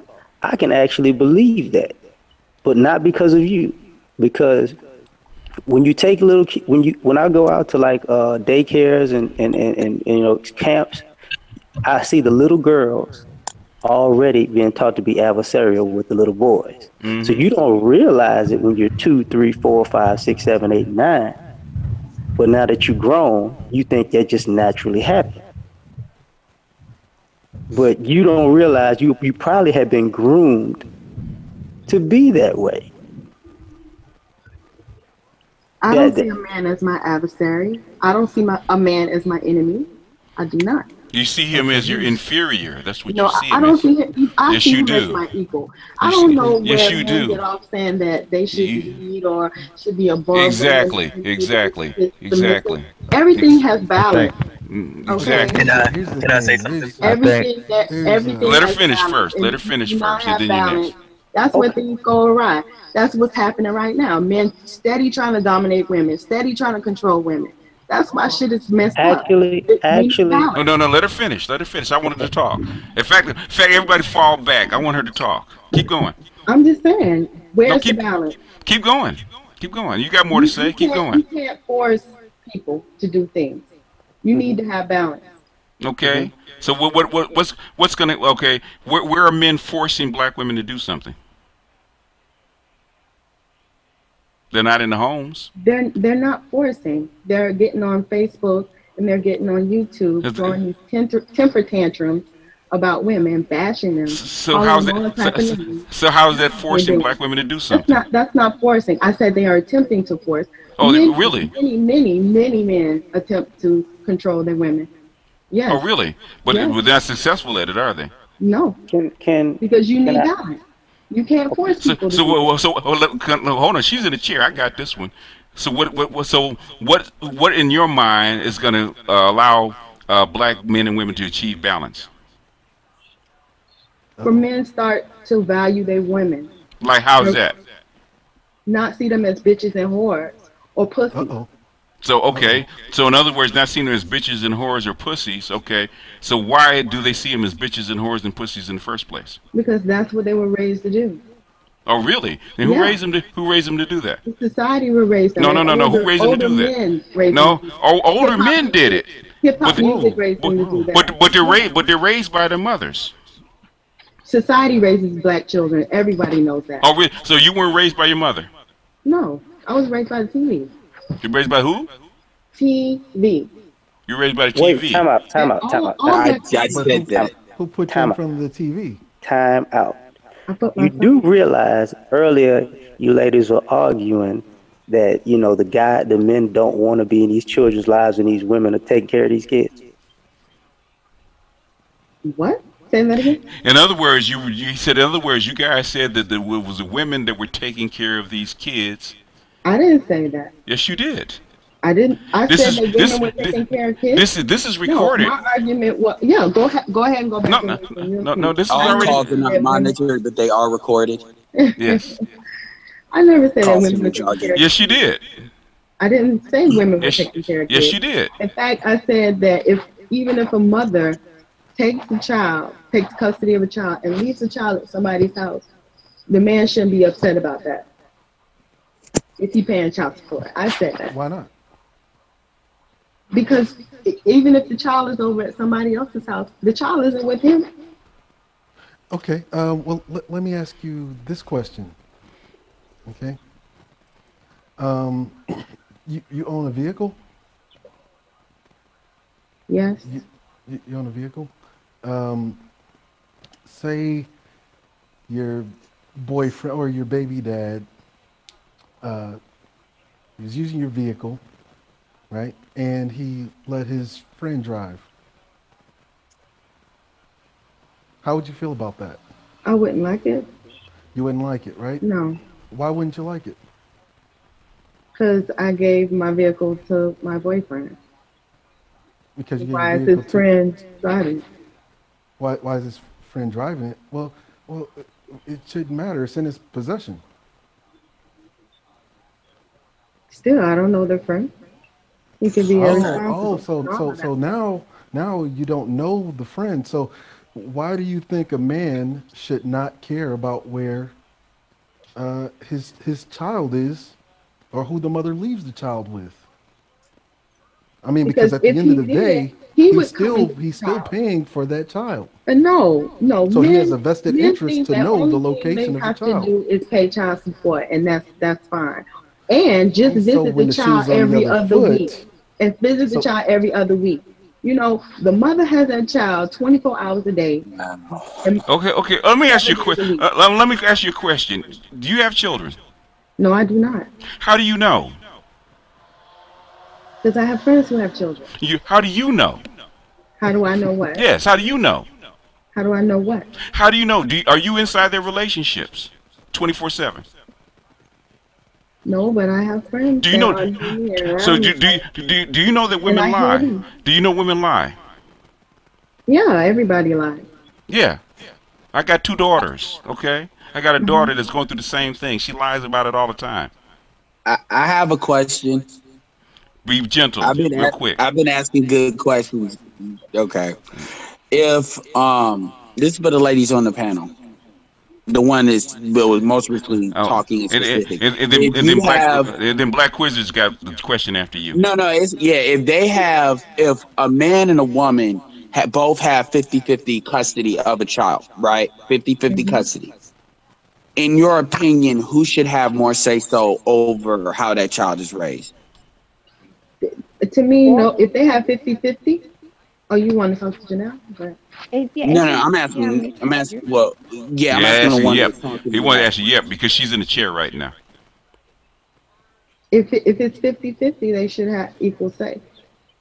So, give me an example of something that a woman, if a woman should acquiesce to a man, in regardings to how a child is raised. Like, what is something that you would be willing to give up if a man wanted it, if they had 50-50 custody, but they're not together? I don't understand the question. My question is, if he has 50-50 custody, what should she acquiesce to how he wants the child raised versus her? What percentage? It's a 50-50 thing. So in other words, whatever works. So it doesn't even matter. Whatever. So in other words, if he asked her to do something with the child that she didn't like, should she acquiesce, even though it's supposed to be 50-50? Yeah, if it's best for the child, yes. So who determines who's best for the child? Whatever you're asking me, if it is best for the child. So the actual. One more question, Edward. No, and I'm just gonna make a quick statement. When you say whatever best for the child, that's really you saying with my permission. Because at the end of the day, I feel with that statement, you're choosing what's best for the child still. That's true. Now, Black Quiz. You think so? Go ahead, Black Quiz. You wanted to say something, Black Quiz? That's what it is. Okay, go ahead. You got the floor. All right. This is more to Yep because she's been vocal. Well, she's in the chair right now, so go ahead. Yeah. So I read this book recently. It's kind of preachy, but it's called Love and Respect, and it talks about how men and women see how men and women see love and respect.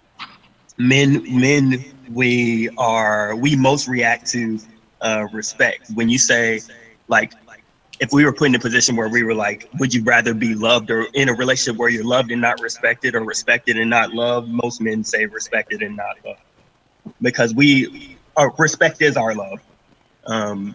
You guys see love before respect.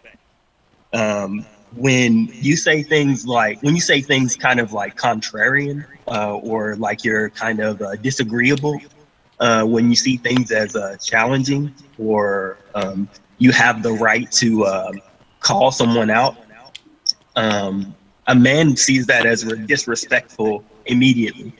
And when you are disrespectful, or when you're perceivably disrespectful to a man, they immediately shut themselves out. Like our immediate thing is to act without, I guess, what the book said, love. So because I hate books like that because they only go halfway in. And I understand that. But the best way to learn, I tell women, if you really want to learn about men, you don't read it from a relationship coach. Okay, you read it from either a sports coach who actually has to maintain and get the respect of men and get the love of men, or read it from a general. It's better to read it from a 4-star general or a basketball coach, because they know more about getting love and respect from men. And the thing is, do you think what he says is true? And better yet, okay. In other words, I was saying it to make a point. I wasn't saying it to go to the deepest level. Okay. In other words, it's only halfway true. In other words, if you want to be able to call a man out on his shit and get respect for it, be respected for it, and not have him acting out or acting angrily at it, then you have to win his respect first. And a lot of women forget that. You just can't start a relationship and call him out on shit. You have to prove that you have his back. 2, that you have his best interest at heart. 3, that you're trying to get him to a better spot. And 3, that you have already earned his respect, and you will actually do exactly the same things that you're asking him to do. No coach, no general, no person will ask a man to walk in the shoes that he hasn't walked in. Women do it all the time, and they wonder how come men get upset when you call him out and shit, because you have not earned his respect in the first place. So you have not earned the right to call him out on the shit. And any little boy from 5 years on up will tell you that. The only reason a mother can do it to her son is because his mother has earned his respect and his love first. Right, and I wasn't stating all that to state that was the end all be all. I was just stating it to kind of lead into the idea that what you believe is not disrespectful, men perceive as disrespectful, and when men perceive disrespectful things, we immediately get away from. Because you've been because there's a direct challenge to his manhood by you doing that. Exactly. We don't like to be challenged by anybody really, but we will respect a challenge if it comes from somebody who has earned our respect, like BGS is saying. But like we want to do things for women, we want to do things for you. In fact, we wouldn't even be sitting here having this discussion on this panel if that was not the case. We would just like all fall back and never to speak about this situation again. But we only want to do those things on the condition that we are respected, because respected is our highest, is what's highest value to us. You're not willing to do that, then we're not willing to deal with you. Even African American women interject on that. Go ahead, Cerulean. Go ahead, Cerulean. Yeah, because okay, so first of all, there's 3 primary D's to emasculate a man, and one I mentioned when I first came into the speak up, Cerulean. So there's 3 primary D's, okay, that emasculate a man, and the first one I used when I first came in here, which was defiance. The second one is disobedience, and the third one is disrespect. And you see, disrespect, whenever you come into a situation and you're immediately defiant, like the back and forth that we had, well, I'm not gonna do this and I'm not gonna do. You see, that is actually disrespect, because we haven't yet built a rapport, and your unwillingness to learn from the panel shows your defiance, which most of these guys you probably don't even know, which is another level of disrespect. But you don't think that what you came in calling me defiant was disrespect? That's an observation. It's not exactly. It's an observation. And actually, it was a joke. No, defiance is And the next level is. Don't make me go to Google. No. Yeah, go look it up. Like when I think we all know what defiant means. No, I don't. Like when I asked you questions about the car, if you owned a car and you allowed your baby's father to use the car, and come to find out he was letting his friend use it, you had an issue with that, but you don't have an issue with you don't want a man to have an issue with you dropping a child off at whoever. When most of the problems, especially in the black community, because 70% of the children are coming up out of single mother homes, single mother-led homes, this is what leads into a lot of the core incidences that create the dysfunction that we see around us right now. And I gotta make 5 seconds. Take a breathe. Take a breath, Edward. And you're not in the Idmore hangout. There is a term for it, and it's called wakeful neglect. Okay, And this lets me know that you would be a wakefully neglectful parent. And a wakefully neglectful parent, you're gonna end up with a child, and you're gonna be single all the way up into you're in your mid 40s, 50s. Well, you're welcome to your opinion. Can I say something real quick? That's not really an opinion. It's actually proven data that I can actually show you. But you don't know me, so. I learned your mental framework over by the two questions that I had asked you, and you had answered B to both. You let me know what your mental framework She didn't answer. is. I don't necessarily have to. I don't necessarily have to know you personally to know what your mental framework is, and by the way that you are going back and forth to me with because what you talking exactly is how you'll turn out. Something to think about is let's the ruling handle this. Okay, now we got dialogue between and her. Go speak your mind. I did. That's bullshit. Okay, Cerulean, answer. But it's not actually bullshit. You have to explain to me why it's bullshit. Because I just explained to you that I don't need to know you personally to know your mental framework. And I just told you that's absurd that you don't need to know a person to know their mental framework. That's bullshit. But when I ask you I can make all types of assumptions about you too. Well, how do you know it's bullshit? Because I'm what? The person that he's talking about. It doesn't matter. How do you know? But he's an expert in this field. How do you know it's bullshit? It's bullshit. How do you know? I'm an expert in my field too, and that's bullshit. What's your field? My bullshit. My your field is bullshit. Okay, her field is bullshit. I can agree with that one. I can agree with that. Go ahead. One question, Edward. One question, Edward. Go one question, Edward. This is something for all the ladies, hold on, the ladies in the chat. The ladies in the chat in particular have been great. Defiance, a general thing in the black community is defiance. Just the unwillingness to engage logically with another man, and that's the general defiance you see a lot of sisters have of black men. And I'm just an observation, but you've exemplified that. Like, you compared to the other two ladies on the panel, they are trying to answer it as best they know how, but you have refused to logically engage with us for the most part. And that is like that defiance. I have been logically engaging. No, you haven't engaged logically. You had this kind of I'm above it. The smartest thing to me so far. Because he's been as the gentlest to you so far. No, he okay. He told me something I didn't know. He told me about the book Love and Respect. I will read it. Can I say something real quick? Go ahead, LAR. You were you were talking about balance, right? At one point.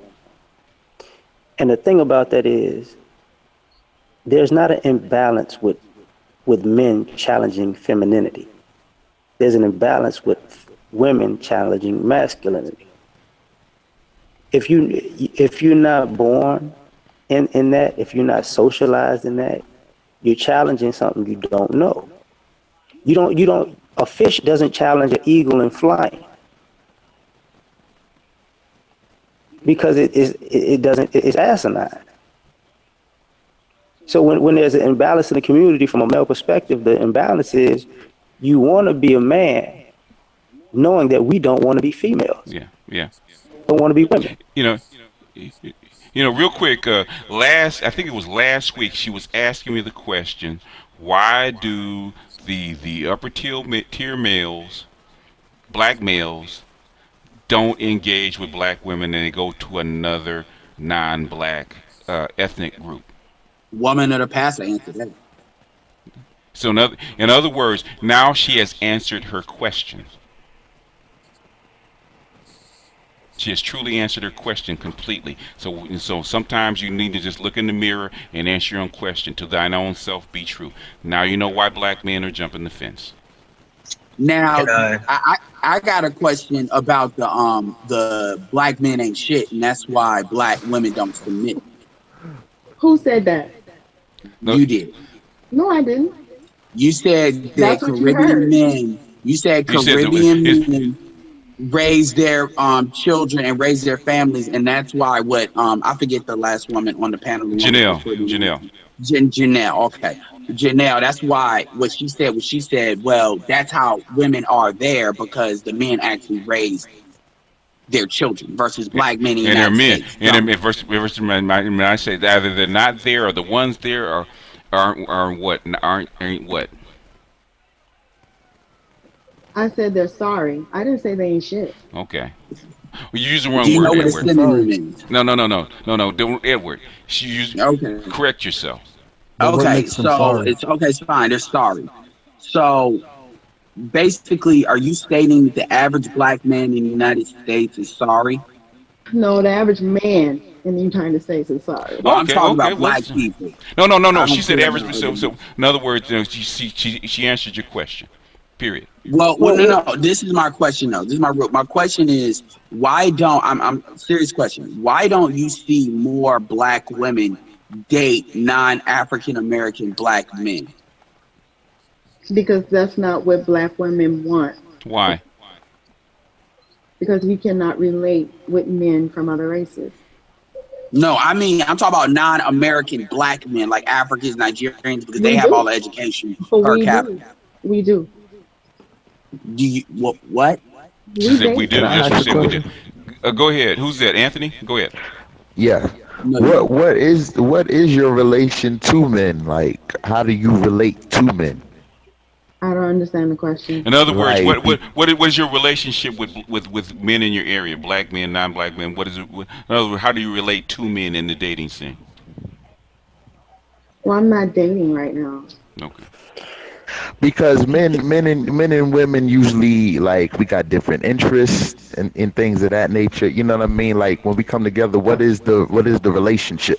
What is your responsibility to the relationship?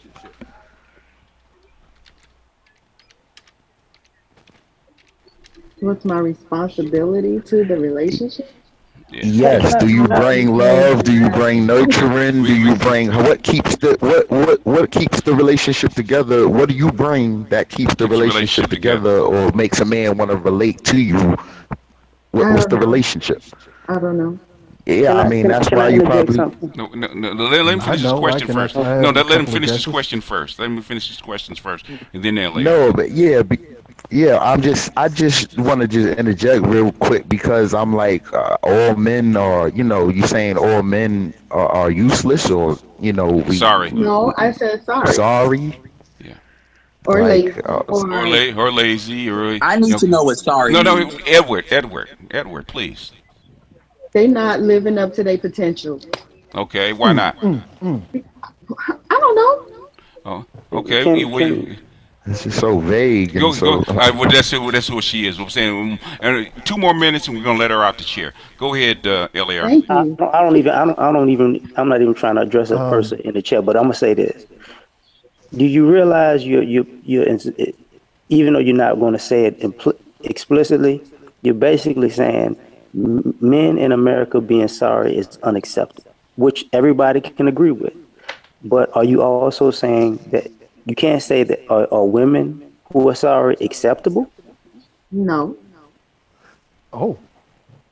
Okay. I mean, can I ask it another way? Let her answer first. Men get on here and they bash women all day long, so they know it's not acceptable. So in other words, what you want is men to shut up, right? I don't care what they do. Honestly. No. Evidently, it bothers you because you keep mentioning is what men do online, on Facebook and on YouTube. So, but you don't care what they do. So why do you keep bringing it up? I really don't care what they do as far as what they do. But all I know is that they're making this situation worse. They're putting strain on relationships between black men and women. Wow. By being online? No, by bashing. By bashing online? How are they putting strains? I don't want to hear that. Because when you sit there and you accuse and you blame, you put that all on one person. That person can't help but just to retaliate. Retaliate against the person next to her? Yeah, or to the next man next to So I need to get this straight. So are you saying that women will listen to this stuff on YouTube, the Tommy Sotomayor's and all of that, and they will take it out on the men around them in real life? Well, usually women are frustrated already. That's why they tend to go to these places because we are frustrated with men because let her talk. Let her talk. This is good material. Sorry, I'm done. No, what I'm saying, I'm not even trying to. No, here. Okay, first of all, we got 30 more seconds. We're gonna let her out of the chair because I just want to know. Edward, calm down. One question with 10 seconds, Edward, and then Cerulean. We're gonna let her out of the chair because she's been a trooper. Go ahead. No, my thing is this: for the most part, black men don't tend to go over to the crazy women on the other side. We tend to stay where we're at. So I don't understand why women come over there if they know people are gonna bash them, like to the YouTubers that they think that's where they're gonna get. That's just my personal question. Okay, Cerulean, go ahead. Yeah, I'm gonna make an estimation. Your last relationship between 1 and 3 years ago. You're gonna make an assumption. He's gonna make an assumption. An estimation is an assumption. Yeah. No, estimation is not an assumption. Okay, what is it? What's the difference between the two? A big one. Go ahead, Cerulean. Continue. Your last relationship with the man between 1 and 3 years. She's not going to answer. She's not going to answer. She's taking the fifth. Okay. So, in your last relationship, did you do your boyfriend's laundry? Have you ever done his laundry? I'm done. She's not. And the answer is no. Go ahead. Okay. Somebody else. Any other topic? I just like to. Go ahead, Black Wizard. All right. I just like to say something to Yup before she gets out of the chair, I guess. Well, she's already out. But she's out. Go ahead. I don't want to grill her, so I'll leave her alone. No. Go ahead. Ask your question. She may answer. She may not. Okay.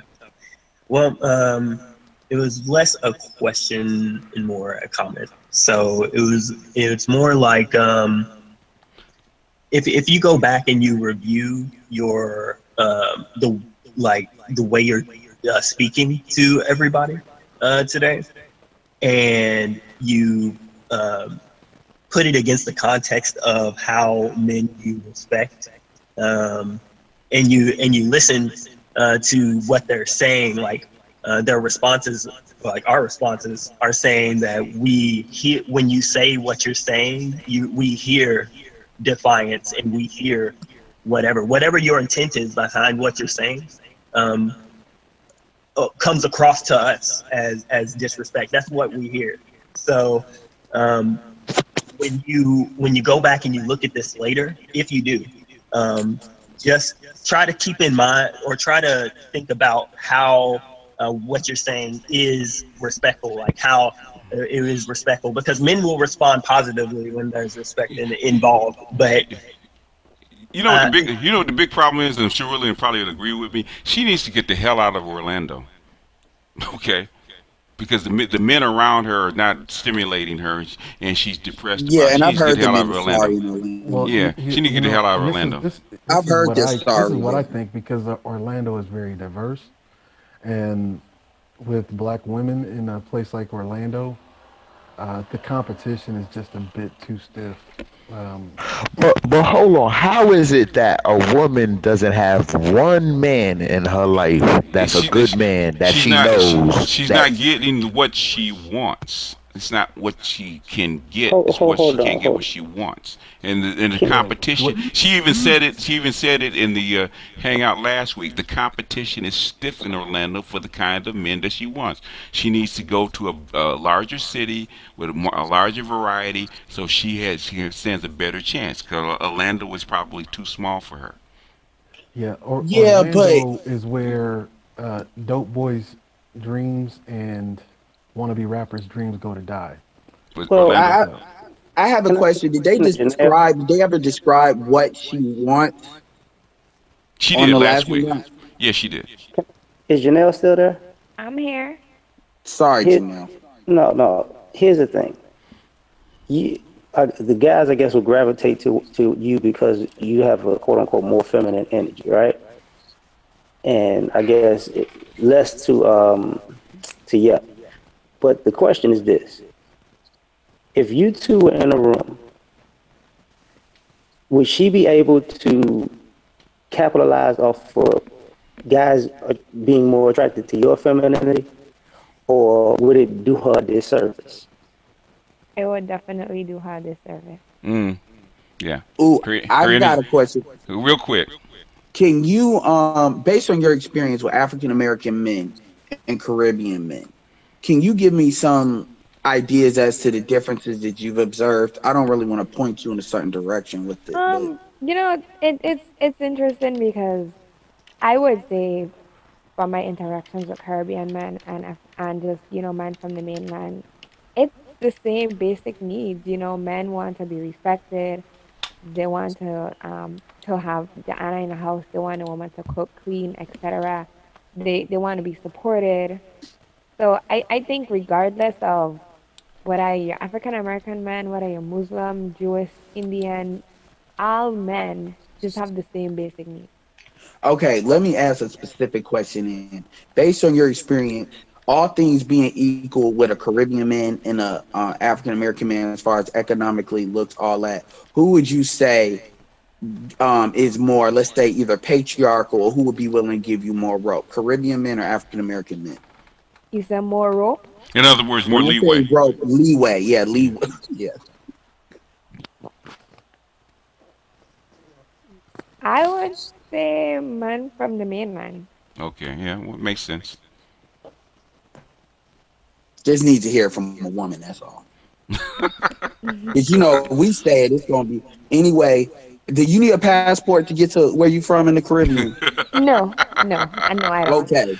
Keep that in mind, guys. I had to throw that in. You know what? I got a question for Yeb if she's still there. She's out of the chair. She can answer if she wants.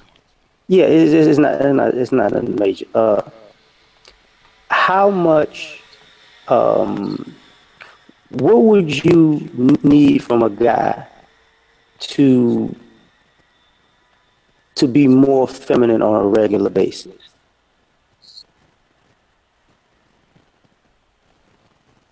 To that guy. Do you realize you're asking an offensive question?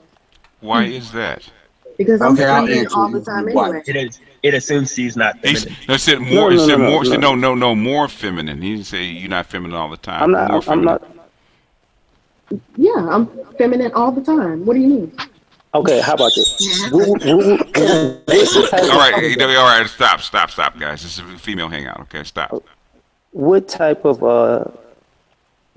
man can in situation could put you in a position where there will be less confrontation?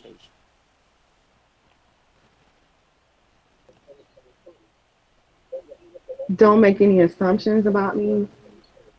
Okay. I mean, okay. No. In other words, what would a man have to bring to the table so that you would submit to his authority? Let's put it that way. Well, he has to be nicer. Okay, what does that mean? That just means don't assume anything about me. How old are you? Because my daughter used to say that stuff when she was like 15 years old. Men generalize women, so when they meet a woman, they automatically assume that they just know what I'm thinking and they know me. No. Okay, you need to get out of Orlando. No, look. It ain't even like. In other words, he doesn't assume that. In other words, if you a picture of a man that you could either have a long-term relationship or even marriage, if that is your concern, that what would he have to do? What would he have to look like? No, how about education? This? I got it. Go ahead. I got it.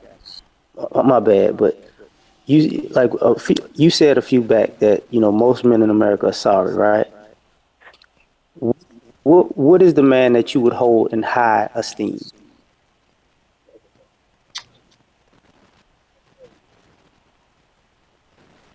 A man that's working for his family, working for a future, trying to build something for his family. Okay, what kind of characteristics would that look like before like when he's single, before the family is there? Say that again. What kind of characteristics would that be if before the family is there? That's what I'm saying. A single man should always be looking to start a family. But he has to have characteristics that make you hold him in esteem, right? Yeah. So what would those characteristics be? I think she's looking for devotion. You think so? Yeah, of course. Devotion. I want him to adore me and love me. You know, all that good stuff. Is this what she said on the last? Wow. I get you. Really, you get it too. You get it too. Yeah. She's looking for a father. Yeah. Yeah. A father. No. Yeah, she's looking for a father figure. Yes, I you have are. one. No, you I have one of those. You do. How come you're looking for daddy? You were raised with two parents. No. But I have a father. Yeah, but you're looking. She really knows She what I'm looking talking for a about. man just like her dad. No, she's looking for a father. The stuff that she's missing. Okay, what she just said is something that I'm done. I told you to ask. All right, you did. Okay, go ahead. Yeah, she's done. No, she's done. She said she's done. Okay, she's done. Told you to ask. But can I break something down to you in translation? Okay, go ahead. Because I noticed a few trigger words that she constantly said was black women were sorry, and her definition of sorry was that they waste their potential. This actually signifies that her last relationship was a guy who she betted on. And it was probably a guy who came to depend on her more than she needed to depend on him, which is what made her sorry. This is typical of a place like Orlando, where you have as high as almost a 60% unemployment rate for black men in that area. Yeah, Disney doesn't hire black men. Oh my gosh. So you're looking for a provider, and then it's like what's that girl's name in the Peter Pan? Wendy. Wendy, who tries to force Peter Pan to grow up. Mm-hmm. Yeah. So this is what's happening. You have a city that is where the black demographic is almost mostly impoverished, right? And so what happens when you have a high poverty rate? You have people looking for things like fun. Let me finish. He's breaking it down for us. You're looking for. You have an entire population that want to ascribe to things like fun, versus the more serious aspects of life, like starting a family, building, providing, right? And so what happens in those kind of regions, what the imprint is on the women, is they end up having this kind of humane society syndrome, where they take in the damaged dog and try to nurse it back to health, hoping that it's going to live up to the expectation, right? And when it doesn't, because it hasn't been in an environment that is nourishing its health, you're basically getting basically a lazy dog sits around the house, doesn't like to go out for a walk. You try to throw a bone in a direction, and it just sits there and looks at you with a dumb look on its face. So he probably sat around your crib, he probably sat around the crib playing video games all day while you're getting on his ass. And hold on. Here's the thing, Val, and I'm gonna try to split the middle and not necessarily play devil's advocate, but be on the other side. Go ahead. When you make, and I kind of get what you're saying, but I also get what she was saying earlier. Because when you profile a person, you got to take into consideration they're not going to tell you their nuances. So you might be profiling your idea of them and still be completely off about them. But she said which creates conflict. What I'm saying is, she said key words. Okay, hold on. She said key words, and Cerulean called it the same time I did. She's looking for a father figure. I want to be nurtured. I want to be cherished. I want to be on and on and on. That's what a strong father does for his daughter. And she's she's looking for that kind of man, and she can't find it in the area where she is. So that led him to go on to the other stuff, where you have a 60% poverty rate amongst black men in Orlando, and that kind of man is rare. And the ones that do can provide that and are acting that way, because if you add it to what she said last week, are basically being taken up by who? Other ethnic groups. Yeah. So what's basically happening is that, but even if that's true, when you, I'm just saying the idea, the profiling in general, you can be right about that part and off about the other 3-4 parts. So just because when you're right about that part, you're absolutely true. But if you're wrong in the beginning, or if you're off in the beginning, the person is going to take it like, you know, even if you know what you're talking about at that end part, you're still not technically talking about them if they make it. You know what, LAR, and I've been around a lot of women, and I've seen that. If you're 100% right, they will close up in the shell like a turtle. No, actually, this is what I'm saying, because I think I might have damaged some of my nieces in this similar way. Whereas it's not that she's a product of single parenthood. She probably has a really good relationship with her father, which is why she's not living near her father, but she's looking for that continuation.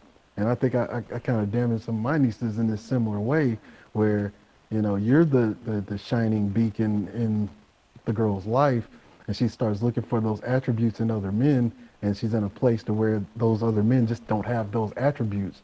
So, yeah, but I find well, let him finish, and then let him finish. Finish, and that's really typical of, you know, living in an impoverished area. You know, especially when your demographic is specifically impoverished. Yeah. Okay. Go ahead, Edward. Edward, go ahead. I was just gonna say, I called this like 25 minutes ago. Shout out to a woman in the past when I said that in the chat. But a woman, if that's true, then a man usually games a woman up as to how to identify these men. And if competition is too stiff, they know enough to know to go somewhere else. Like, you got Tallahassee, you got Jacksonville. There's other spots within her area that she could have checked out. Like, you know, the fact that she localizes it like she does, that's assuming, because I am assuming that she just deals with dudes in Orlando. That's kind of a tell in and of itself. Yeah, we don't stop picking because she's out of the chair. One more comment on and we're gonna leave her alone. Can I say something? No, okay. LAR is gonna finish his point, and then quiz it real quick, and we're gonna leave her alone. Okay? She's had enough. Like I was cracking up when I was watching that episode of Power, right? The one of the recent ones, and the black lawyer was telling the main character, you know, you're basically an angry black man. You can never show that, because you're gonna wind up getting life. But the irony of that thing is, when a person's already facing life, it's hard for you to tell them, even though you might be telling them the right thing. That's easy for you to say when you're going home at night and he's still facing life. So when a person's put in that position, they're not gonna necessarily hear you completely, because you're not actually in that fire with them. Yeah, okay. So you're supposed to tell them the wrong thing to do anyway? No, because like there was a scene right after that where they had a black man actually in the testifying to getting crossed, and he went off, and then he told Ghost, he's like, see what I'm talking about? Yeah. Now they don't believe this guy, angry black man. Yeah. But you don't necessarily see it until it happens to somebody else and not you. What I'm saying, all at the end of the day, all you can do is give them the best information that you can, and it's up to them to take it or whatever, because ultimately they are in control of their own life. And LA, so you can feel sorry for him all you want, you can empathize with him all you want, but at the end of the day, if you don't do it, guess what's going to happen to you? Right. The outcome's going to be the same. Just like you when you coach a player, okay, and you tell them what to do, and say, okay, if you don't do this, this is what's going to happen. I remember one time I was coaching the Park League, and I kept telling this kid over and over and over again not to do something. He kept doing it, kept getting beat. So in other words, at the end of the day, all you can do is tell him. Yeah, I hear where LAR is coming from, and this is why I always say in the Black Manosphere, one of the things that should happen is we need to start cultivating women that do want to step up and create channels, because a lot of this stuff I feel Yeah, like if it comes out of but that information it belongs where? what information? Well, what you're getting ready to say, where does that belong? Doesn't belong here. On the Evermore channel. It belongs on the Evermore channel. No, I was just. I know what you're getting ready to say, but it doesn't belong here. Okay.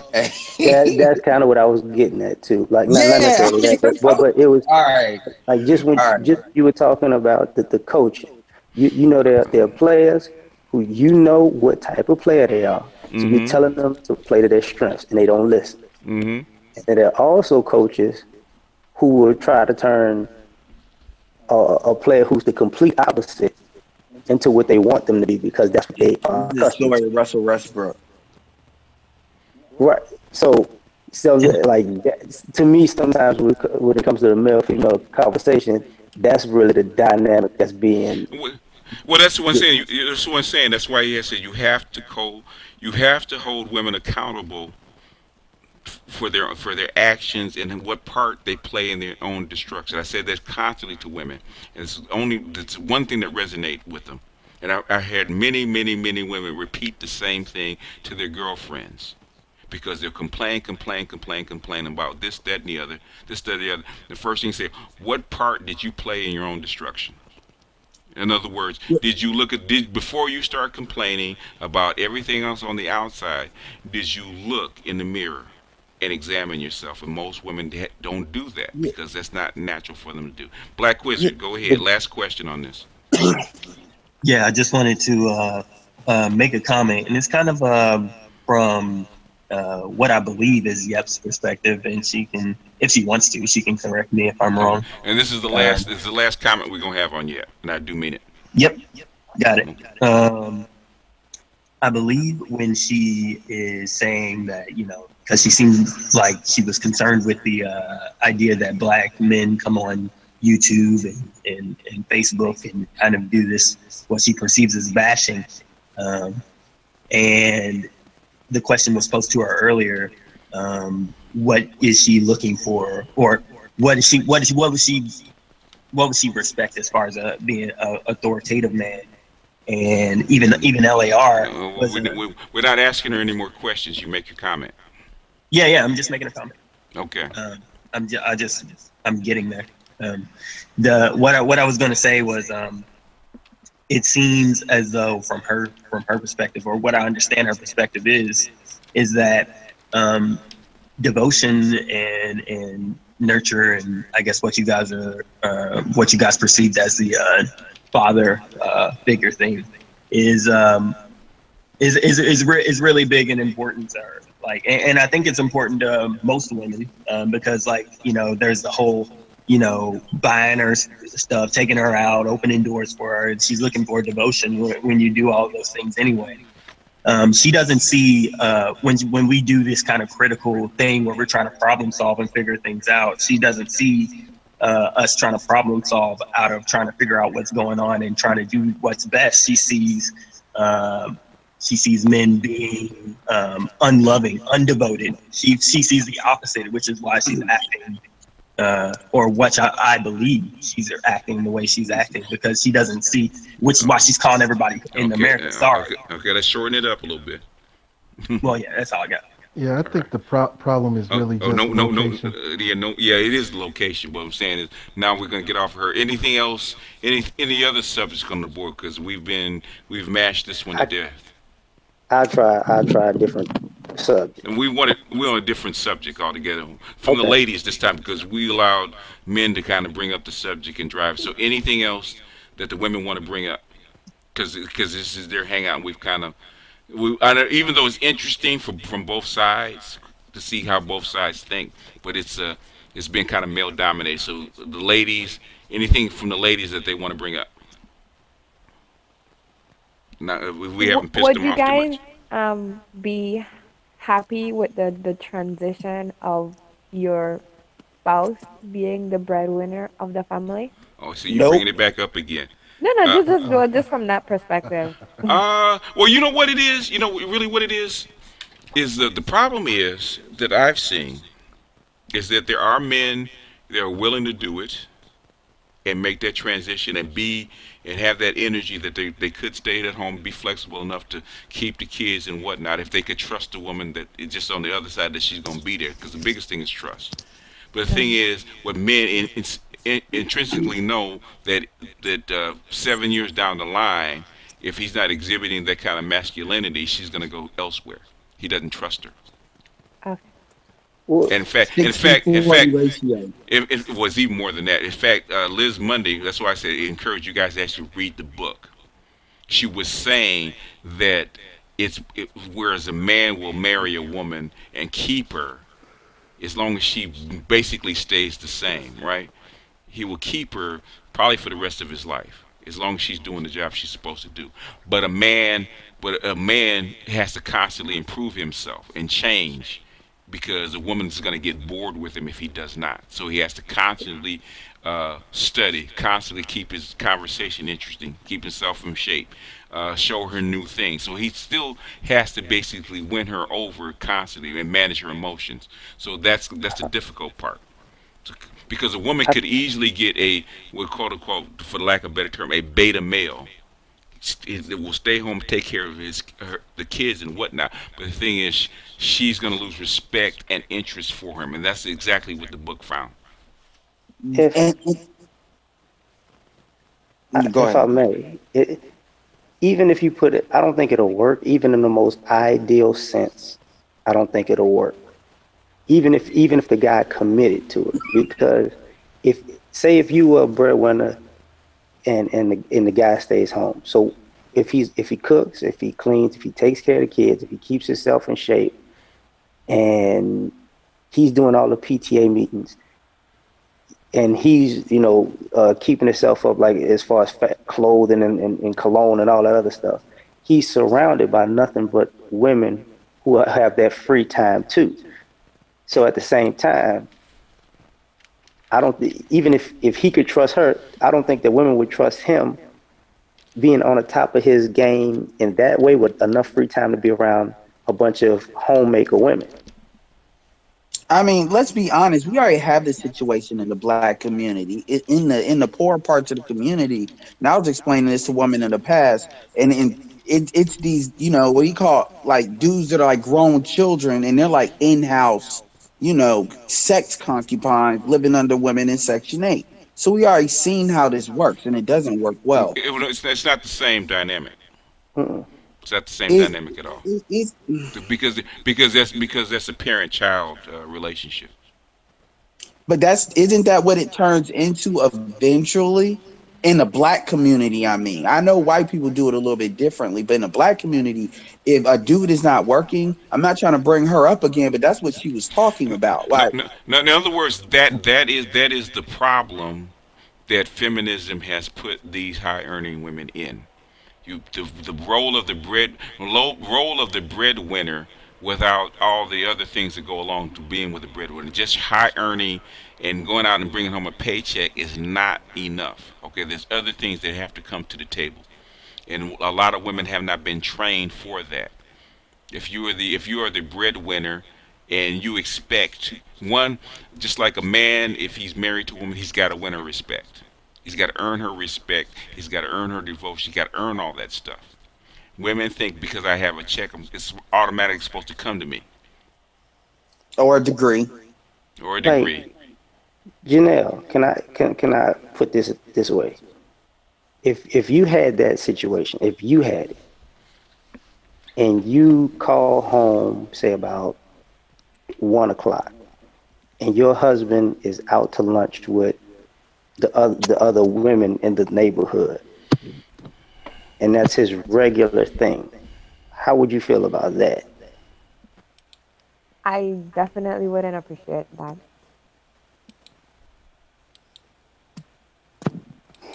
I got a question for Janelle. Do you think a man can lead you if he's not your financial leader?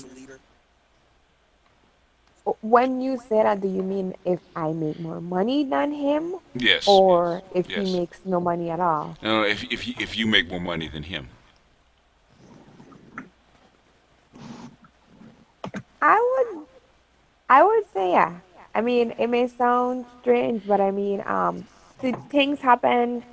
Somebody may lose their job, a company may close, um, and people have the potential to grow. It's not just where you're at; it's where you're going. Yeah, yeah, well, that happens in rare cases because I think was it the richer sex or the end of men, where a lot of men, no matter what the race was, lost their jobs. Remember that big wipeout after 2008, Yeah.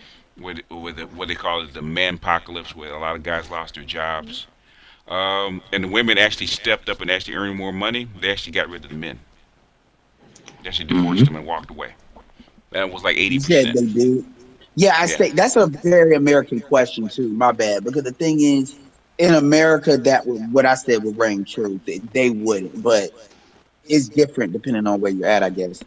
Yeah.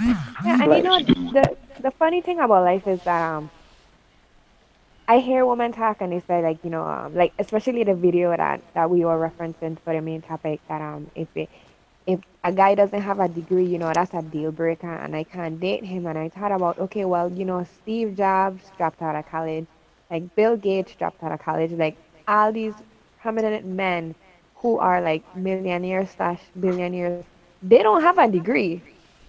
But So Janelle, it's like Let her finish. so it's like when you say if you don't have a degree, that's a deal breaker. That's just basically saying it, it it's it's applicable in a situation. But if you meet someone who is a millionaire and they don't have a degree, then you'll jump on that bandwagon. Yeah, you know what? You know what, Janelle? What I really think is that the reason that women, especially women at that level, have a lot of deal breakers is they really don't want to get married. Okay. Well, but they don't want the penalty. They don't want to be. They don't want the penalty. It would first initial really. No, I was just gonna say they don't want the penalty of being like not married. But Janelle, I'll throw a bomb at you. A lot of black women believe they're better than men that make a lot more money than them, but don't have a degree if they have a degree in America. In fact, I have to find it because Tia San Johnson said exactly the same thing. He said he was dating a woman that was a doctor just like he was, a professor like he was, but he had written 4 books, he had gobs of papers, he had all these programs. He was a highly accomplished professor, right? Same field, and she didn't have a tenth of his accomplishments, and she thought that he should bow down to her. But that's not a unique thing. No, it's not. What about? Sorry. No. In fact, Umar Johnson is as big a simp as we think he is sometimes, right? He said exactly the same thing. He said, what is the biggest problem in relationship between Black American women and Black American men? He said it's the unresolved low-level disrespect that Black women have for their men. It is something that I have seen for the last 30 years. Well, yeah, if you look at the correlation between who initiates divorces in Black relationships and who are the primary breadwinners or who are the higher earners, you'll see a direct correlation between, Black women earning higher, thus divorcing more. Oh yeah, yeah. And that's what I meant by that defiance when she wasn't answering questions. Yeah, we're not picking. Yeah, don't bring it up, please. Another thing is the educated lame argument too. That's another thing, because even when you get guys like, if you take a dude that's an educated lame and I take him out of the United States and then like put him against Black women in other parts of the diaspora, that man is going to get looked at or sized up a lot different. He doesn't even have to go that far. All he has to do is jump the fence. How about? You get where I'm on. I know. We talk about America, and that's what's happening. And that's what I was saying about one, swirling, and two, this educated lame stuff. I said I always ask the question: why are you driving the men that you need out of your community? It makes absolutely no sense. And when black Because women, that's not the colorism. It's the path of least resistance, and that's what a lot of women don't, and black women don't acknowledge. A dude that is called an educated lane is not called an educated lane by all women. That's just them. Just So them, the common denominator is not the dude. The common denominator is their, criteria. Can I back this up some? Just go ahead. Janelle, if you were the breadwinner, right? Yeah. What we gonna beat this puppy to death. Go ahead. I'm thinking of different ways to go. Okay. It's still the same subject, but we're hitting a different side of the horse now. But go ahead. Pretty much. Yeah. What is the expected skill set? What is the expected skill set for a man in that position versus the expected skill set for a woman in that position? Meaning, if I was the breadwinner, I mean, it's just basically the roles would. Okay, from my perspective, even if I was the breadwinner and I was supposed to come home and my husband was home, that don't mean I wouldn't help out with the chores or help the kids like with their homework, because at the end of the day, it's still a partnership. So okay, I'm a Well, little in off. America, we call that slavery. Hold up. No. I'm expanding this. Like, if it's because it's a man, because it's a man who's home, would he be expected to fix the car, cut the grass, do the roofing, do the plumbing? Hell yeah, cause he's a man. So even if I was home, I would still want him to fix the pipes or cut the grass or something. Not to say I wouldn't learn, but I would still depend on him for those things because she still believes in traditional roles. Yeah. Well, exactly. So that's the thing, foreign right? national women do. Yeah. But it's asinine for a man who's a breadwinner to say, "Look, Shug, you need to change the oil after you take the kids to school when I get back."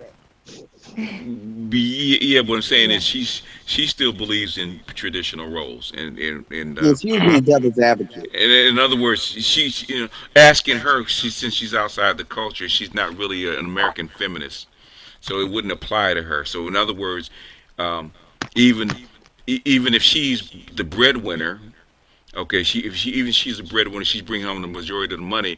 She still believes in cooking. She still believes in taking care of the kids. She still believes in that. That's her role, even though he's helping out. But she believes that if he's at home, all the other manly stuff that's supposed to be done, that's still his purview. So she still believes in traditional roles. Yeah, it just happens to be one's earning money, and one's not. And another reason why I would want to give my husband like that due respect is because if as a woman, if I don't do it, then the kids wouldn't respect him either. See, different story. I got a question for you, Janelle. How long have you been in the United States? There's a reason I'm asking. She's not. Well, I'm actually from the Virgin Islands, but it's a territory. But it's just a part of the Caribbean. So I travel back and forth to the mainland, but I don't actually live in the United States. Okay. The reason why I was asking the question is because I wanted to know people that you know that do live in the United States, women. Do you see that over time they're affected by the American culture and the values that you have, they no longer have or dissipate? I think just looking at like the media, culture, and everything, especially television, I think in the Caribbean we're all affected by it, and a lot of ladies, like for instance, I have my one friend, she's from the Caribbean as well, and she lives in the mainland now, and she's with someone, but she doesn't exactly respect him, so it's just different, and I think it's not it's feminism, yes, but I think it's once we're taught not to respect a man, once we're taught not to respect his role and his authority in the house, the trend will follow, because then women will get together and say, yeah, we don't have to respect him, we could do this, we could do that, we don't need to tell him anything, even if we're the breadwinners or not.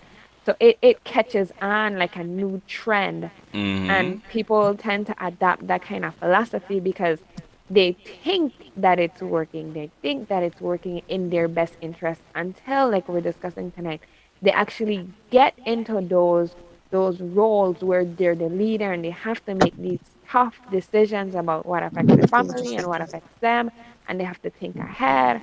And I mean, it's a trend. It's catching on. I would say universal because it's happening not just in the Caribbean, but in different like Europe, etc. Yeah. But we'll just Oh, see, yeah. how it all Yeah. ends. Basically, I mean, basically, what's happening is that I mean, this is going into another direction, and it's kind of a deeper, a very broader overview. Basically, what's happening is that culture depends on the environment that it's in, and as the environment becomes more mechanized, feminism is just a product of it. It's not. It's not a cause. It's an effect. And that's how come you have it in Japan. You got it in Korea. Korea, they're having these huge struggles. There's huge feminist marches, and there's big backlash against it in Korea. And Korea is a highly patriarchal country.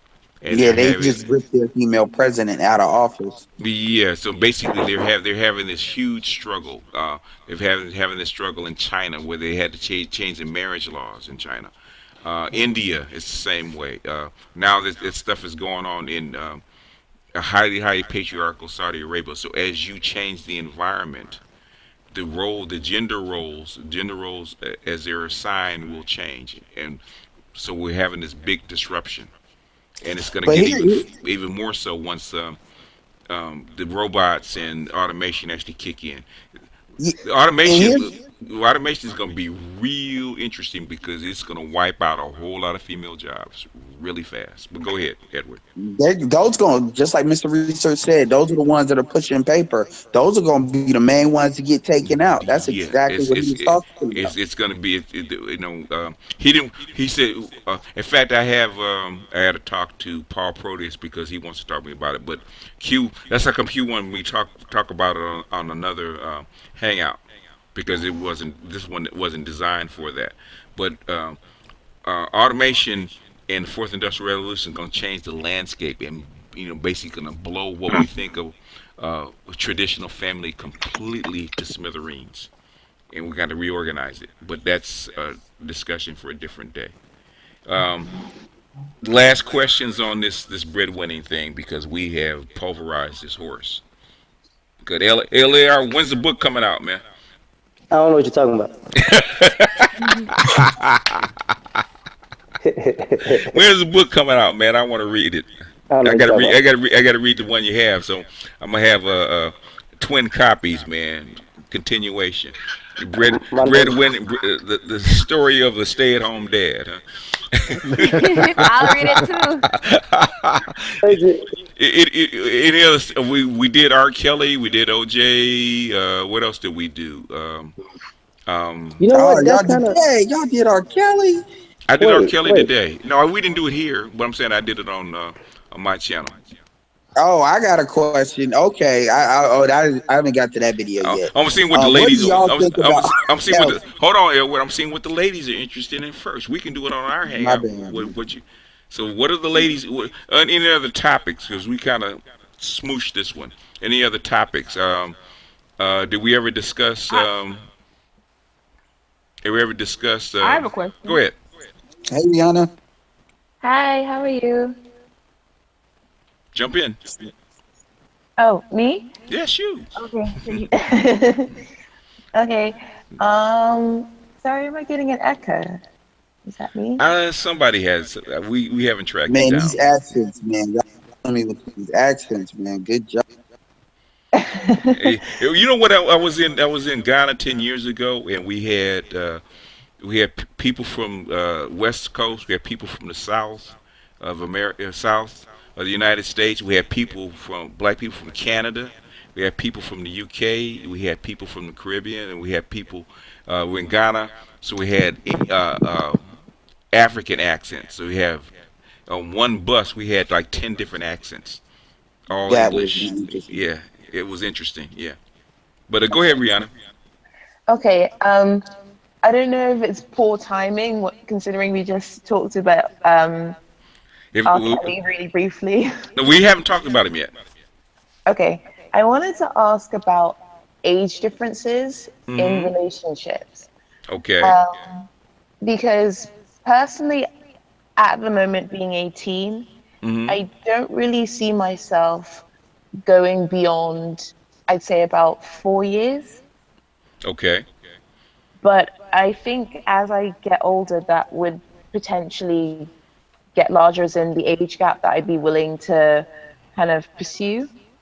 Okay. So what would you say would be the idea? It depends on the society that you're around. Okay. If you're 18, that's a little young. It depends on your level of maturity as an 18-year-old. So if I were you, and it's kind of hard to say because you come from the UK. I would say a man no younger than 26 or 27. Okay. No younger? No young, because she sounds mature. Now, if you want an immature guy that's fun, that's bouncing around, that may be faithful, that may not be faithful, that's still finding himself, then you want a guy that's like 22, 23 or something like that. That's a little older than you, but he has enough experience to actually take you around. Okay. But if you want if you want a guy that has a sense of himself, because you don't really get a sense of yourself as a man until you get closer to 30.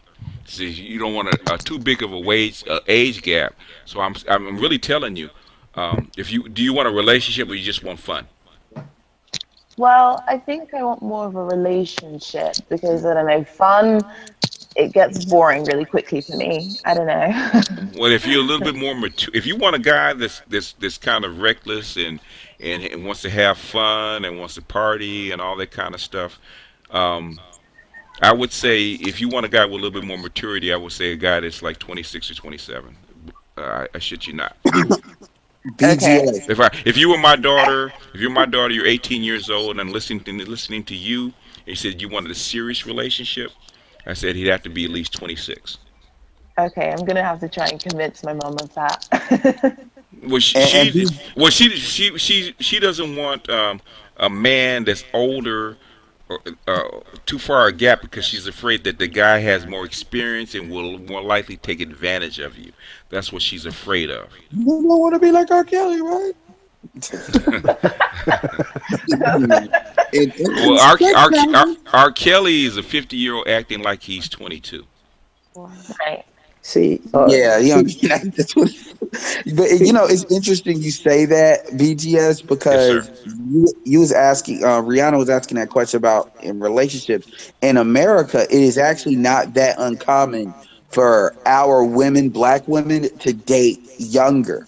So you find a lot of women that are dating dudes that are like 4 years at least younger than them. And that's why I said that our women value control over security. No, because a lot. Let me take a breath. You have a lot of women, especially millennials, that are very, very immature, and they can't relate to a guy that's actually older than they are. So they date younger because that's where their age maturity actually is. In fact, there's a very good series that Warren Lance is actually doing, talking about emotional age. And there's a lot of there's a lot of women that get stuck in emotional age. So in other words, they get stuck at 5 years old because they're always like daddy's baby, okay? And they stay stuck and they stay spoiled like that. And even though their logic brain will continue to grow, but their basic emotional core will stay stuck and it won't advance. A lot of women. If you see women that actually date younger men, it's because emotionally they're trying to go to a woman, to go to a man that's that age. So any woman that's dating an 18-year-old guy, she's like 24, 25. She's dating a guy that's really a lot younger like that. I mean, she hasn't emotionally grown up yet. She's still stuck at that age. This is so interesting because when you look at people making I'm talking about in general, like in social media sphere, women making the comments like calling black men educated lames, and they want these types of dudes. So is that usually what's driving that? What's about educate? Okay, Because educated. they say they want a dude that's educated, but then when they get that dude to fill that role, then it's like, I don't want that dude because he's boring, he's No, whatever. but because because that really what's happening, and Cerulean can stop me if I'm wrong. Really, what's happening is that the educated lames, quote unquote, don't fit the imprint of the black women, of the men that black women want. Okay, they don't fit their imprint. And I would actually go even further than that to say that a lot of women, it's like that question I was asking on Wednesday. People have an ideal, and then they have what they'll settle for. You see. Hold on a second, Cerulean. Anybody that pops up into the room, and you just pop in and you want to ask something, you have to speak up because. I don't know if you're listening or you have a question or comment, so you have to speak up and let me know that you want to say something, and I'll get you in. So pop in and popping out. Don't wait for us to actually bring you in. Say something so I know that you want to get in. But go ahead, Cerulean. Hey, hold 1 second. Before you guys continue the conversation, I just wanted to say good night, everyone. Thank you for being here. And I enjoyed this panel with the ladies and the guys. It was really nice. Okay, you enjoyed it. Okay, even Yep, even though we call her Defiant, Yep was actually a very good sport. She's actually a really good sport. So, Rihanna, thank you for being our representative since Rose refused to get on the hangout. So you're our UK representative. I'm gonna take a plane, jump and fly to London since the fares are cheap. I'm gonna take my belt. I'm gonna perform some black domestic discipline on Rose because she constantly goes in on the chat room, but she never gets in on the hangout, which I designed especially for her. Oh wow. So I'm gonna take my belt. I got a big old weightlifting belt. It's a wide belt. I'm gonna get on a plane. I'm flying there. I'm gonna say, bend over, Rose, because you've been a naughty girl. I'm gonna whack you on your bum. You hear me? But go ahead, Rihanna. and one recommendation I want to give you is there's a YouTube channel of a black woman from the UK.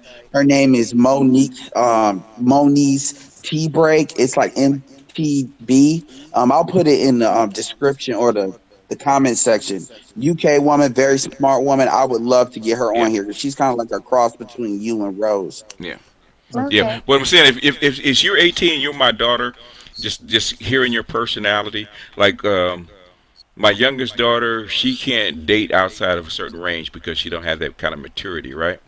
Okay. But my oldest daughter, she's dated guys they're up to like 6, 7, 8 years older than she is because she has a more mature. She's never liked younger guys, because she can't relate to them. I don't think you can relate to guys. I think you will relate better with a guy that's like 25, 26, maybe even 27, rather than a guy that's like 22.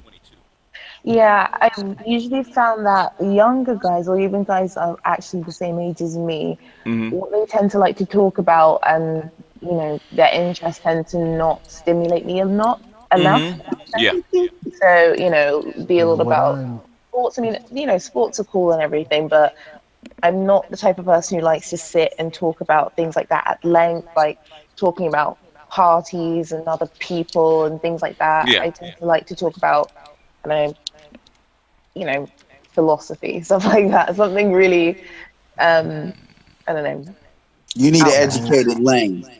He needs a more mature educated lame, because even educated lames that we talk about comic books and that kind of stuff. So she needs a guy that's like 26, 20.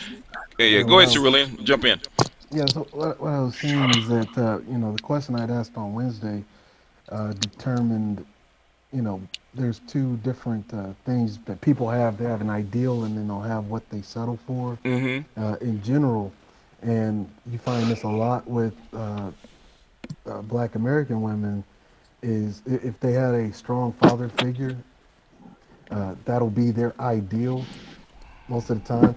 But they'll end up settling for, Ray Ray in the corner that offers excitement, right? Until they start getting older, right? And their ideal is Yeah, and as they're getting older, especially if that clock is ticking, right? They might have settled for what used to be their ideal. And There's then, a and thus they end up, dating backwards or dating younger Oh to, yeah.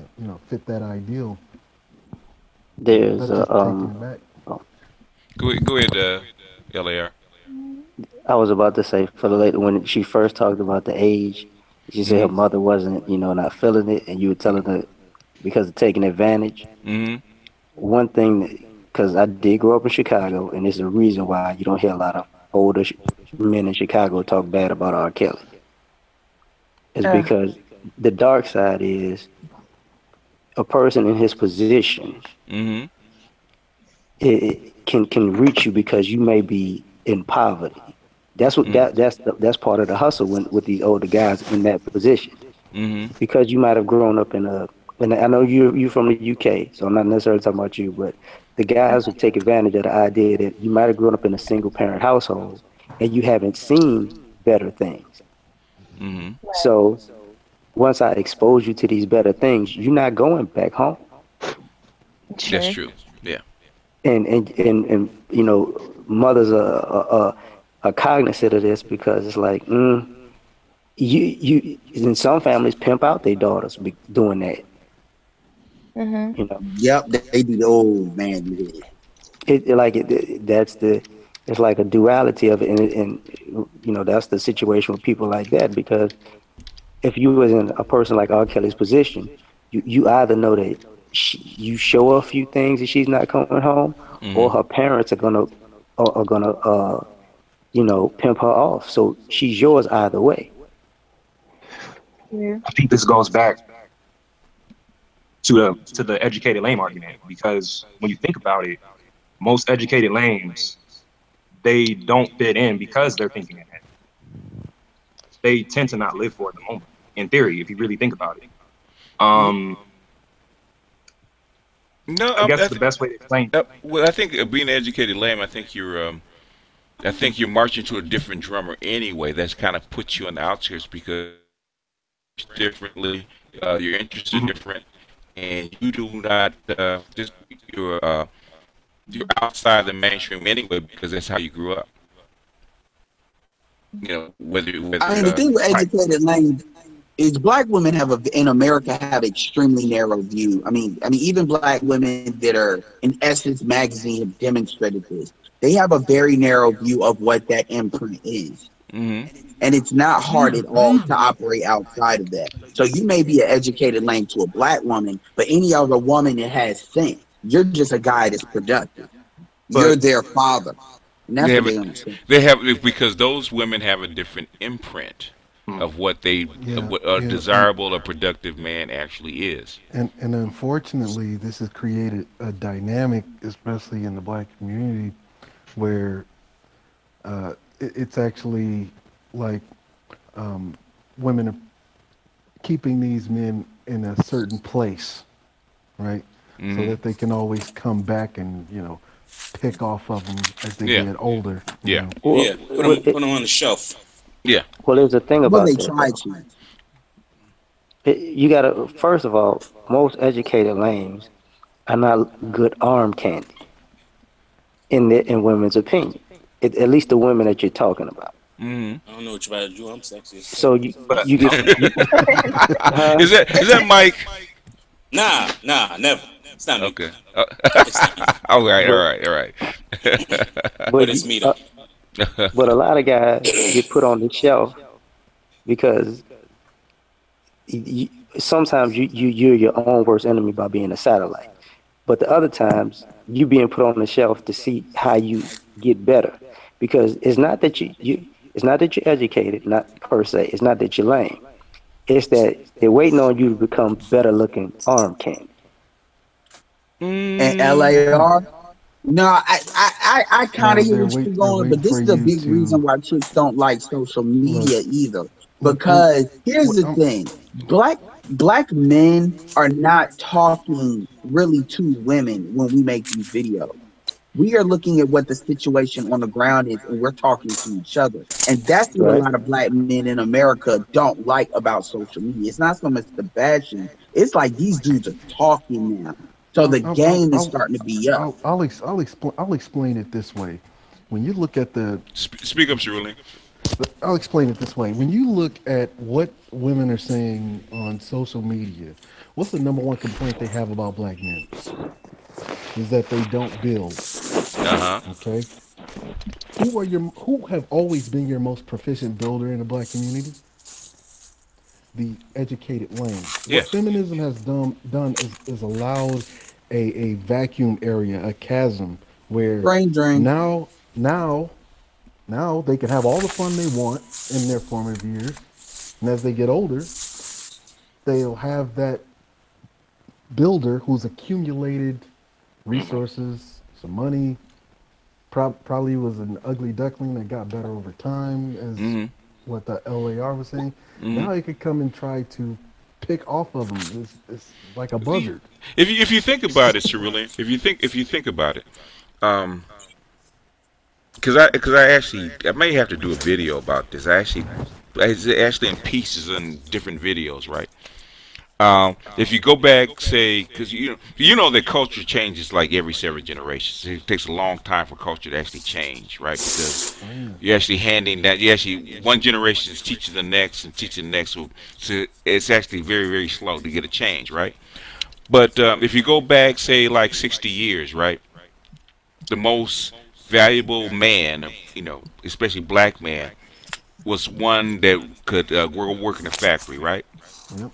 It's physical labor, right? So basically, he's most valuable between the ages of 18 and like 30 or 35, right? So basically, 21, 23 is his physical peak, right? Where he can do the most work, right? So he's the most valuable then. But since the landscape has changed to where physical labor is not as valued as it was, whereas more mental labor and more mature mentality, that his value, men are over 30. His value, actually his peak earnings for man is between the ages of 35 and 55. I have something for that, BGS. Go ahead. A saying I developed. It's men and women haven't grown past hunters and gatherers when we're in a land of bankers and entrepreneurs. And it shows in the decisions that men and women, and mostly women, of course, we usually focus on that, especially in a female hangout, but it shows in the choices that, the mating choices that women have. But the only problem is, what are women valued for mostly? Beauty. Youth and beauty, right? Right. So in other words, if a man is most valuable when he's 35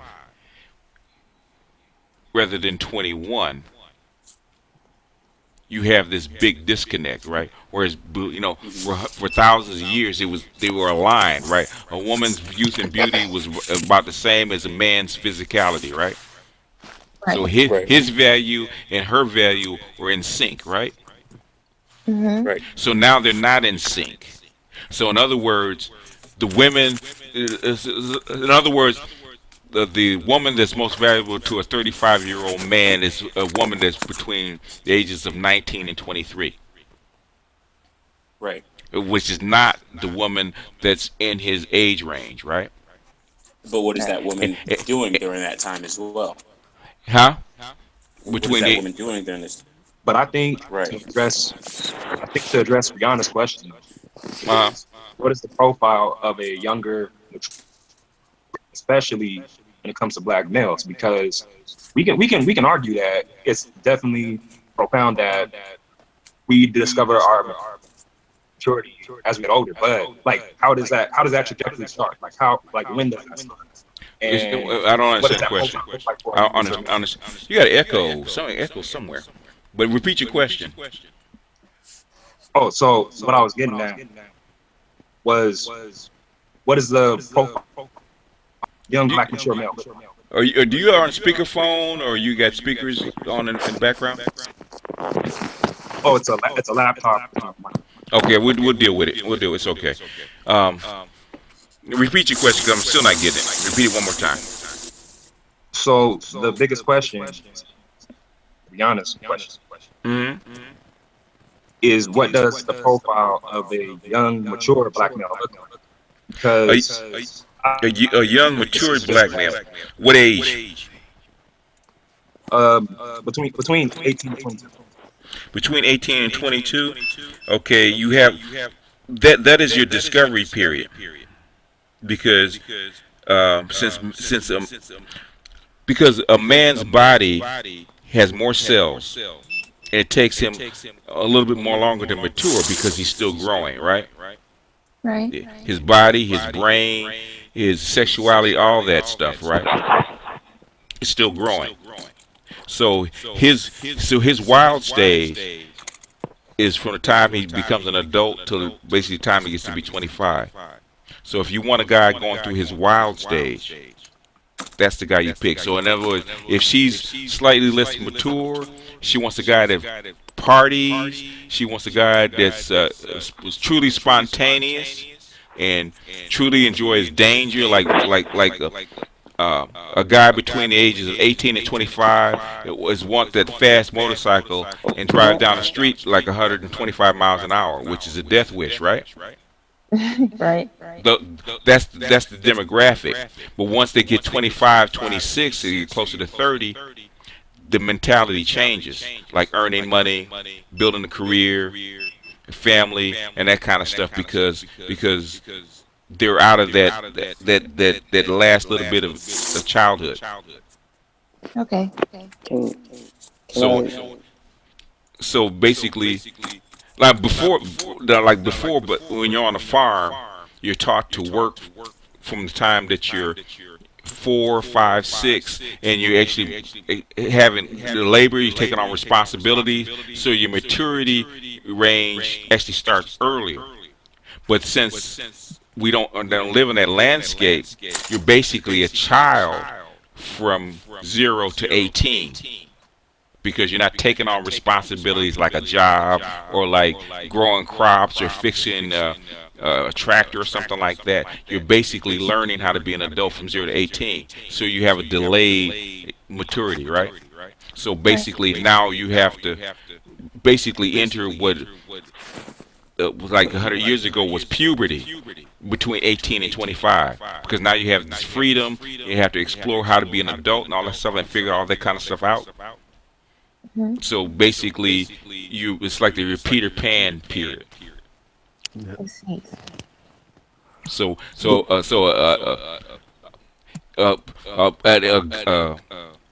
18 to 20-year-old guy that's mature is going to stand out like a sore thumb. Right. Because he's going the other way. He's reading a book, or he's starting a business, or he's grinding, or something like that. He's going to stand out. He's going to be easy to spot. Right. So that kind of leads on to another question I had. It's on a slightly different topic. Okay, go ahead. It's to do with relationships with guys who work in STEM. Excuse me? Repeat that last part. Okay, it's to do with relationships with guys in STEM. Right, because I'm pursuing more of a career in humanities. But I thought that it would be good to pursue a relationship with someone who works in STEM. Okay.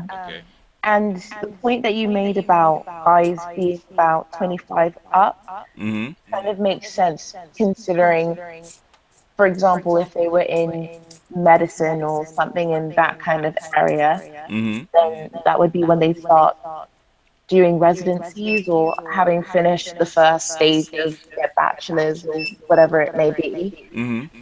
So I wanted to ask how competitive that kind of field is for finding a man who works in that area of work. In STEM? Yeah. It should be okay. It should be easy because most women don't hang out with guys that have like a degree in STEM, because that's nerd culture. Okay. So in other words, if you want to find a guy that's in STEM, you find the guys that read comic books or go into Comic-Con or something like that. That's where all the smart women, they're trying to catch a guy in STEM, go to Comic-Con, or they get it in comic books or even online gaming, because that's where these guys actually are. Okay. And another thing is there's degrees to nerdiness too. Angry Man, that's one thing Angry Man always talks about. One woman actually told him on his show that he wasn't a nerd because he didn't fit her visual profile or whatever. Yeah. So keep that in mind. So we're not telling you go full blown. There's a lot of diamonds in the rough. They just dabble in nerd stuff. Yeah, but the thing is, you got to go to the rough to find the diamonds. Damn, that's important. I'll give you a diamond. Could the question sometimes be that you have certain women who believe that it looks a certain way, and what I mean by that is Stereotype, man. right, because that's why their outcomes. If you want an amalgamation of everything, just being stereotypical, Tony Soprano can get a woman. But you have to be Ghost if you black to get that woman. Of course. So, black women are more visual than any other woman in the United States. Yeah, but where's the echo coming from? I have no idea. But that's the thing. Like when you were talking about the guys in STEM, I know guys in STEM, and the competition sometimes is there are women in the same field or in the same programs who entered those programs just to find a guy who's going to actually get the job. Yep. So that's your first competition. Your second competition is the women who start to realize how much money these guys make, and then they like, you know what, I want that lifestyle.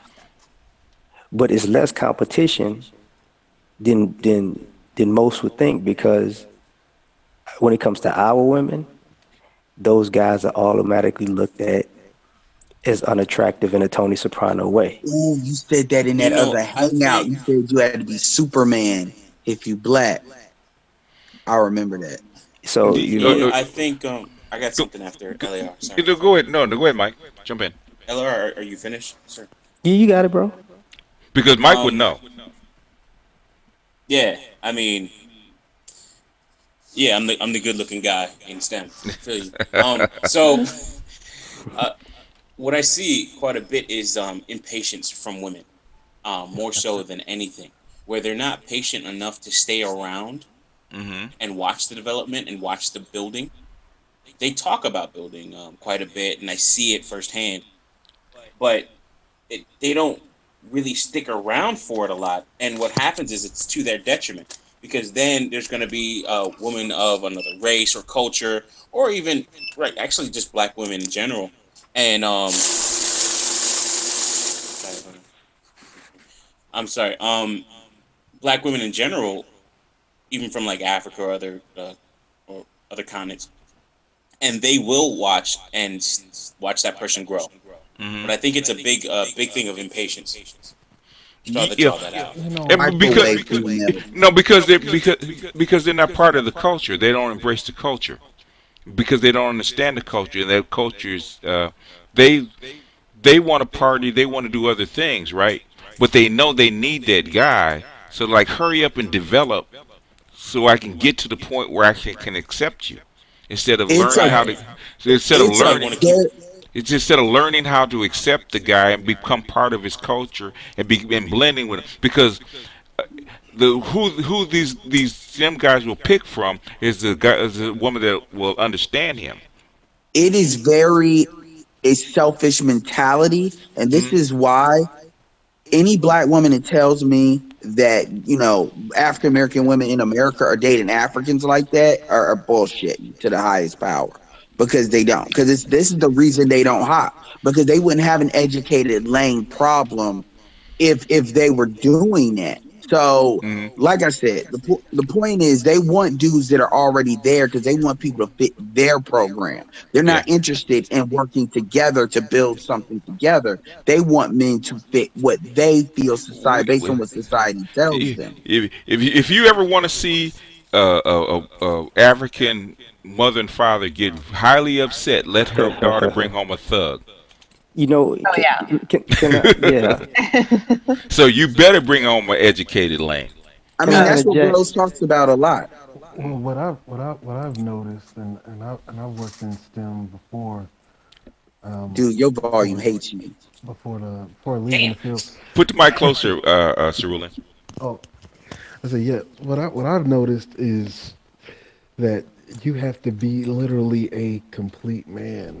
Like you can't be buildable or in the process of building. You gotta be Tony Stark, huh? Yeah, you have to already now, if you're Brad, you have to already have a fleet of Iron Man suits, which you can hop in and out of at will. You can't be Peter Parker. You have to be Tony Stark, huh?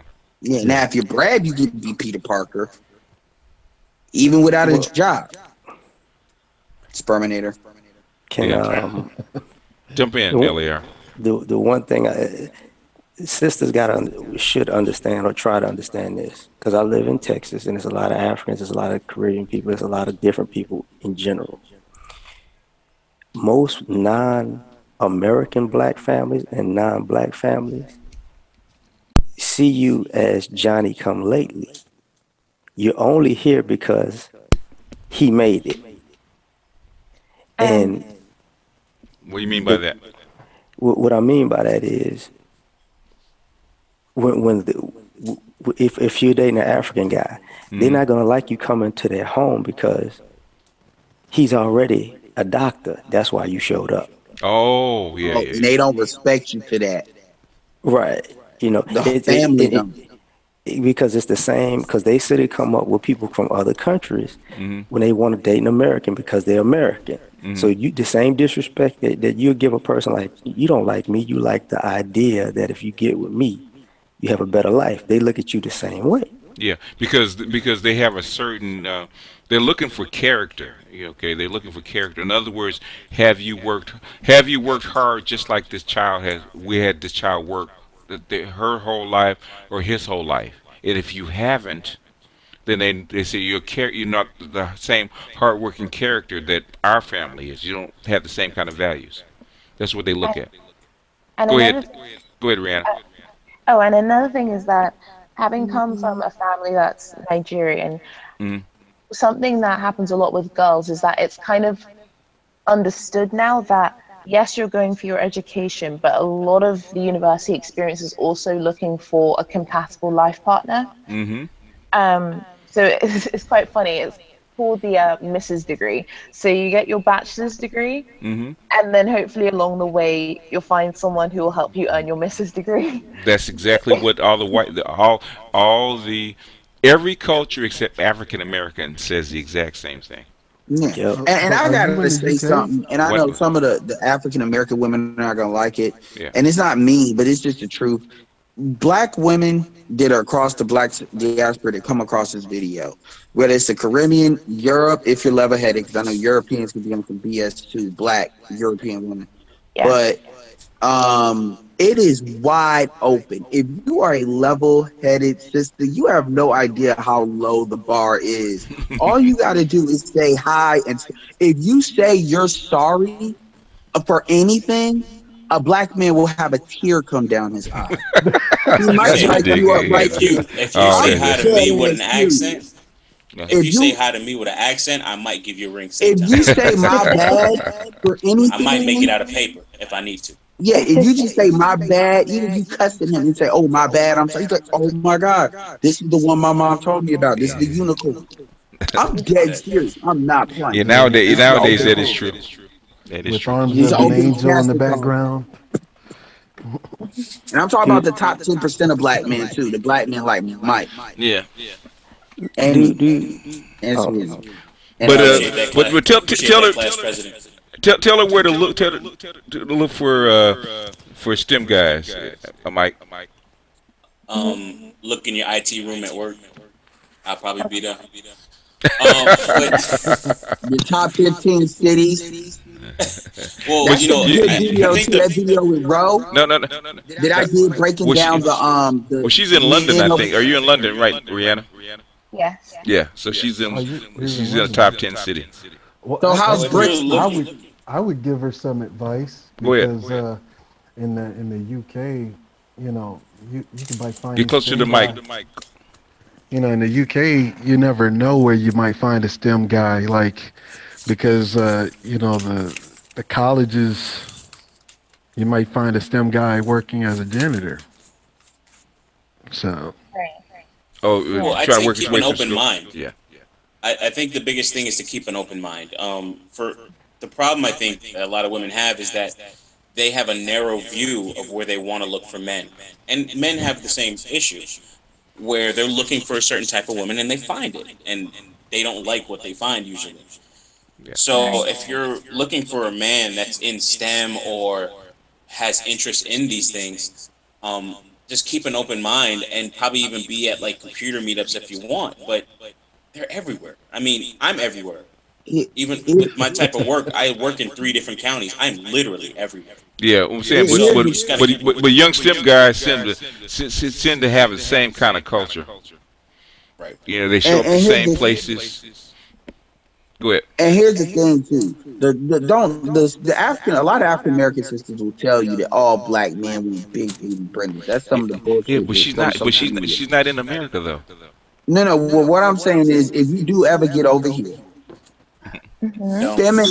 femininity goes so far. Plus that accent, but femininity in the black community goes so far because black men are starved of it. From the womb to damn near the tomb, we basically get yelled at just for being black men. And she's Nigerian, and she's from the UK, and she brought home an African American man. Her mother would kill her. Yeah, they would disavow you. They would disavow you. Yeah, it'd be like Mission Impossible at the end of this tape. I dealt with Nigerians though, and I can tell you, here is what I have observed. Yes, they give you that side eye at first, and they will test you out, but they realize what you're on. If you're like an educated lane, they'll be like, okay, we might be able to work with him because he don't act like these other cocktails or whatever. And it doesn't take a lot. All you really got to do is know what, say, not Lagos, but Lagos. And seriously, it doesn't take much. Licky Peninsula? Well, I won't say all that, but it doesn't take much. It doesn't take as much as you think. But if you like that classic African American dude that they see on the media, then yeah, you're right. They yeah. Yeah. If you like Mike, you do it, Mike. Any other questions you got, Rihanna? Oh, I remember I mentioned to you last week that there was a documentary. It was called "Is Love Racist?" Right. So I had a watch of that with my brother. The results, as in the statistics of desirability among different ethnic groups and races, was quite interesting. I think it wasn't too dissimilar from American ones in terms of, obviously, considering we're in majority white countries, white men and women tended to be the most popular. In terms of black women, we were a little bit higher than African American women. So I think we were about, fifth in terms of, I think it was out of 9 different groups. So kind of in the middle. And I think the most focus was on actually Asian men. Asian men got a really tough time. They get a really tough time here in the UK. I think it focused a lot on this idea that they're quite effeminate. But I don't know what it is. I think maybe it's got something to do with the fact that there are more Asian people than black people in the UK. It's about 6% Asian as opposed to 2% black. Again, stereotypes to do with, being stingy, being kind of together, and them not really liking to marry out, especially the men. They don't marry out very much, or at least I don't see it in London. And London's like a melting pot, so you see all types of different combinations. But yeah, it was quite interesting to watch that. But I just thought I'd report back because I mentioned it earlier. It would make sense that you're in the middle. I got a question. Go ahead, Mo. Rihanna, what is the problem with a man being stingy? Like, in what areas are you talking about being stingy? Like what? I don't mean in terms of them looking after their money. I don't mean that. I mean this idea that the point of being miserly, kind of. So in the sense of, if you say this is how much this is, and they try to haggle down with you and haggle down with you, like the fact that you're trying to run a business, that in that sense stingy. I don't mean in the sense of that they're looking after their money and things like that. That's being, smart about your money, but in that sense, you know what I mean? Yeah, that's not a European. That's not a European culture. That's more. That's more every place else except Europe and North America. You never said what African American women were. The reason African American were what on that list? Oh, because it's a UK scale. It's so black. So in other words, black women were in the middle, whereas black women in the U.S. are closer to the bottom. That's what the reason I had that question that triggered me a little bit is that I hear it quite often where women will say, like, especially in America, black men are stingy. And it's one of those things where you look at it and it's just like, is it really a problem being stingy? And even when I look at other cultures, or even some of my customers who are Haitian or even Jewish, their stinginess is not stingy. It's being frugal. I believe watching their money and stuff like that. Yeah, go ahead, Edward. I believe that's BS to a certain extent. It depends on the context, because a lot of people are saying that to hide other things. I'm not talking about what you were saying, Rihanna, but I'm just talking about in that context. It just depends, because they're more used to it. Well, because African American women are worth $5 because they spend all their money. So if you don't do the same thing, you are what? Stingy. Yes. Which is kind of like, you have to look at a person when they say that with a side eye, and it's just like, so this is why your credit looks like absolutely. You got to think of Cerulean's questions when they do some stupid stuff like that. No, what color do you like? No, it's funny. Like you were who I thought you were. Yeah, you're a simp. No, it's funny. Whenever I asked those questions the first time, and when I asked the second question, Mike immediately was like, neither. And that's really kind of the point of those questions, right? Because they're designed to make you think about the decisions that you're making more carefully. Right. Yeah. And that's actually the proper response. That lets me know that you are a much faster learner than most people who take the test. I appreciate that. I'll take it. I'll take that. But when I hear a lot of black women, black American women tell guys they're stingy, I just look at that as game to try to get into your pockets right off the bat. They want to enter the relationship being able to take advantage of your money. Right. When they have the scale of desirability, like for women, like the beauty standard and all that, do you as a woman understand that you could take that scale in a certain order, and if they ask you who they want to who their fetish is, they'll flip that same scale upside down? I guess so. I mean, when they were talking about it in the documentary, they did say a lot to do with the fact that I think, BGS, you mentioned this last week as well, that it takes a very long time for culture to change its perception of what beauty is. But it interested me as well because there was a lot of focus on, for example, mixed women. So specifically partially black women, and how they were kind of seen in the UK, because they get quite a lot of attention.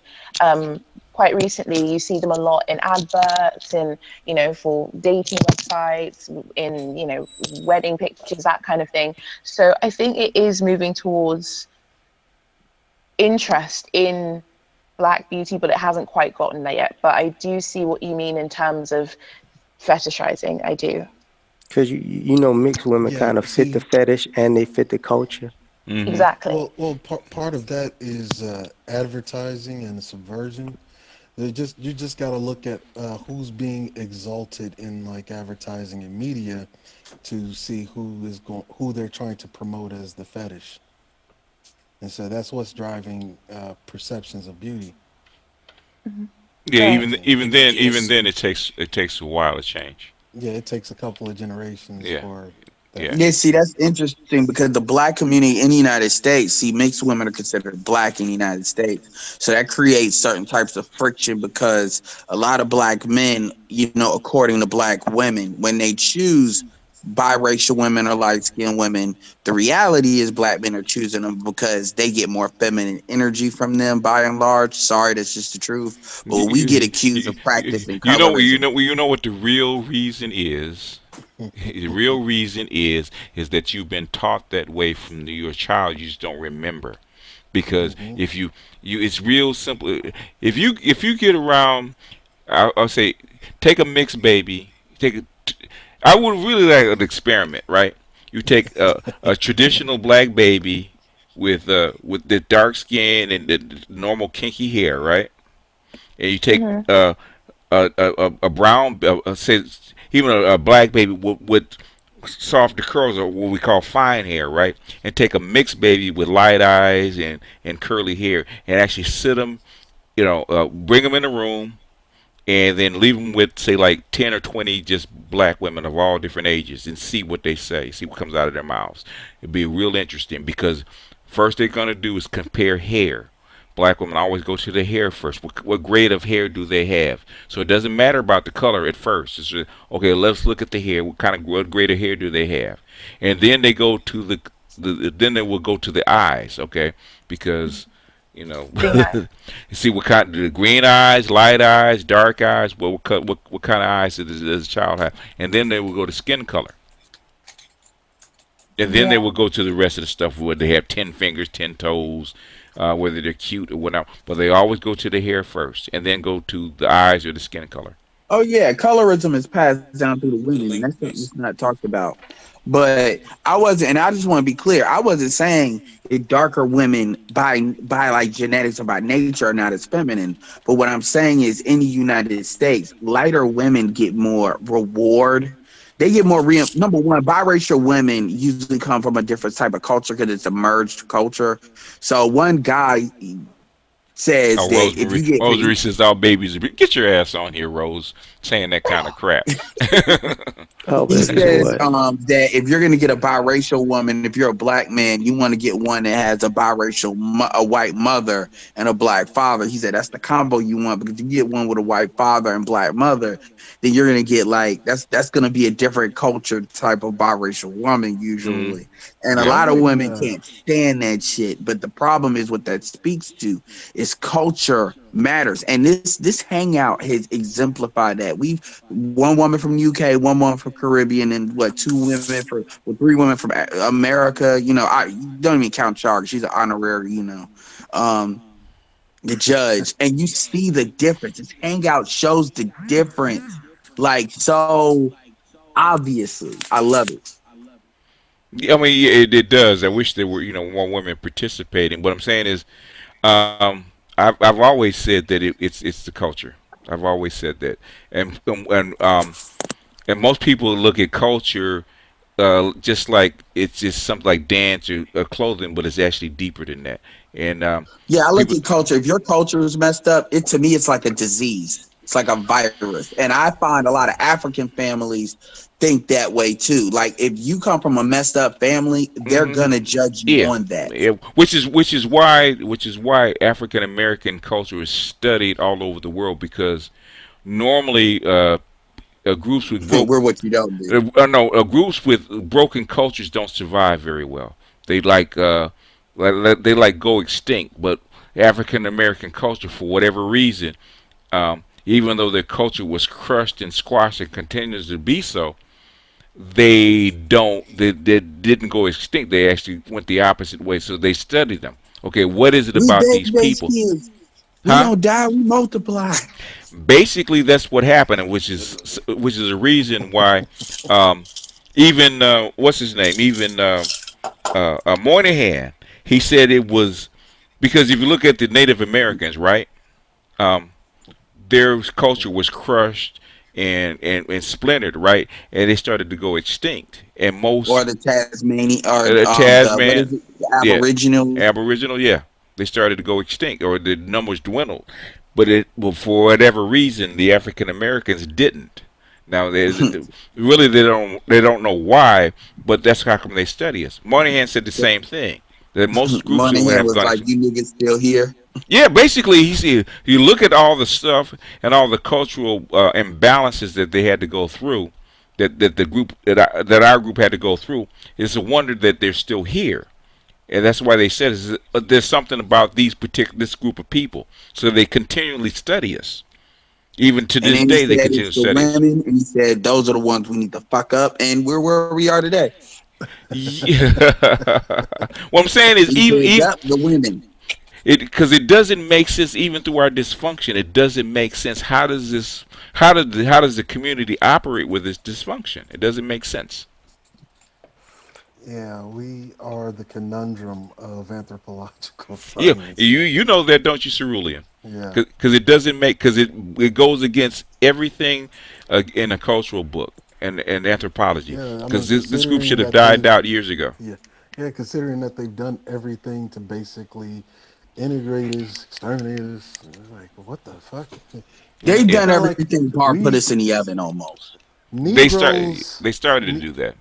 Negroes are to American society as what Fire Marshal Bill was to In Living Color. Let me tell you something. That's as close to comparison I can get. Go ahead, LAR. You still here? Yeah, I'm here. You still up, man? What's going on with you, bro? I know. I'm gonna go to work in about 3 hours. Right, Jay Brickhead, because niggas. Yeah. Why haven't because niggas. I think part of the reason is, at the end of the day, they still can't. So they don't know how to survive without us either. That could be. A lot of the things in America, in particular society,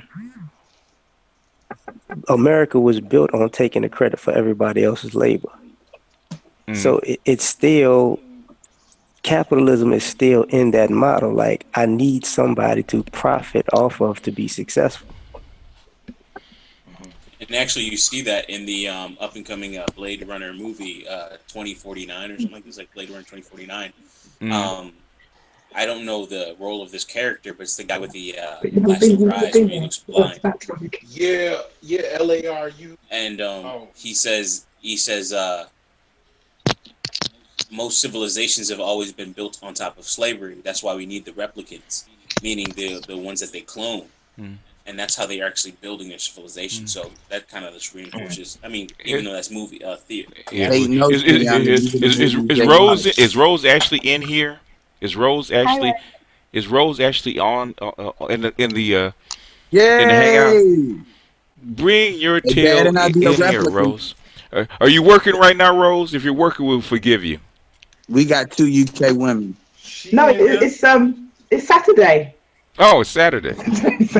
Well, you know how it's Saturday in the UK. We're not that far away, you know.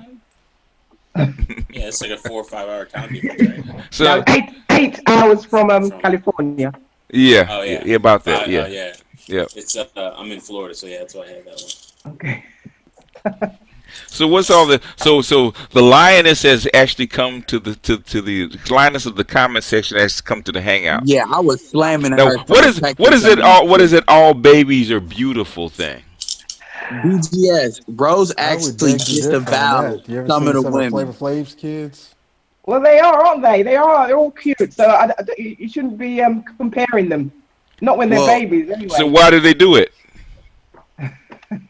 You know what I'm talking about, Rose. Come on. You've seen it. You've seen it. Come on. What do black women look for first? Hold on a minute. Oh, well, I'm not like that. I'm not like that. I didn't say you. I didn't say you. You're an honorary Ibmore. I didn't say you. Tell the truth, Rose. Shame the devil. TellTheDamnTruth.com. Don't be yep, okay? Well, I agree that you're going to choose your partner depending on what you want, don't you? So whatever happens, whatever comes out is what you expected anyway. Well, I'm So- saying if you take those three babies and you put them in a sea and 20 amongst a crowd of 20 black women, what are they gonna start doing? Comparing what? Oh yes. Of course they'll be looking at. Everyone does that anyway. We're always looking at our babies, aren't we? No, I'm saying they'll be looking at the hair, and then the eyes, and then the skin color. They grade the baby. They grade the baby. Men don't do that. 10 fingers, 10 toes. Is he alert? Boom. Hey, bro. Which one acts right? Which one's the most worst to deal with? Yeah, the men do that. They're trying to figure out what kind of temperament that baby actually has. The men actually do focus but on we're that not more than looking at anything the else. color. No. Yeah, you want to know if it looks like you.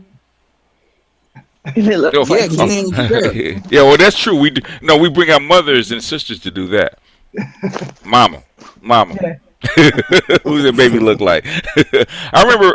I'll tell you a quick. Y'all got to show like Maury and Jerry Springer in the Yeah, UK. I'll tell you a quick story. Right. My nephew was accused of having another baby, right? Because he had first baby, and then he had another baby by jump off, right? And so I said, "Are you sure this is your baby?" He said, "Yes." He said, "Send me a picture." So he sent us a picture, right? Look at the baby. He said, It's not one of ours. You seen that picture with Mike Conley and the white woman and that baby that cannot be his? Mike Conley? Yes. Oh, the basketball player. Man, Yes. if you don't And he leave has Marc a Gasol baby big- alone, Did you see that LAR?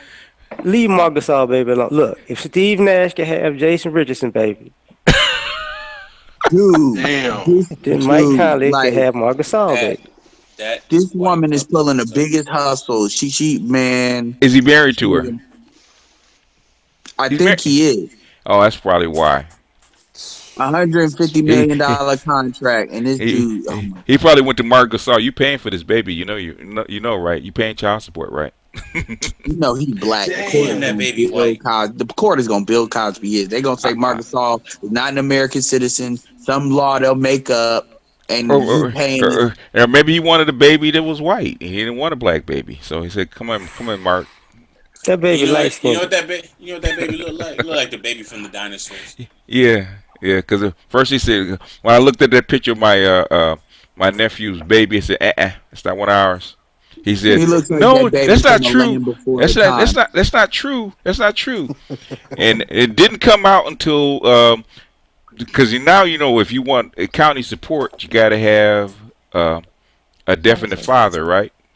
And so they took him to court and says, okay, this lady said this is your baby, so you're gonna have to pay this much. He said, no, I want a DNA test, right? Yeah. If guess what it Obama spit out? wanted to help- Wasn't his kid? If Obama wanted to help black men, BGS, Obama should have made it mandatory in Obamacare that pregnancy test, like verification of who's the child, happen. Yeah, he can't do it. He can't do that though. That's state law. State has to do that. What if I told y'all that Mike Conley baby looked just like Lonzo Ball as a baby? Well, I can tell you right now, I can tell you, when you look at pictures like me in kindergarten, I'm a lot more lighter than what. You could tell by that hair though. Hey, stop trying to put facts into this. We ain't working on facts. Yeah, but you get what I'm saying. Like, a lot of lighter. Yeah. Remember, this is a female hangout, you guys. This ain't for hard legs. So we gotta. Even Kevin Durant said he thought Stephen Curry was white when he. I don't know. With that hair? No, hell no. With that nappy hair, Stephen Curry could never be white. Okay. I could believe that Kevin Durant might have thought that though, but no. Listen, he's from Maryland, man. He knows better. First of all, He's from he DC. knew he was lying because he was checking out Stephen Curry's mama. Mm-hmm. Oh, she was fine though. She was fine. You said yeah, was. you see who Stephen Curry picked, man. Aisha she's Curry 60 doesn't years. look. Well, she's 60 years old now. Shit. So you know. Wow. I hate to break it to you. She kind of beating some 30-year-olds right now. Well, I'm gonna keep it. That's the thing about light skinned chicks, though. Like you rolling the dice when it comes to them getting older, but you get one that's got the Vanessa Williams genes. Mm-hmm. Because even Halle Berry's starting to hit that wall a little bit. She's starting to creep to it. Yeah. When Stephen Curry was in college, he used to get tired of people asking about his mom because she was a fine looker then, boy. Woo. She was a hot number. She didn't hit the wall now, but that wall, she didn't gone through the wall now. Yeah, but Kevin Durant mama ain't never had them problems. Well, that's because Kevin Durant's mom, but LAR. No, LAR. The reason why is because Kevin Durant's mom was spending too much time kissing Kevin. Well, nobody else would kiss her, so I understand. Well, look, are you? I was about to ask you that question. When you gonna take out Kevin Durant mama? I mean, you can see she still ain't taught her son how to brush his head. Kevin Durant's mom is in 20 years. 20 years? Yep might be a good-looking woman. You never know. Here's the thing for all the ladies is not from the United States. Rihanna and Rose. Black women don't get cats. Black women just get boys to try to raise us there to keep them company. Well, that's true. Well, Yep needs to get on a plane and fly to the UK or go down to Miami or something. She needs to get the hell out of Orlando because she is one bitter sounding person and she's too young to be that bitter. Well, think about Orlando. One at a time. I bet you come down south and let me help her out. Yeah, she might be too light for you, too light in the rear end for you though, Mike. Nah, I'll work it out. I'll make an exception.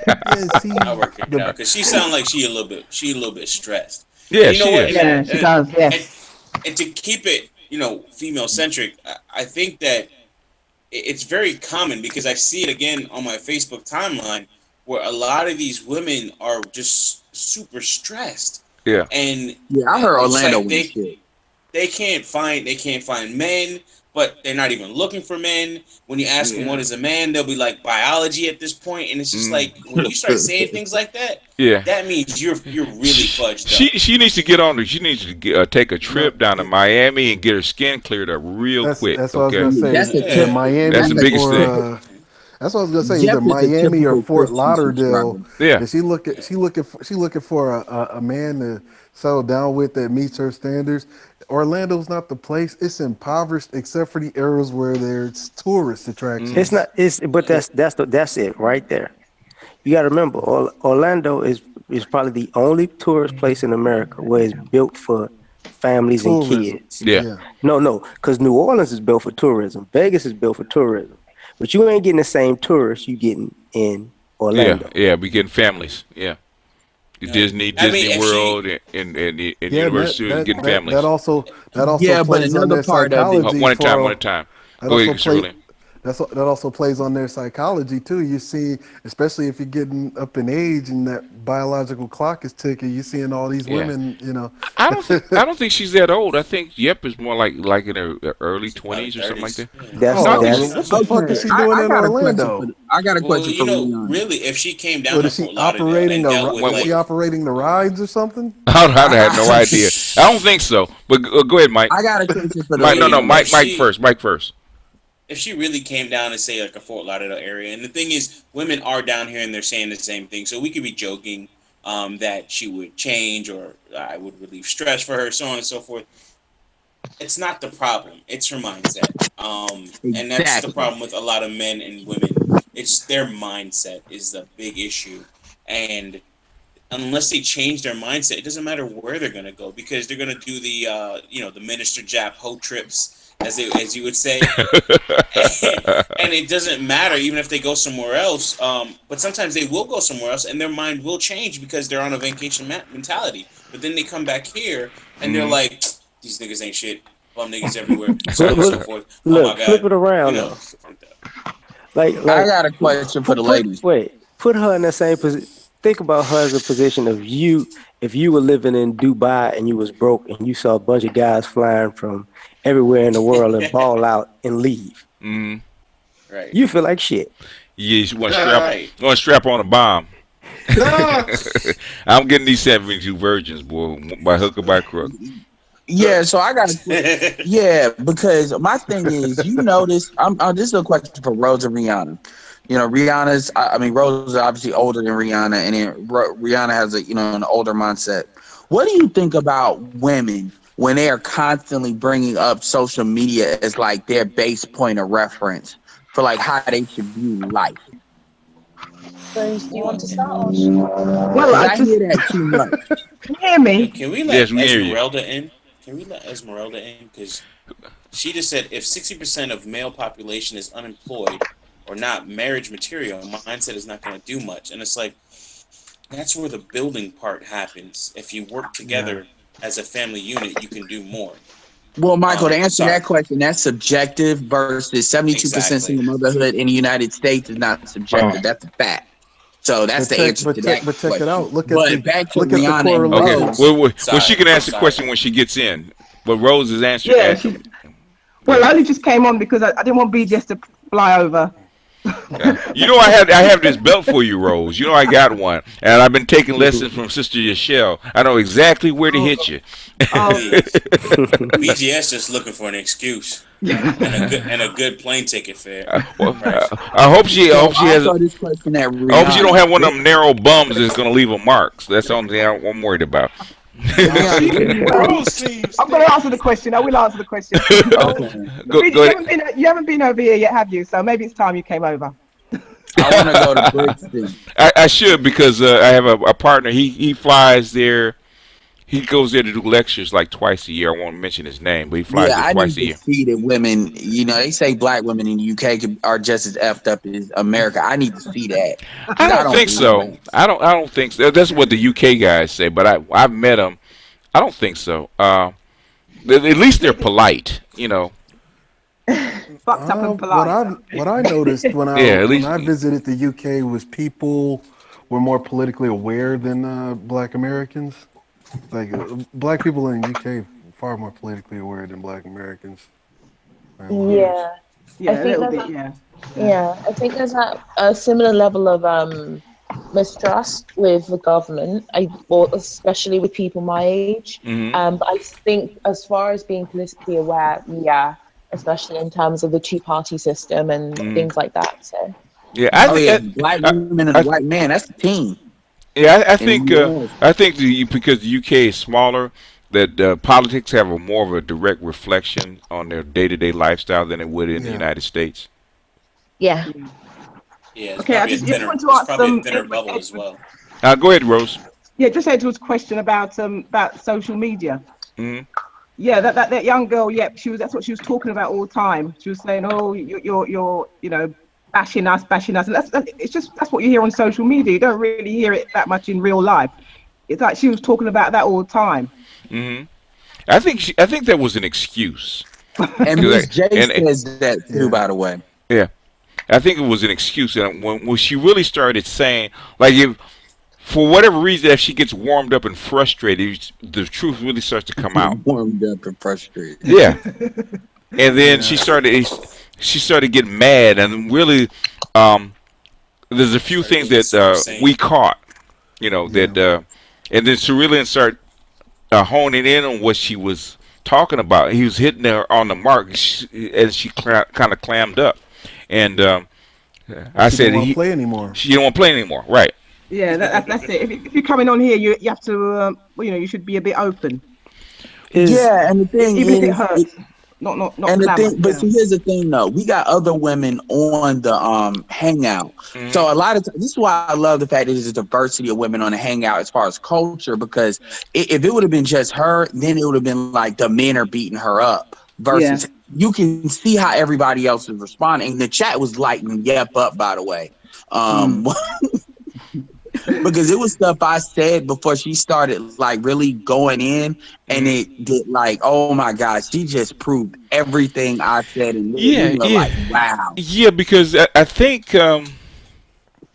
I think that a lot of black women, millennials, were misraised in this culture, and then in other words, their mothers were looking at hip hop culture and they raised them in a certain way, and then they spread it to their children, and now their children are getting out and shit doesn't work, right? The boys are all screwed up, and they don't have the mates or the life that they think they want, and they're frustrated. And it comes out in what they're talking about. But BGS, it doesn't affect them. It doesn't affect them at all. Yeah, but it doesn't affect them at all. Yeah. What happens when it looks like it's always a culture shock when women find that they're talking to a guy who's smarter than them? From a black women? Yeah. Well, that's because they're like, where they're living in Orlando and they think all dudes are dumb. What is it? Okay, I always say this when I talk to women and I tell them where the disrespect for black men actually comes from. I compare them to what a white woman, a white mother, would say to her little 4 or 5 year old daughter, right? If a little bitty boy that's 5 years old smiles at a little white girl, the little white mother will say, "Isn't that a fine young gentleman?" Right? Mm-hmm. That's what a white woman will say. White mother will say. If the same thing happens to a little black girl, her mother will bend over and snatch her by the hand and say, "Don't talk to the little nappy head boy." And every black woman I ever talked to knows that story, and that's where it starts. Yeah, and I'll say this: that black boy's not good enough for you from the time that she's small. I have talked to Nigerian women. She doesn't trust little boys. Excuse me? No, I think we just don't trust little boys because you think they're going to be a bit too forward. So why is that a problem with black women, but white women don't have that same problem? Even though white men are more likely do a lot more to white women than black men are to black women. To be honest, I don't really know a lot about how white women. Well, B just says he knows. I don't. Yeah, I do I know. don't really know. I've seen it so many times on the playground. If you observe them, because you're in a mixed area, observe them. Yeah. Go to the playground and observe white mothers with their white daughters. Okay, I haven't. Really, they haven't. Yeah, I'm more in this is that plausible deniability, bro. I live in. No. She what I'm saying is, she might not know. I can't say that she doesn't. I have to say, because where I live is a little bit. I don't know if Rihanna knows. I live in North London, in Tottenham. It's a bit more. There's not that many. It's what can I say? It's mixed, but there's more. Minorities, yeah. Minorities, yeah. So, what I'm saying is that is something common amongst African American mothers. That the mistrust of their girls towards males, it starts early. Basically, disposition to disrespect starts early and is passed on from the mother to the daughter. To the daughter, and the daughter grows up, and the other girls come in and kind of amplify that. That boys aren't to be, men aren't to be trusted. They're not worthy of you. They're lesser than you. You're the prize, and they're supposed to pursue you, but they never attain to the level that you want, no matter how high they rise. So, and if they're above you, they're to be feared because they're going to take advantage of you. You can hear it in the voices of these other sisters that were on this hangout that's not how they are taught. So it's not even just like a black thing. This is how women in America always try to frame it, like it's a gender issue. You can hear it if you listen to Miss J and you listen to that's like I let her talk. I let her talk because that's exactly she's saying exactly how black women, especially young black women, feel about their men to the T. You want to know something funny, BGS? Like the whole time. And they do not apply this to non-black men, by the way. Yeah, go ahead, Cerulean. They change up. You know what's funny? Hold on, Cerulean. Go ahead, Cerulean. Speak up, Cerulean. My wife has actually been listening to this entire conversation. Oh, really? Hang out, yeah. Okay. See what she? Yeah, let her. Can you let her? Before. You should have did a reaction video. Yeah. And what did she say? So what's the reaction? Well, I don't want to disrespect her. It's like them bitches. Don't simp up. Oh, okay. Yeah. Yeah, the simp test. Yeah. Yeah, it's just like them bitches is dumb. You know? Oh, she was upset, huh? Yeah. You know, that's the type of reaction.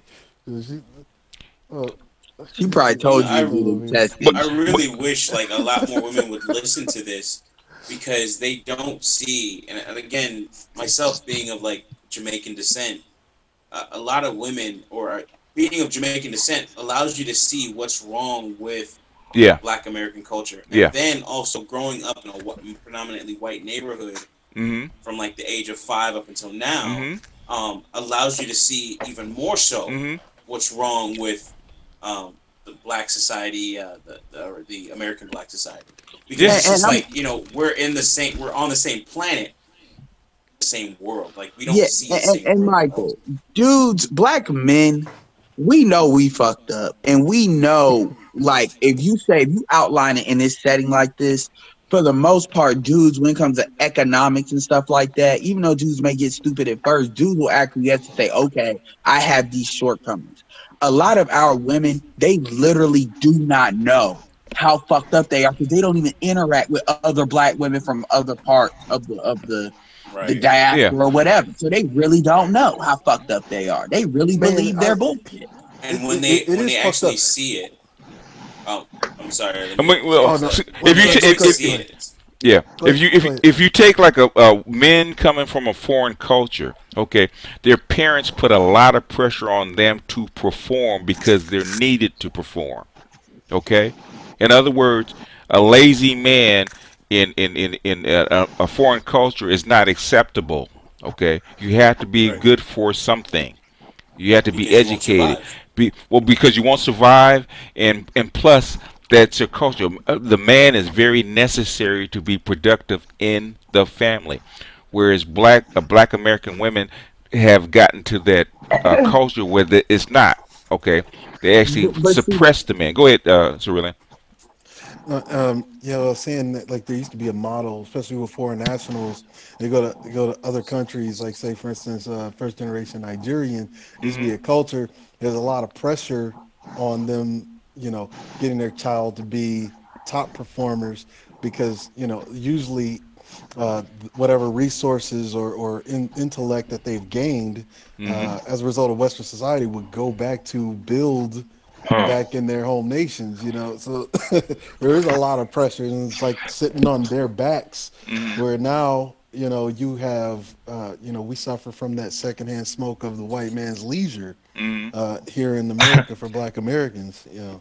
But they're getting, you know, we're getting fourth stage lung cancer from it, though. Yeah, and they're not. I mean, yeah, I hear you with that, but my thing is our women don't get, at the end of the day, and I always say it this way, fuck Black men for a second.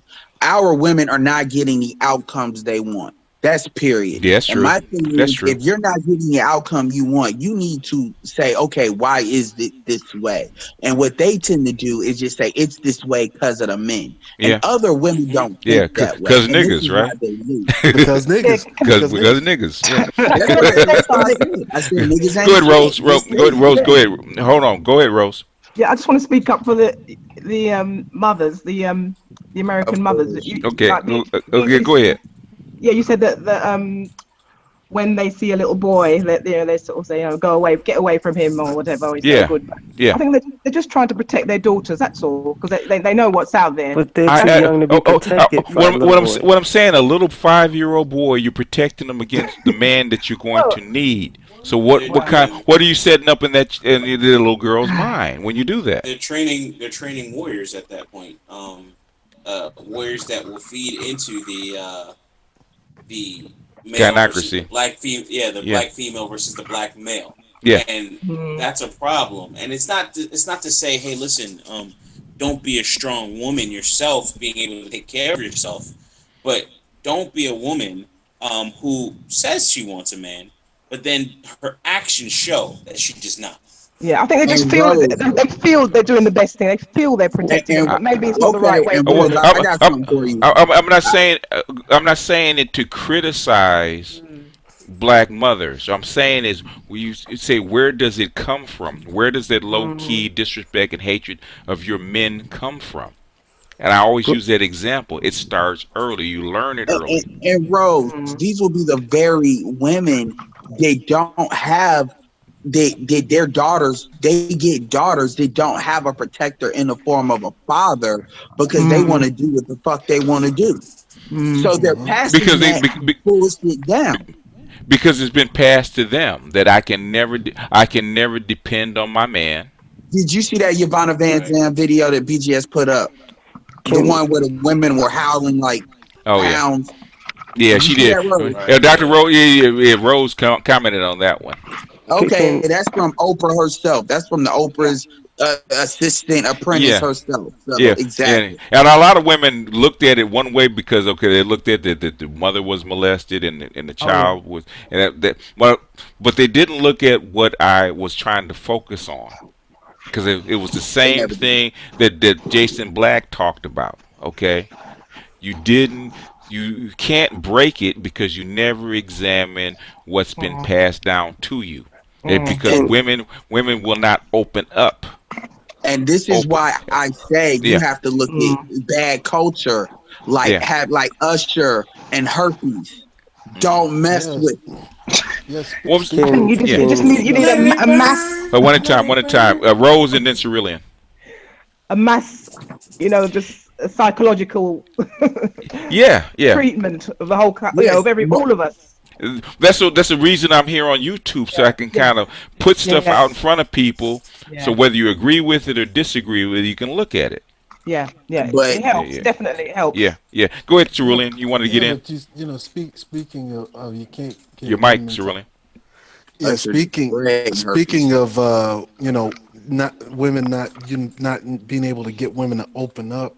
They actually do this thing like what Yep did was, they start clamming up. That's why I started laughing. Like, I noticed what you were doing whenever you just let her go off on her tangent. And it's it's just leading the rope out, because eventually you lead that rope out, you're gonna hang yourself, because if you start cutting her off, she's gonna clam back up that's what she did with me. I was trying to get the guys. Let her talk. Yeah, Miss Drake does the same thing, by the way. I know she's on here, but she does the same thing. It's the same mentality. I'm saying you get because if a woman comes in with a entitled viewpoint, but she's masking it, right?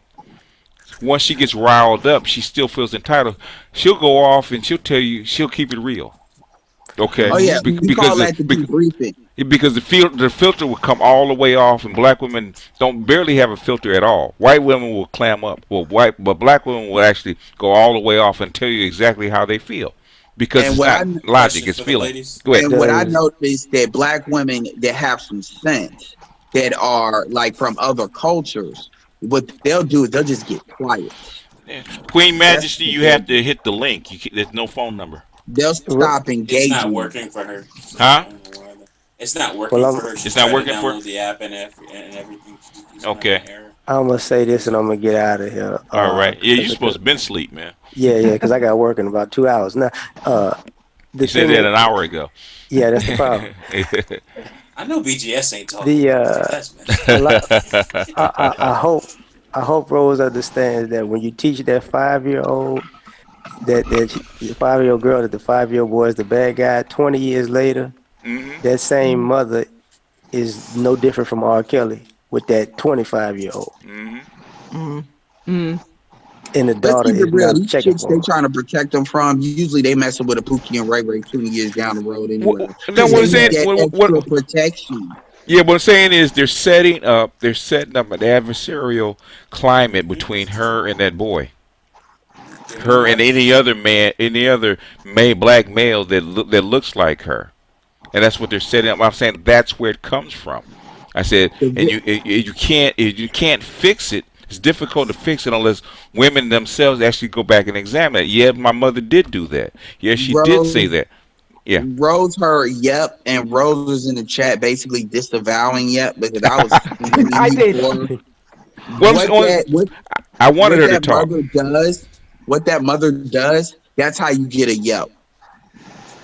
Yeah, once saying she's yeah. Go ahead. No, go ahead. I'll go in after. Yeah, no, go ahead. As I said, I don't think they mean anything bad. They think they're You're doing, right. I believe they that. don't think Well, let Edward take a breath. Yeah, you don't hate the little boy. I don't think they do. I don't think you dislike the little boy. It's just that part of the sexuality. You're just a bit worried, even though they're only 5 or 6. It's still in your back of your mind. You know, nothing's going to happen Let right finish. now. Yeah. Obviously, nothing's going to happen right now, but you're thinking a few years in the future. That's all. I got one. Yeah, but saying is, the thing is, yeah, you're doing it for the right reasons. But the thing is, what are you doing to the psyche of that little girl as she grows up? How is she going to feel about that little boy when she does get sexually active and she still has that adversarial mindset toward that man? BGS. I got one for Rose. I got one for Miss Rose. That black woman, that black mother that you're caping for so much, if that was a little white boy that did the same thing, she would say that's cute. She would not jerk her daughter like that. As I said before, I don't know what white mothers do, to be honest, really. No, I said, no, you didn't hear me. If that would have been a little white boy that smiles at that little black girl, that black mother would not jerk her daughter like that. I don't know. That I don't know. I don't know about no, that. I have seen that. They say You shit seen like, that? oh, that's cute. Yeah. Oh, okay, yeah, okay. Yeah, I know what you're talking about. They Yeah. don't have the same response. So that's Go why ahead. I don't Question let for the you ladies. have. Yeah. Go ahead, Mike. Is there really a benefit to have this duplicitous nature, whether it be sexual duplicity or behavioral duplicity, when you're dealing with, you know, white, black men or what have you? Like, how is that benefiting women thus far? And especially in today's age, you know, like where everything's kind of exposed. I don't even know. Like, Who's the question to? all women, to the women. Like, how is their duplicitous nature, where they're acting one way to you, but then acting another way to someone else, really benefiting them? I don't even think they realize that. Well, let them answer if they can. They might not deal with. They probably don't deal with other races. I don't think Rose does. Do you, Rose? Well, no, not really. Oh, okay. But I don't know what he's talking about. He's saying acting one way to one person and one way to another person. Okay. An example would be, for instance, if women, you see women and they'll talk about how they want a relationship, but their actions show that they don't. Or if you see women, they'll act one way to black men or lames, actually educated lames. Then they'll act a different way to, like, say, the thugs or the man with swag. Sorry, I wouldn't say thug, but or even black men to white men. Like, how is this duplicitous nature and not being 100% yourself or the same way to everybody, dealing on an equal even keel? No. Everybody is an individual. You're going to act different to different people. You can't say, oh, all these type of people react that way, or, you know, you're going to act differently with different people. Okay, I want to frame it this way. I get what you're trying to say. I want to frame it this way, Rose, because I get why I get that. If a woman has a different selection criteria for, like, white men versus black men, but then she says she doesn't have a preference for white men, would you say that woman is full of shit? I'm not the one to ask, really, because I just stick to one. I'm boring. I just stick to one. I can believe that. Yeah. It's just I've heard the and thank you Edward for clearing that up or action in that manner. But I've heard women actually come to me where they say, hey, listen, you know, you just dealt with the representative. You know how it is. Women send a representative before they send themselves. And to me, that's a little bit backwards, because that's kind of how marriage counseling happens. Like, you're this person at the beginning of the relationship, and then halfway through you change up, and then you're like, you want marriage counseling. Or if the man does it, you want marriage counseling, you know? Well, I mean, that's what swirling is, essentially, is a long-term representative. And black women, and this is in America mainly, I'm talking about, black women think white men don't see that a mile away, and then they get upset when they get either thrown out as sex objects or when they wind up in a relationship that they can't control, because white men are always focused on how to maintain a power dynamic because they think more patriarchally than black men do. Black men want a peaceful situation. White men want to run shit on average. So my point is that's exactly what swirling is. It's basically a long-term representative. And women, can you say any? Does anybody have any thoughts to what I just said at all? Because I want to know more about this. I want to understand it. I think the problem, we got UK women on, so the rules are slightly different. Yeah, the rules are a little different. I don't really understand the question. Because in the UK, biracial is a classification. So no, I do. I just don't deal with other races. That's all. So I'm not the right person to ask. Maybe Marina can answer you. Okay. Good job. Can I ask a question? Yes, jump in. Yeah, please. Let's just say hypothetically that black women were able to do what black men want. Basically, you guys want us to be obedient, to listen to you, follow us all the directions, so forth and so on. What exactly would happen to black women if they did that? Look at Rihanna. Look at Rose. Look at Janelle that was on here. That's what would happen to them. In other words, your marriage rate will go from 28% to like 80%, probably within a generation. You'll be well taken care of. You get better children. Your men would actually trust you and actually work harder for you. Okay. So in other words, if you did all that, then you would probably change the culture within a couple of generations, because I saw how the culture went down in 2 generations. And it's because the women, it's not because of what the men did, because men were always doing whatever they do. But the women decided to join in and cast off the shackles and stuff like that. So it would actually reverse. Okay. But I'm saying historically, black women, we tend to mature physically faster than other races of women.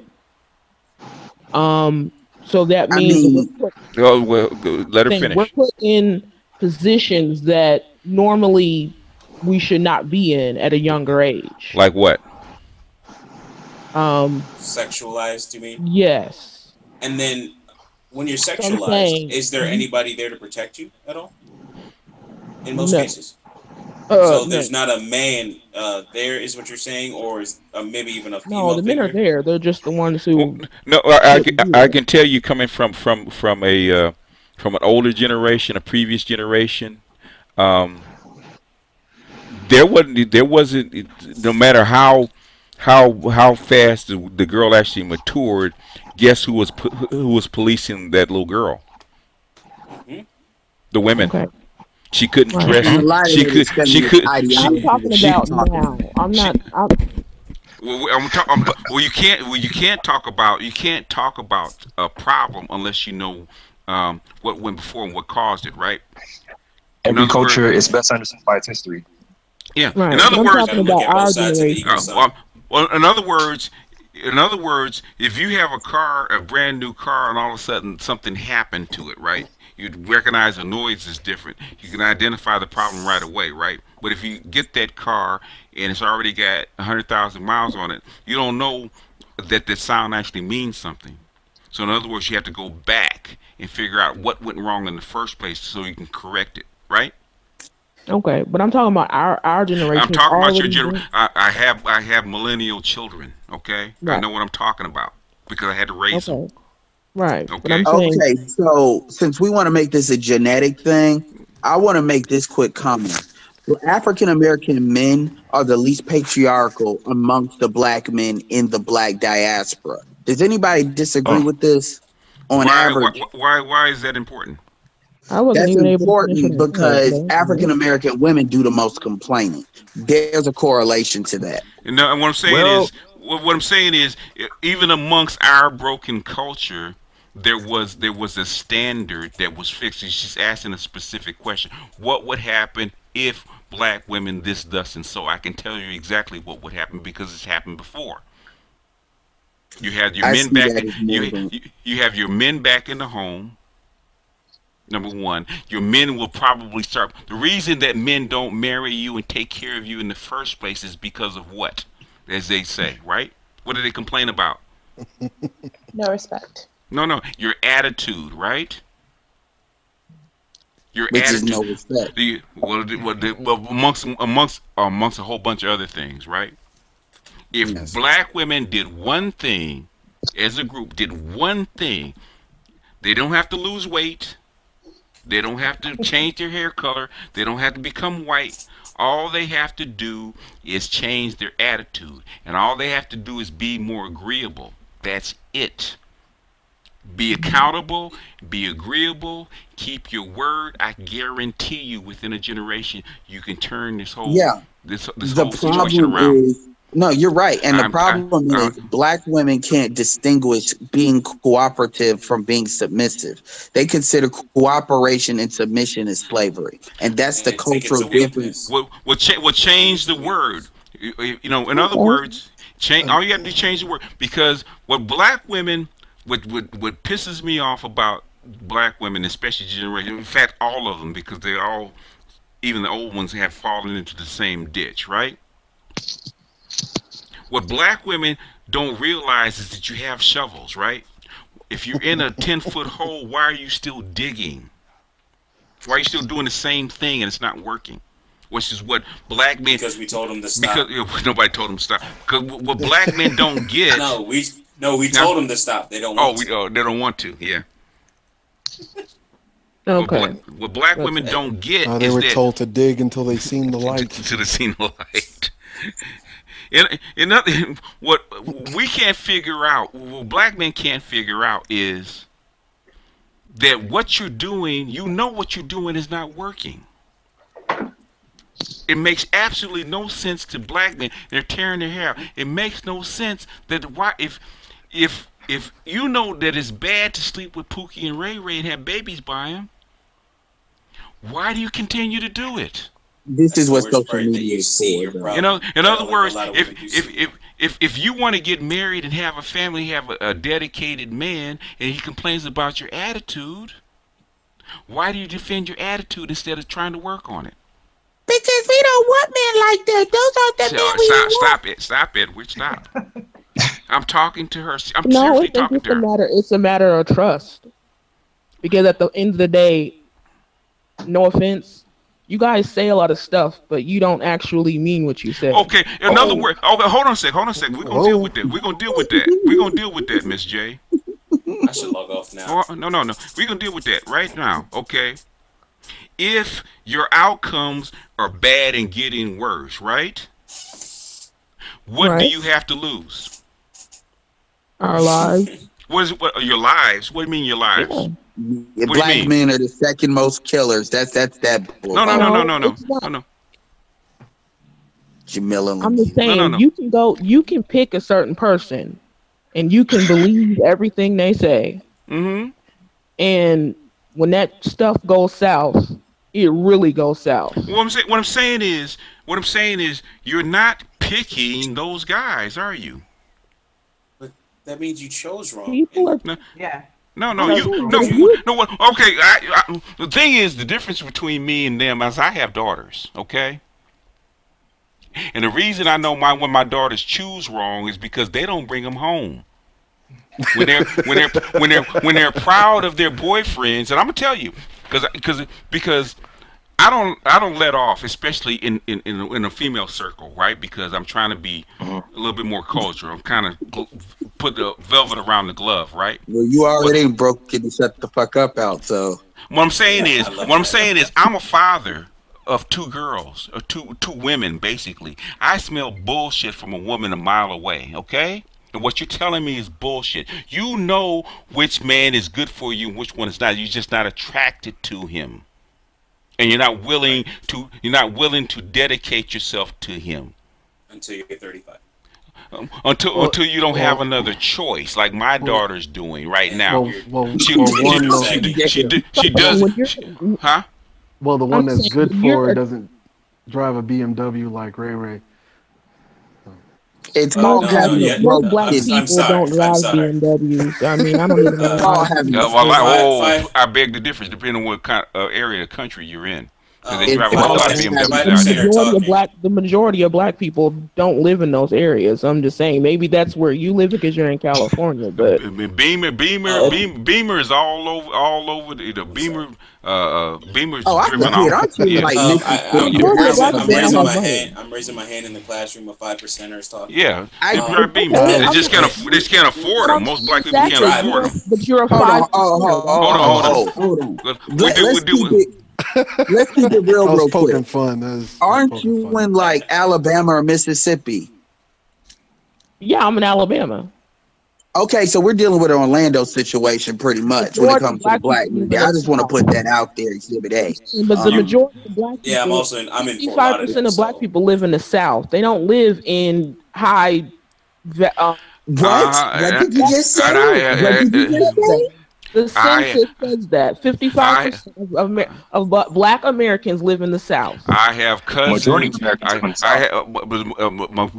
of my family don't have money. Majority of my family lives in Louisiana and Texas. They live in the South. Okay, you know better. You know which guy to choose. You know better. And when a guy, especially in the South, especially in the smaller towns, you know these kids growing up from when they're small, right? Okay, I'm saying that they don't drive BMWs. I'm not. We're not. Where you at? Miss J, I live in Raleigh, North Carolina, which is technically the South, the traditional South, and I can tell you, I'm not saying most black men have it, but it is not uncommon. Yo, I have a picture in my phone.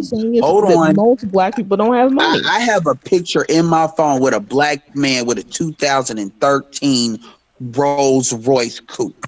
And trust me, he didn't look like a black man. My point is, it is not uncommon to see black men with 8-7 year Mercedes Benzes and stuff like that. They may not be brand new, but they have them. A Jaguar. Sometimes it is, man. Okay, but most of us don't. I mean, we talked about this on our the ones hangout. who are teenagers and the millennials, they don't have money. But that's a part of the problem is that you're saying most, right? And no, a lot of the times, one at a time. Hold on, Edward. Like a lot of the times, these women are picking these men that are just they ain't shit. So, and it's not to say that these men that are out here, it's not to say that men are out here that are really pulling down some serious figures and doing some real stuff, and they don't even have to drive BMWs. Can I ask you a question? Okay, hold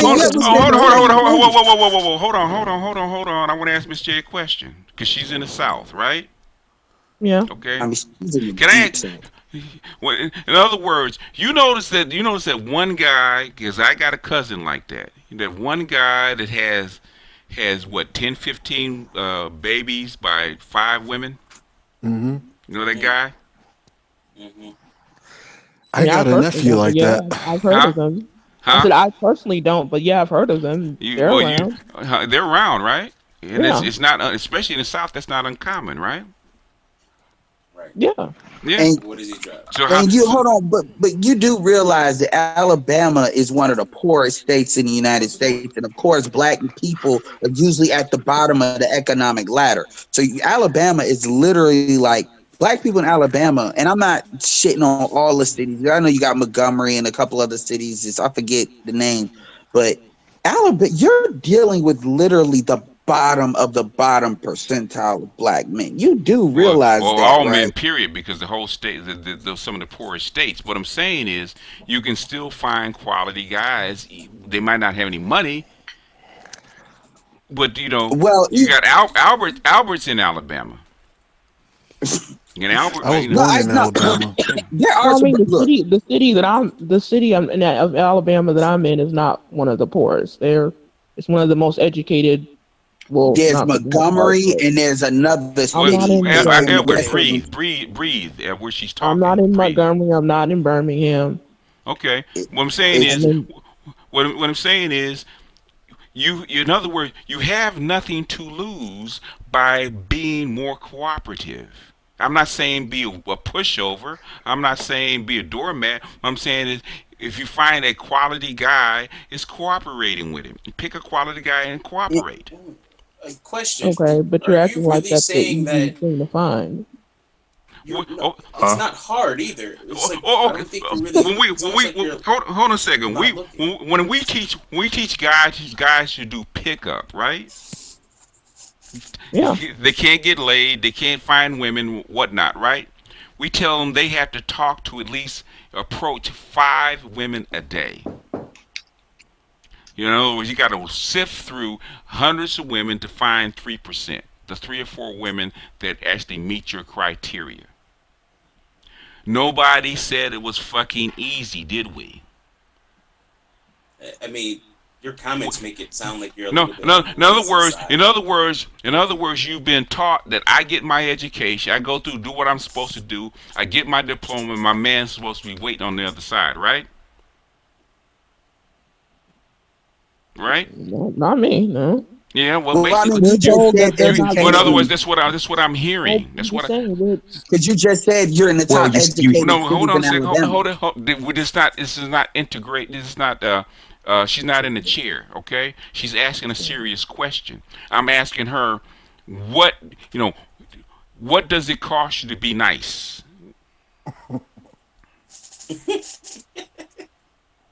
You could be taken advantage of. Like you said, we have see what we're dealing with. No. How can you be taken advantage of by being nice? I'm not saying you have to go in your pocket and give them money, or actually sleep with them. I'm just saying be approachable and being nice. What are they going to do? Beat you over the head for saying hi? This is how hard it is for black women. Edward, breathe, please. Mute yourself if you must, because I'm talking to her. All right. Go ahead. No, I'm just saying you can go ahead and be put in sticky situations. You can go ahead and be harassed and everything else if you are too nice and too open. So if you're closed, that doesn't happen. It happens a lot. If you're closed and you have your RBF face on, what's the odds you're going to meet a decent guy? I'm saying you just have to choose what you're willing to put up with. So a lot of people are just saying. So in other words, if you don't want to be nice, that means you're going to have to go out and search the guy that you want, and you're going to have to do the approaching, right? I'm saying it just depends on your environment. No, I'm not saying what. I'm asking you. Girl, you're going to get eaten alive. Eaten alive by whom? Dudes. Okay. Give me an example of people that you know that have been eaten alive. There are tons of them. No. I'm talking your personal experience. Well, a friend, a cousin, acquaintance, what? My mother, my sister. Okay. Well, give somebody that's not as personal to you. Give me a way that what they did and how they were eaten alive. I'm saying you can go out there. No. I'm asking for an example. We need a test case. You not to give people who are close to me. So what do you? No. I mean, don't you have a friend that happened to, right? Yeah. Okay, give me her, rather than your relative. What happened? What did she do? That's what I'm saying. She was a nice girl. Okay, she's a nice girl. How'd she meet the guy? She was in college. Well, we were in college. And what'd she do? He approached her. She was nice and gullible and believed him, and she got played for a fool. Okay, what do you mean she believed? What did he say to her that she believed? He liked her, all the rest of the stuff. You know, guys sweet talk you. He liked her. And then what? He liked her. And she believed him. She believed that he wanted all this different stuff with her. And he had 2 other girls he was doing the same thing to. Okay, so what? And she ended up getting HPV. She getting so she didn't hold on a second. So she didn't follow simple precautions, right? She's naive. Yeah. Yeah, she fell for it. She believed him. Being nice and being followed naive what, are two different things. she believed the game he gave her. So in other words, she didn't follow simple precautions like she was taught, right? But that's what I'm saying. If you go ahead and believe someone, If you don't, you can be nice to somebody, you can be polite to somebody, you can cooperate somebody, but you can also take precautions, right? Yeah. Right? Having manners and being naive are two completely different things. Being nice to somebody, being cooperative doesn't mean you sleep with the guy. Right? Like you could be nice and vet not him. being nice means you're not gonna also get played either. So I have a question. Is there a certain... Not being naive is gonna do that. I have a question. As a woman, is there a certain way... At the end of the day, you're gonna take the consequence regardless. So it's like, why go Rose, through I hope you're listening to guarantee this. what the outcome is gonna be? How do you know that? In other words, if you don't play the game, how are you gonna win? You ain't gonna That's lose the even if thing. you don't play the game. No, you will lose. You will lose because you're being unpartnered. You're gonna be Deborah Cooper. Yeah, but you're also not gonna be baby mama. You're not gonna have an STD. You're not gonna get the crap beat out of you. So how is that work? Rose, I hope you're listening. So in other words, how are you gonna get the crap beat out of you if you don't mess with a violent guy? You don't mess with any of them. You don't have a problem. In other guys, there's plenty of guys that don't beat the crap out of their women. Educated lames don't hit women. Exactly. And don't just listen to what people say. Listen to what they do, or notice what they do, not what they say. You keep saying like educated lames, like there's a lot of them, and they're not. There's not a lot of corporate black women either. There's not a lot of thugs either. There's plenty.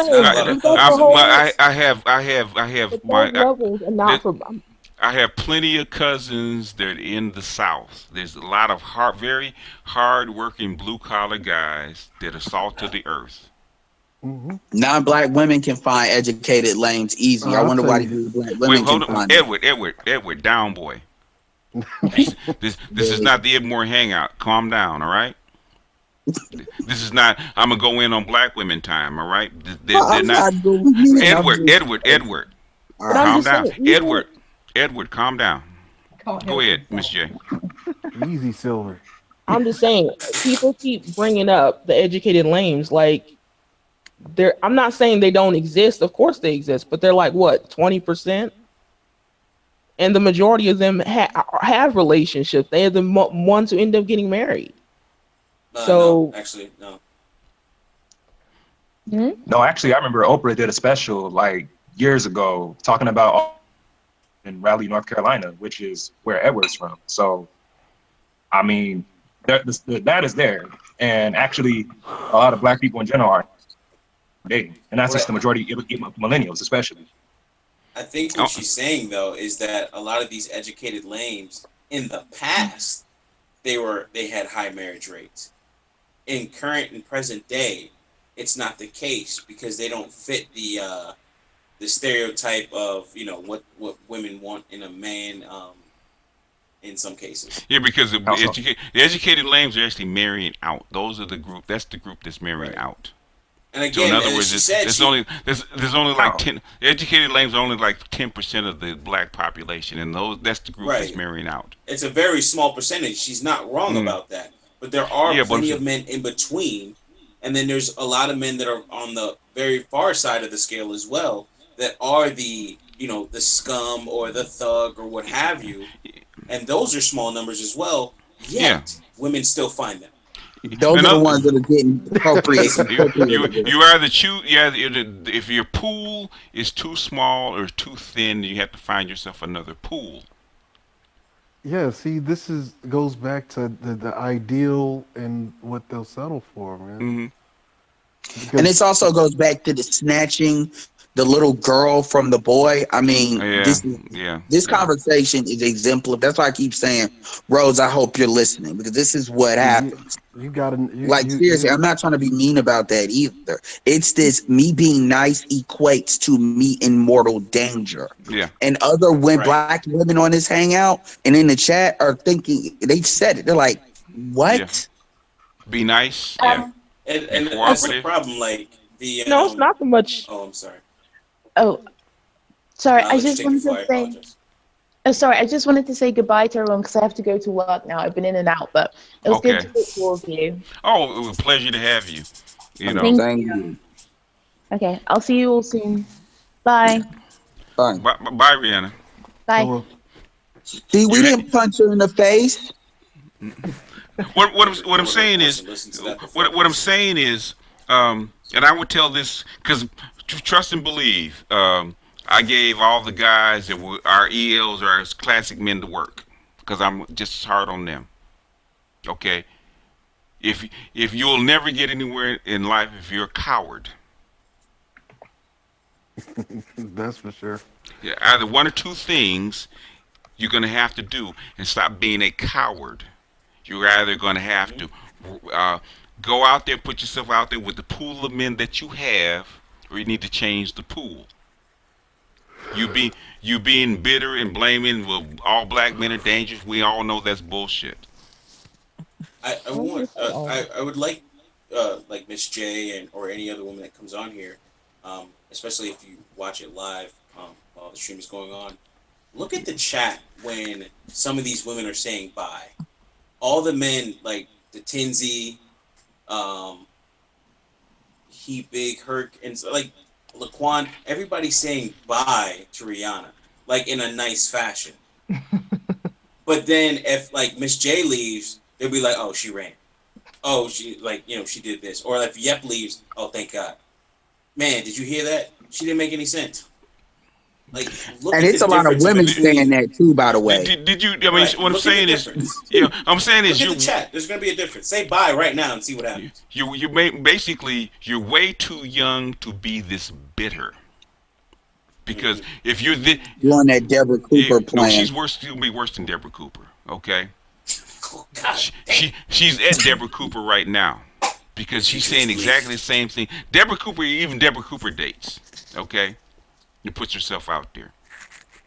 What I'm saying is, you're way too young to be this bitter and be this closed off.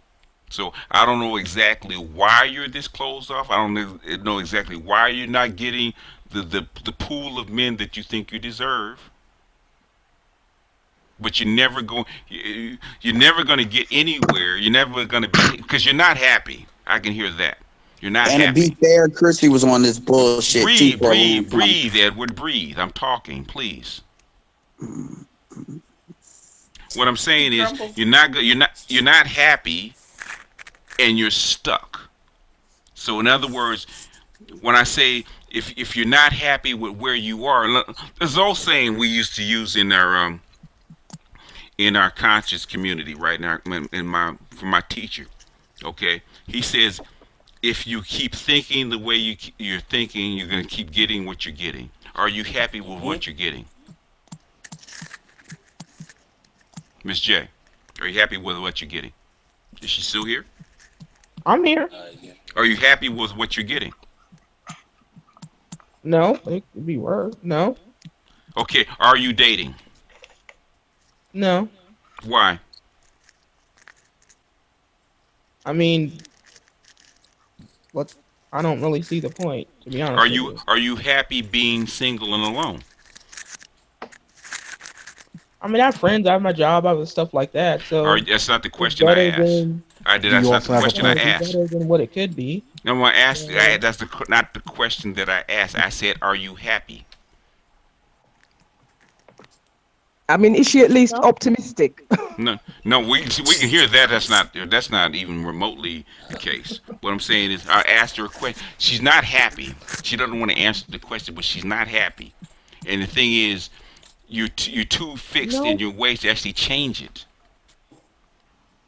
If safety, being alone, being safety in the life that you live in is good, then why are you bitter towards men? Miss Jake, I mean, can I ask you a question? Go ahead and ask. Ma'am,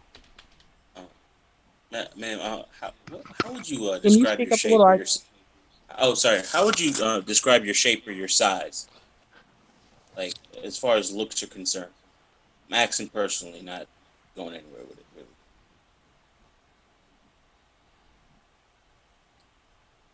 Can you say that again? In other words, if you rated yourself from 1 to 10, where would you fall?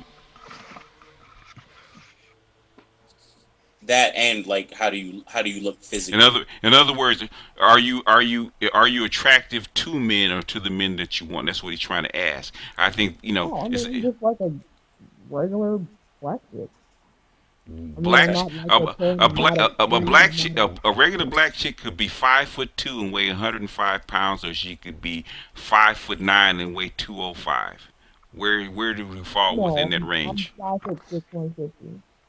You're 5'6", 150. Okay, okay.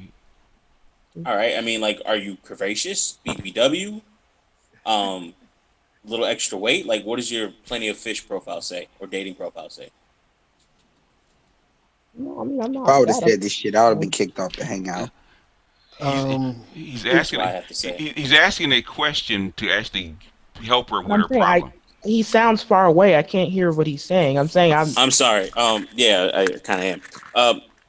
Are you BBW, curvaceous, thick, skinny, slim? I mean, no, I'm not skinny. 5'6", 150 is just. I'm not.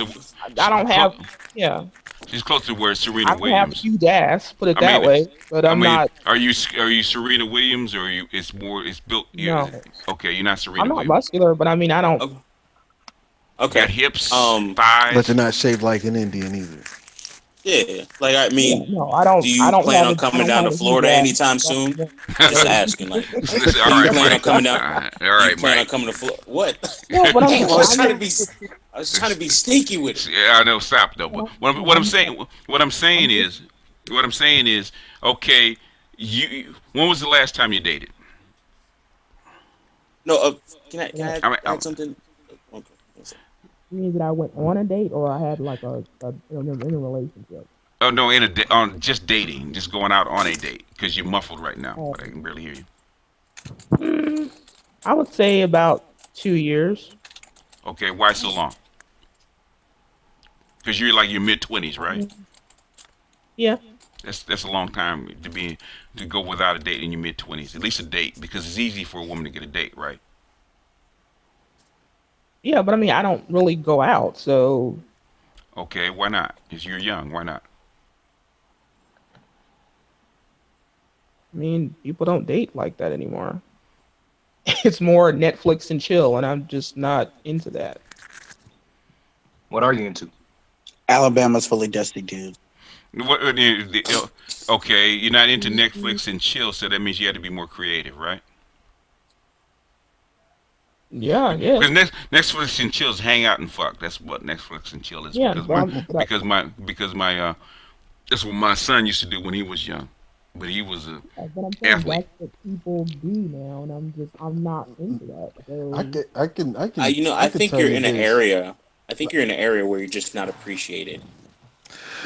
No, saying that to get in your drawers, but if you come down to Florida, holla at me.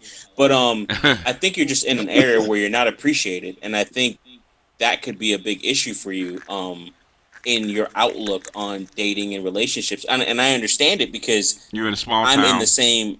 Yeah, she's in a small town. I'm in the same predicament in some cases. Right. Can I tell you something? I think what's happening, because I'm from Alabama. I'm from one of the smallest cities in Alabama called Dothan.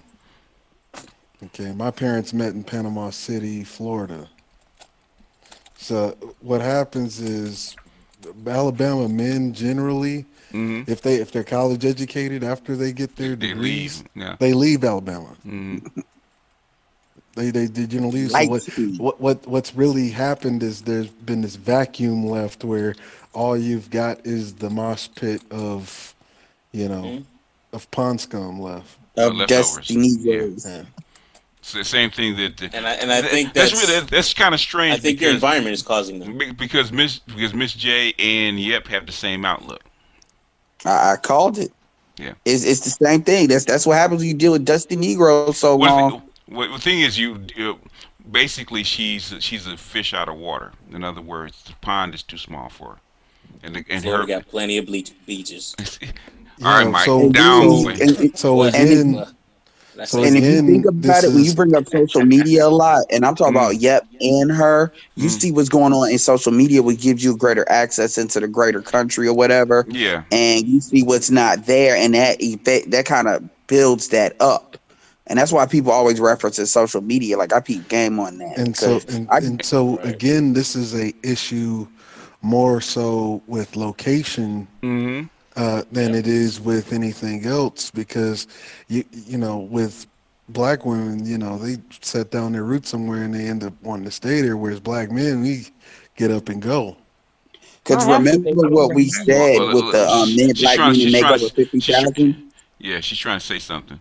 Yeah. No, I'm just saying I have to be here because my mom is sick, so I can't get up and go. Okay, well then you really gonna have to make the best of where you're at, and you're gonna have to get creative about dating. But I am making the best. When you look at what's around, I'm making the best. And you're gonna have to take the best. You have to take the best in the small pie, and you got to get creative about dating. Can I give you some advice? And that's another thing right there. Can That whole that mother. If you don't mind, I'd like to give you some advice. Go ahead, One, Shirley. if you have taken a women's studies course or are taking a women's studies course, drop out of that shit. Forget everything that shit told you. That is just basically told you how to, you know, be a.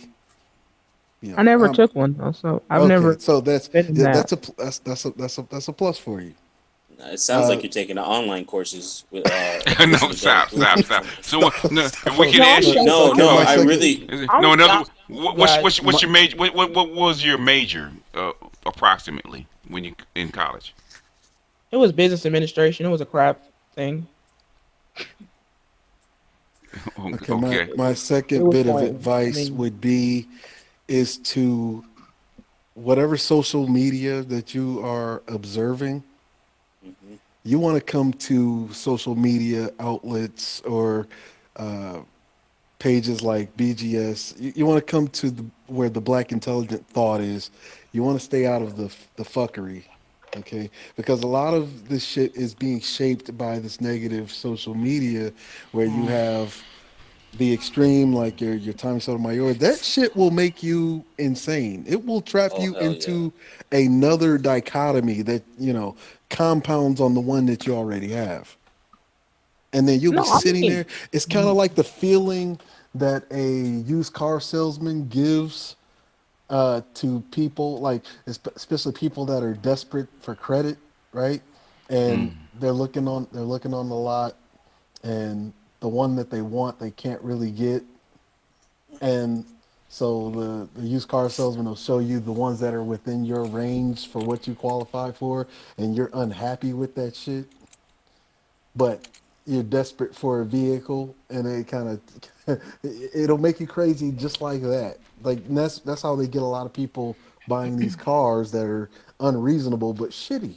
Mm-hmm. And it's the same thing that's going on with women. Like what's left over is these fucking shitty cars on the lot, right? and you're feeling this. You want to fill this void of loneliness, but the one that you want you can't really afford right now. But the one that you have a fucking plethora of options from the shitty ones. Yeah, I think you do. I think what's happening is that your used car lot or your car lot is just not filled with a car that you want. Yeah, can I just ask? Yeah, sorry, go ahead. Go ahead, Rose. Yeah, just she said she's looking after her mum. Does your mother take up a lot of your time? Because you might not be able to socialize that much. Mm-hmm. I just wanted to know that. No, not necessarily. It's just okay. That I can't leave her. I can't leave the city. Okay, because you have to check on her daily. Okay, so that's something that you have. So she has dialysis like 3 times a week. So I can't just. Okay. No, and that's a big part of that. Like, I would say that can be leading to your mindset as well. Yeah, exactly. You have that type of stress. Yeah. I would call it stress, even though it might not be the word you want to use. But no, what is stress? It's stress. It's stress. She feels confined because I can't leave. I can't leave. And then there's the prospects around me are not what I like. I would love to be someplace else. Yeah. But I can't leave. You can't really express yourself either to someone else other than your mother or some close. I know what's happening that to male you. energy that you want. Yeah. Yeah, I know what's happening to you. What you're having is, you're caring for your mom. That's actually a noble thing. That shows that you have a nurturing spirit. And the problem with that is if you don't have someone there to ground you, it can drive you insane. I have a friend in Detroit who took care of her father. My wife took care of her mother all the way to her dying day. And if you don't have someone there to fill that void, it can fucking drive you insane. And especially you compound that with watching this fuckery on social media with these guys, like what you would consider bashing. Like you sit there and watch Tommy Sotomayor, it's just going to drive you insane with what you're already going through. You do not want to compound your problems, which is what is happening.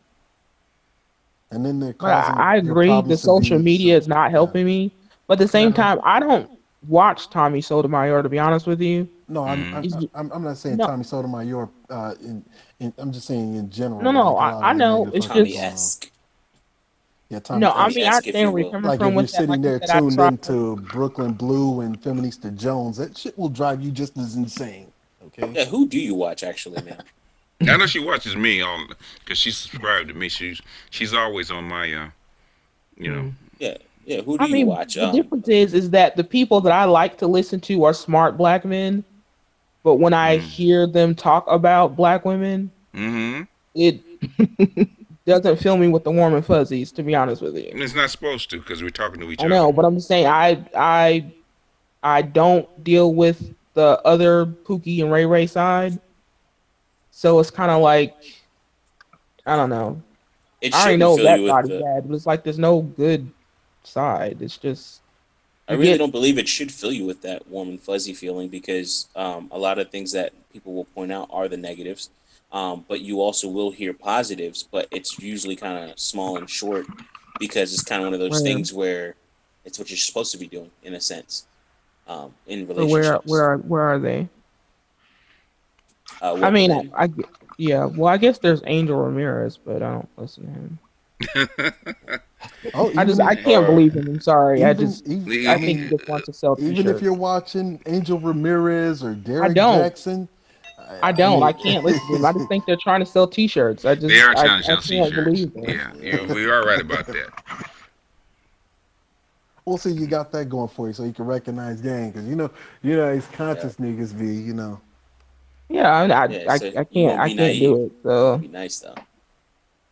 Be watching them Polites babies out there. Like, you see my beneficent ability to transform me and transmogrify my consciousness into a malleable substance. The reason why I have this icon that I have now is just because it's just ironic. I have the icon that says Queens only, but it's just completely ironic. It's not factual. I don't know. Yeah, what I'm saying is you're going to have to do something extraordinary to kind of break out of your, I know, and then there's not much extraordinary I can do, so it's kind of like, well, there's always something extraordinary that you can do. You have to find it in simplest life. What I would do is, number one, I think I have a series on my channel called Breaking Through Difficult Emotions.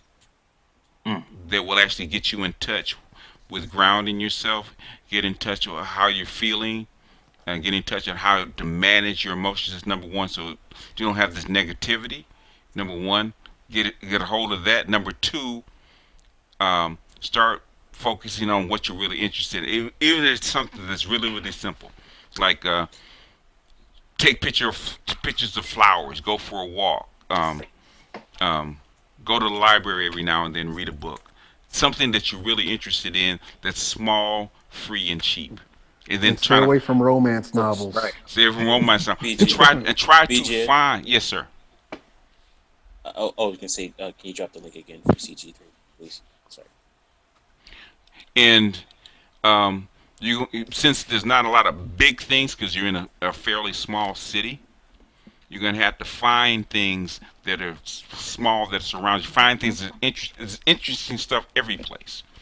But you got to find it. You got to focus on finding it because have to get in touch with yourself first because you're bored. Number one, you feel trapped. Number two. Question. Two questions actually. One, do you ever feel any type of animosity towards your mother for having to take care of her? And two, why isn't your father taking care of her? Like, is he dead or passed away? I should say.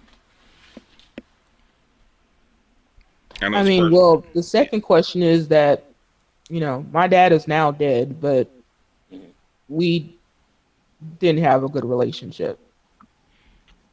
Okay. I had to basically talk my mom into divorcing him because he wasn't a good person. Okay. So, Wow. and That's pretty big. I mean, huh? That's pretty big. Yeah, that's part of where the trust issues in men come from too. So. Right. Mm-hmm. I mean, especially for a child to do that, to break up, to actually push for the breakup. I mean, even whether it be good or bad, it's just that's kind of.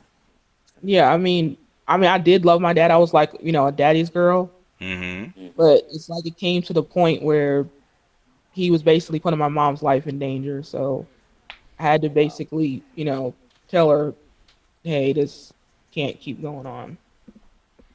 And she was basically sticking with it because she wanted us to have a dad. So yeah, that's the Southern upbringing. Yeah. Yeah. So that part was kind of messed up, and I freely admit that has colored my outlook on pretty much everything. Mm-hmm. And the first thing is you see a lot of people men like him around your area, right? Yeah. Yeah. Yep. So, and I mean, the first thing is there's no place where there's the opposite kind of those guys. I mean, to be honest with you, I just don't look anymore. Why not? It's just too emotionally draining. Yeah, when you have a bleak outlook like that. Yeah, it's gonna be emotionally draining. Other things, yeah. It's just too emotional. I just don't want to do it. Honestly, I'm just being honest. I just don't. Okay. I don't I feel exactly the same way. To be honest, like I've had that myself. Mm-hmm. Where you don't want to deal with it. Like, you know, it's like, listen, this should be easier than it actually is. Do you ever feel that?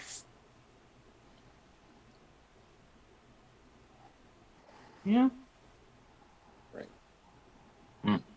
So normally that's when you turn inward instead of saying it's too hard for me. It's too hard for me for somebody to give to me and make me happy. So I have to turn inward. Yeah.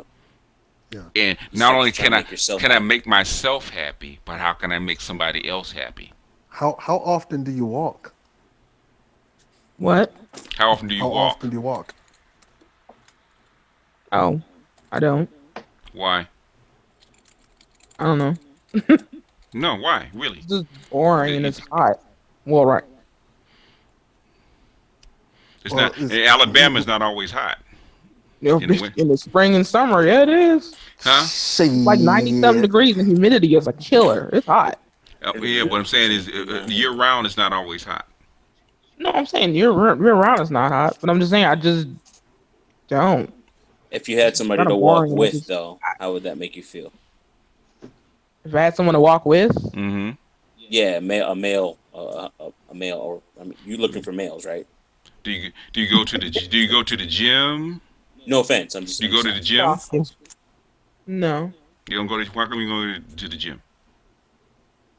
I don't know. That would help. That would help. What else do you? What else is there around you that you can do?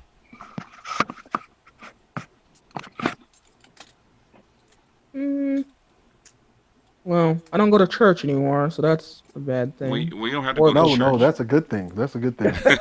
I mean, if I came to your city, wherever it is, and I said I wanted to do something, what would I do? Where would you take me? Let's see. Queen's in. Let's do it. Huh? J.A. in the house. Mm-hmm. You there, yeah?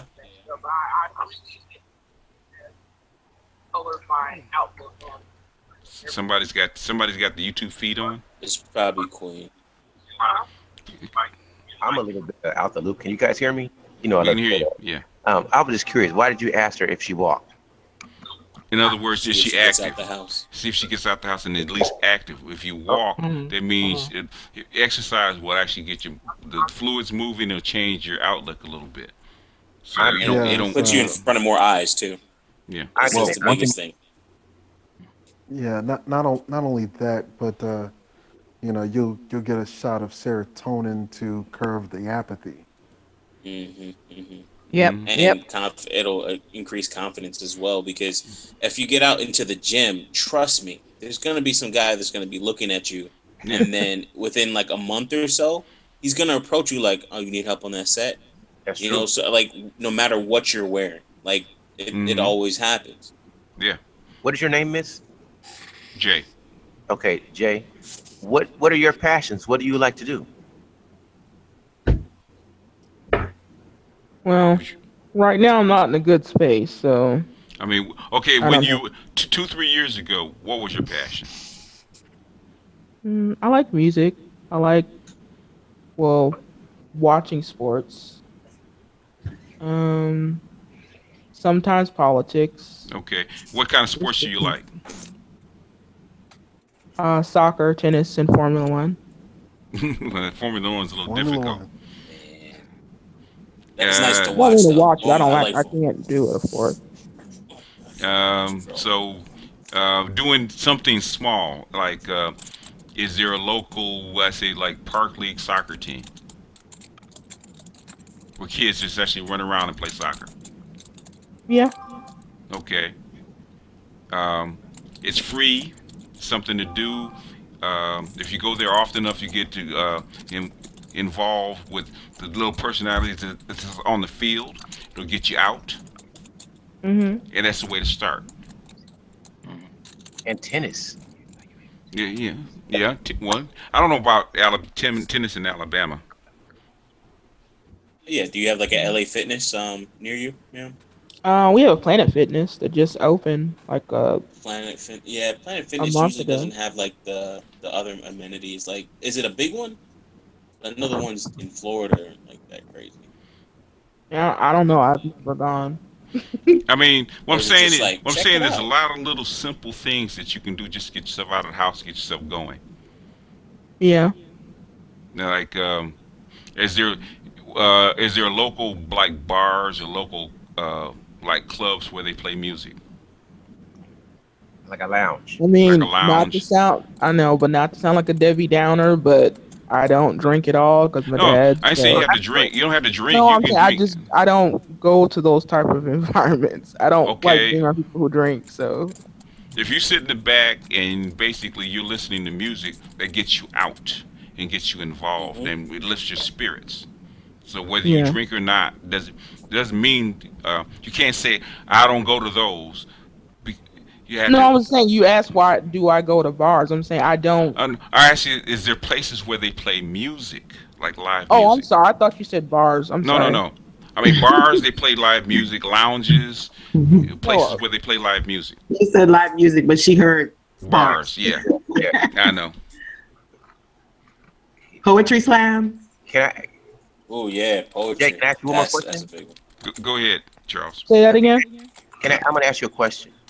If you could have one positive attribute about yourself that you wanted to tell somebody else about you, what would it be? Like if you were doing an introduction and somebody says, "Tell me your greatest quality," what would it be? I mean, I finished what I start. Pretty much. You're dedicated. Okay. Yeah. Okay. What about emotional? I try to be compassionate to people. Okay. In other Right. words, That's if- definitely so true with like concerns to if another. if you're dedicated and you have that kind of mindset, it almost sounds like a Taurus. But if you're dedicated, you have a mindset. That means all we have to do is get you started, right? So in other words, if you say you're going to go to the gym 3 times a week and you're going to follow a routine, you'll probably keep that up, right? Yeah. More than likely. And she said she was compassionate. So what if somebody If I had someone, I'm saying if I had someone to like go with or work out with, yeah. But just going to the gym by myself, probably not, because it's boring. So if somebody else needed you to help them, you would help them, correct? It's always boring. It's always boring when you start, because anything that's boring is because why? Because we're not bringing passion to it. Yeah. Because if we're just doing it because, oh, good grief, I'm supposed to lift these weights. Yeah. I'm supposed to go to the gym. Oh my goodness. Yeah, the Eeyore. In other words, if I'm going to do it, I'm going to be passionate about it. But she's just do it for a reason. Huh? Well, any reason. It doesn't have to. Yeah, like, I mean, like people collect stamps. Motivation. I mean, some motivation. In other words, you have to be passionate. You have to say, I'm going to do it. I'm going to learn everything I need to learn about lifting weights. I'm going to look at weightlifting videos. I'm gonna read books. I'm gonna try different routines. I'm gonna ask questions. I'm gonna do it 100%. But if I'm gonna do it 10%, oh my God, I got to do this one more time, and it's boring. And can I ask what city she lives in? She's in Alabama somewhere. She said it good though. She said that she has compassion. Compassion for others can be an ultimate motivator. When you know that somebody needs you to help them, man, that can get you started. And because she's dedicated, and she doesn't even realize the asset she can be to other people. Because a lot of people don't have that dedication, and a lot of people are not compassionate. So if you can learn how to put those two things together, you can really impact somebody else's life, and that can motivate you. Did you play soccer? I think she does realize. Did you play soccer as a child? No, we didn't have a lot of money, so no, I wasn't involved in any kind of extracurricular activities growing up. What are your favorite colors? No, it's a serious question. What are your favorite colors? Blue. And what kind of blue? Cadet blue, turquoise blue? No, just Tiffany box blue. No, definitely not that. And any other colors that you take a liking to? Yeah, like yellow, purple, but Any of those were your school colors? No, my school colors. Yellow was. My school colors are green and yellow. What did you do in school? Like that. What was your shining attribute in school? What was your shining course that you did in school? English. I love to read. Definitely wasn't math because I'm terrible at it. History. When was the last time you kept a journal? I never really did that. Can you tell me some of your favorite fruits? Watermelon, strawberries, red grape, seedless, bananas, pineapple. Okay, so with fruit, you're diverse, but with activities, you're not very diverse. I mean, the difference is because between what the issues with my mom and me working and stuff, because her schedule is kind of different, so I don't really have a lot of. Well, I mean, I have free time, but it's not the free time where I can do certain activities. So in other words, I also heard her mention earlier. You got to be home with her, right? Yeah, but I mean, I have to take her and pick her up, do all different stuff. So in other words, you're sitting down a lot, inside a lot, right? Yeah. Yeah. So you had to wait on her a lot, and if she's after she's had dialysis, she's weak, so you had to kind of stick around the house. Yeah. So in the house a lot, so you need something to occupy your mind while you're in your house because you're bored, right? Out of your mind. Yeah. It's very boring. Well, yeah. It's really boring. And it's not easy for you to move, correct? She can't move because they're okay. Yeah. And I think because her mom's sick. Yeah. Yeah. That's the situation. Yeah. Again, she has dialysis being 3 times a week, so I can't like get up and go for a week because it'll be Yeah. good. So. What I'm saying is, on the days she doesn't have dialysis, she has strength. You can actually go do other activities. You're not homebound, right? and you probably have to cook for on a regular basis too. Say that again? Well, And dialysis. you probably have to cook. You probably have to cook dialysis- for on a regular basis too. Yeah, the dialysis, the days, the dialysis, the days that they do dialysis, okay, it's like a dead day because one, you have to wait for them to have it, and two, they're 2 weeks after they have it to actually do anything. So you have to stick around. Now the next day they're better. So those are the days you actually get out of the house, right? That's the days when I get out and do stuff. Yeah. Yeah. So earlier, yeah, go ahead. I was into politics as well, and the first thing I think about with politics is civics. And one thing I'd ask is, how familiar are you with your city politics? Like, is there like a committee you could sit on, like an arts committee? I mean, I vote, but in Alabama, it's a very Republican state. Mm-hmm. I'm a black woman, so I'm not a Republican. It doesn't have to be like politics. But I mean, Oh, like, you mean it's like a neighborhood group you could sit on, you know, be involved with, yeah, because that's where you meet like-minded people. School board, PTA. Yeah, probably. I just never thought about that. Hey, Jay, excuse me. I don't know if I'm gonna ask a question that's been asked before, but are you opposed to meeting people online, like in an online group with similarities such as yourself? Yeah, that's what I do. Okay. Like, yeah, a lot of people that I talk with don't even live in America. Okay. Once they, have you tried online I dating? can figure that out when she said that you like soccer.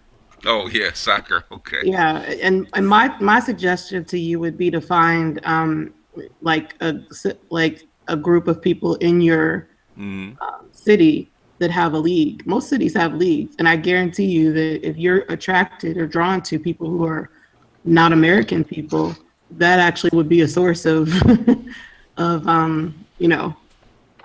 a lot of people. People that play soccer are usually. So what city in Alabama does she live in, by the way? She didn't say. She wants to say. Yeah. Is it a college? I mean, if that's too personal, I understand. Is it a college town? Yeah, there's like three colleges or university. Well, two universities, one college. Oh yeah, well you have a pretty diverse group.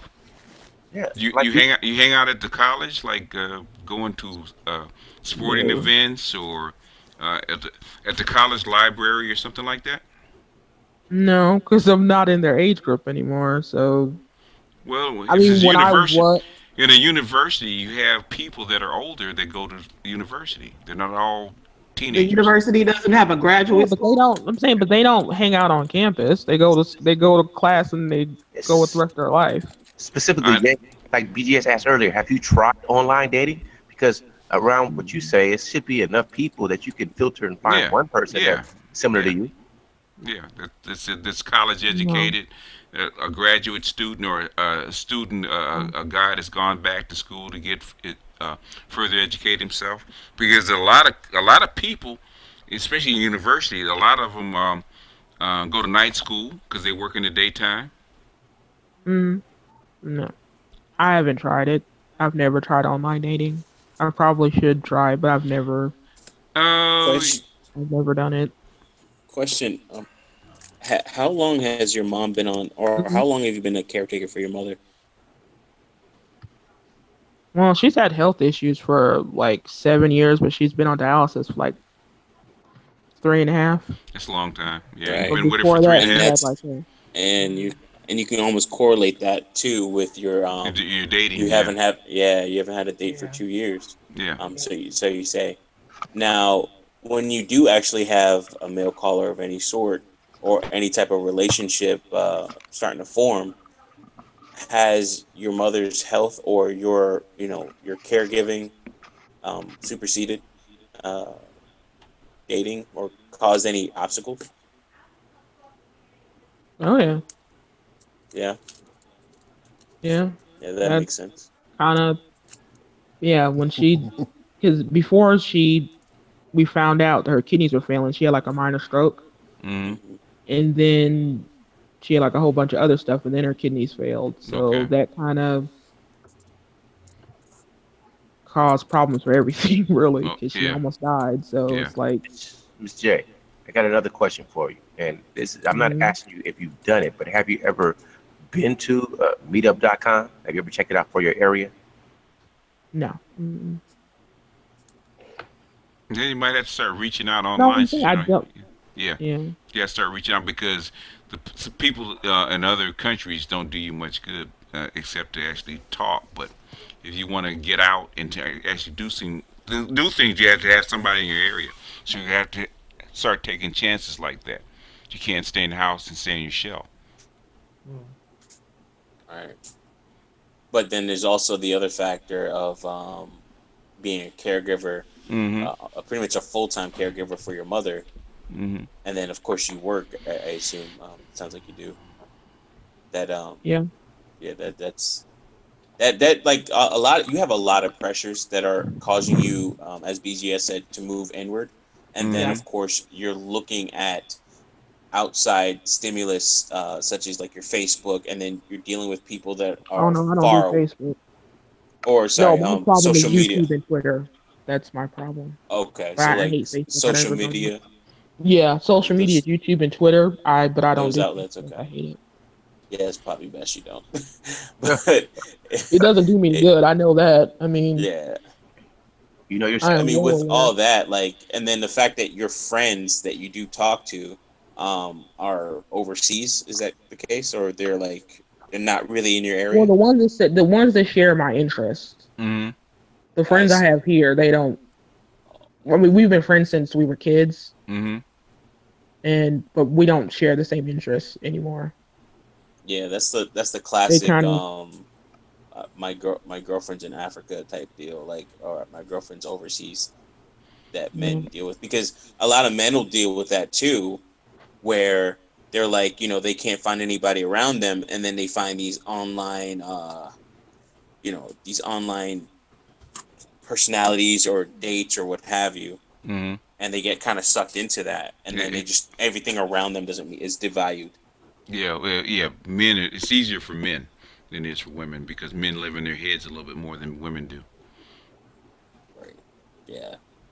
Yeah, you're in a tough situation. I mean, and I think you realize that and I was saying this with CG3, that you realize you have good qualities and you're very and you would be a catch, but nobody's actually out there trying to catch you. And she's not really out there in the pool to be caught. Yeah, she has to go out. That too. Yeah, that as well. Yeah, and that's the beauty of the internet. It could change, because she can't make time, but she can make a profile and she can connect with people if she really wanted to. Like I'm saying, small stuff like little things like youth league soccer. Okay, it's free. There's people there. It's your interest is in soccer. Might not be high level pro soccer, but it's an interest. It'll get you moving, getting out and walking. Yeah. I mean, even if you don't coach, just be out there. If you're out there sitting, there's something to do. Occupy your time. Get you outside. There's people around that will talk to you. And then you start. It'll get you used to being around people again. And then what you really want to do is try to find people that are interested in what you're interested in.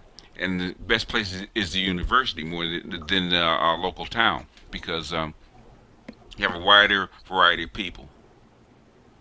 I understand what you're going through, because I've gone through it myself, where I did the whole try to stay inward and stay in the home and all this other stuff, just go to work. But even myself, I still get out to, the guys know that I'm a big strip club guy. So I get out, I get out and I do something, or I talk to one or two homeboys. I take my nephew out. We go out to restaurants or something like that. And then I also do volunteering as well. And it's I would like more female interaction, or a closer female interaction. But I feel the same way you do in some cases. But at the same time, I do realize that I cannot feel that way, because it's going to close me off from other things. and that's a problem. And I think what you're doing is you're closing yourself off a lot, painting yourself in a room that you just can't get out of, and then that's you got to watch out for The that. people You that I really do. interact with are mainly women, and that mostly annoys me. What type of women are they?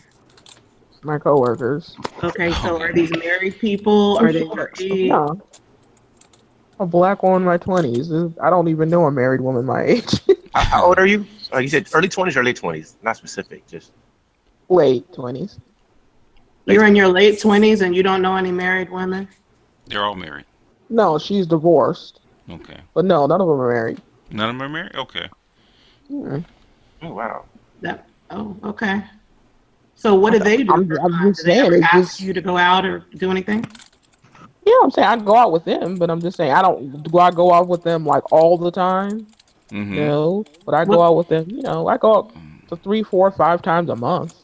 That's pretty good. What kind of stuff do they do? They ask Yeah, you to but I don't date women, so it's I know. What I'm saying is, aren't there men there when you go out? Right, that's what I'm asking. Like, what is it that you ladies are doing when you go out and spend time together?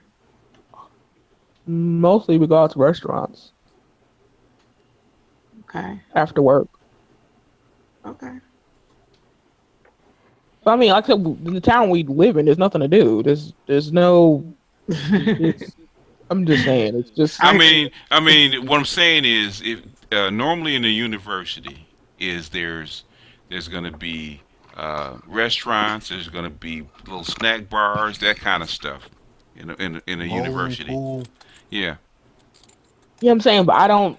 There are, but I'm saying because of the age of the guys that are there, I'm not trying to date a 22-year-old. It's just. I know. What I'm saying is that will get you out and get you in the pool. Then you might have a bunch of 22-year-olds, but there's going to be like a 28-year-old or a 30-year-old somewhere in that bunch.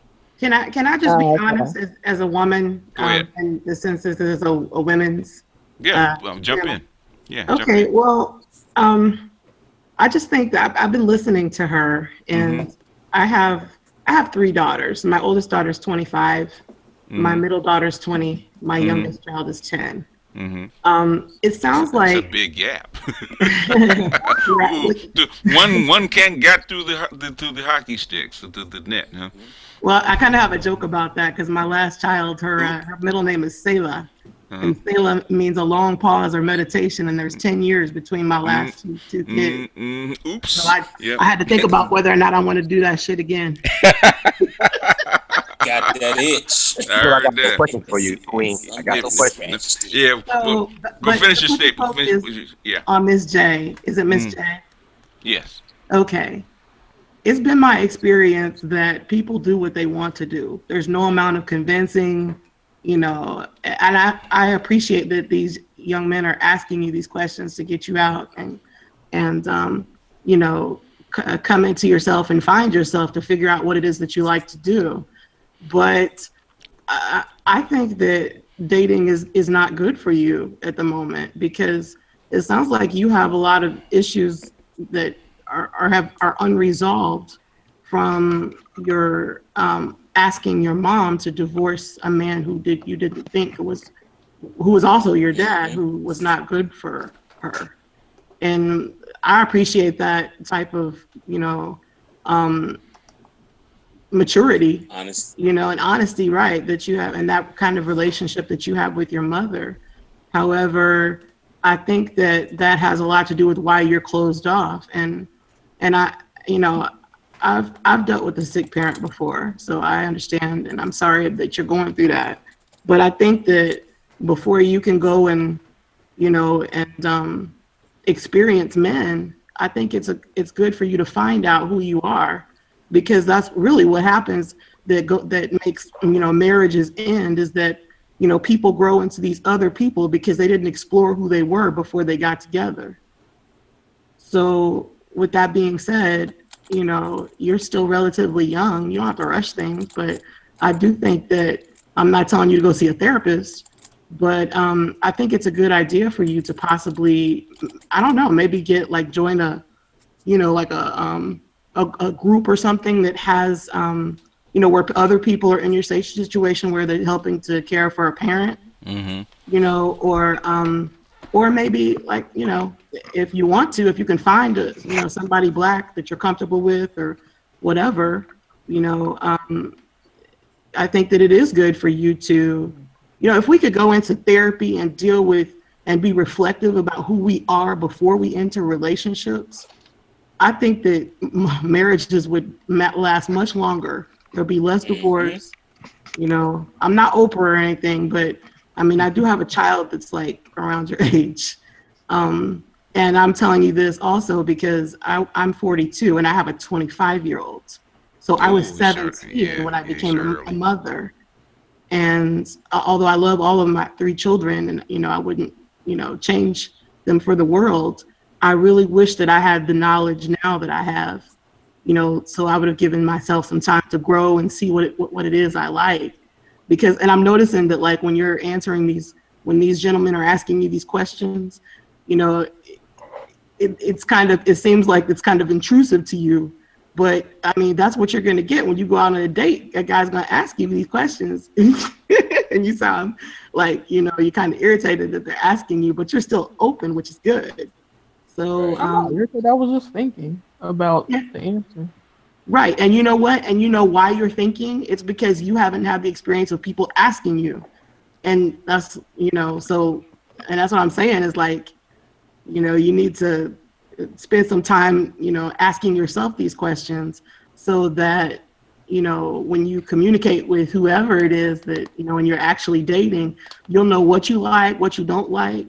And honestly, it will help you when you're dating, it will help you be able to move on quickly if that other person is not within your interest. And that's really a problem with a lot of women is that we don't know how to move on like men do. When you say move on, do you mean also cut the shit too? Like cut through the BS? Right. Well, what I'm saying is that all too often women get stuck into, okay, he's not what I want, but I can make him into this or that, or let me stick around and see. True. But unfortunately, you know, women need to be cutthroat with dating just like men do, because we're talking about time that you're never going to get back. I mean, you're only young once.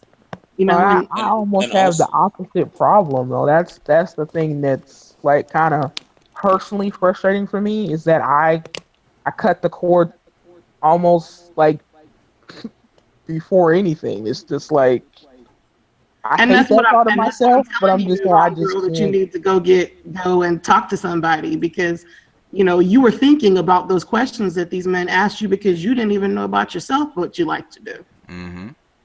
So with that being said, you know, I really think that you need to dig deep, you know, so that you can be, you know, so fierce in knowing who you are that, you know, you'll attract whoever. You don't even have to go looking. Yeah, like that whole thing with your mother and father is a big thing that you need to, while you're sitting there thinking, you know, on those dialysis days and things like that, when you have those down days, it may be something that you want to start talking about. Maybe not to your parents directly or to your mom directly, but maybe even to other people that you can actually just like express those feelings. Because if you don't start to realize, you know, some of the other side of the equal sign, you know, what caused the result, the problem that caused the result, it could be a big issue for you and how you got to that number. You know, somebody's asking me about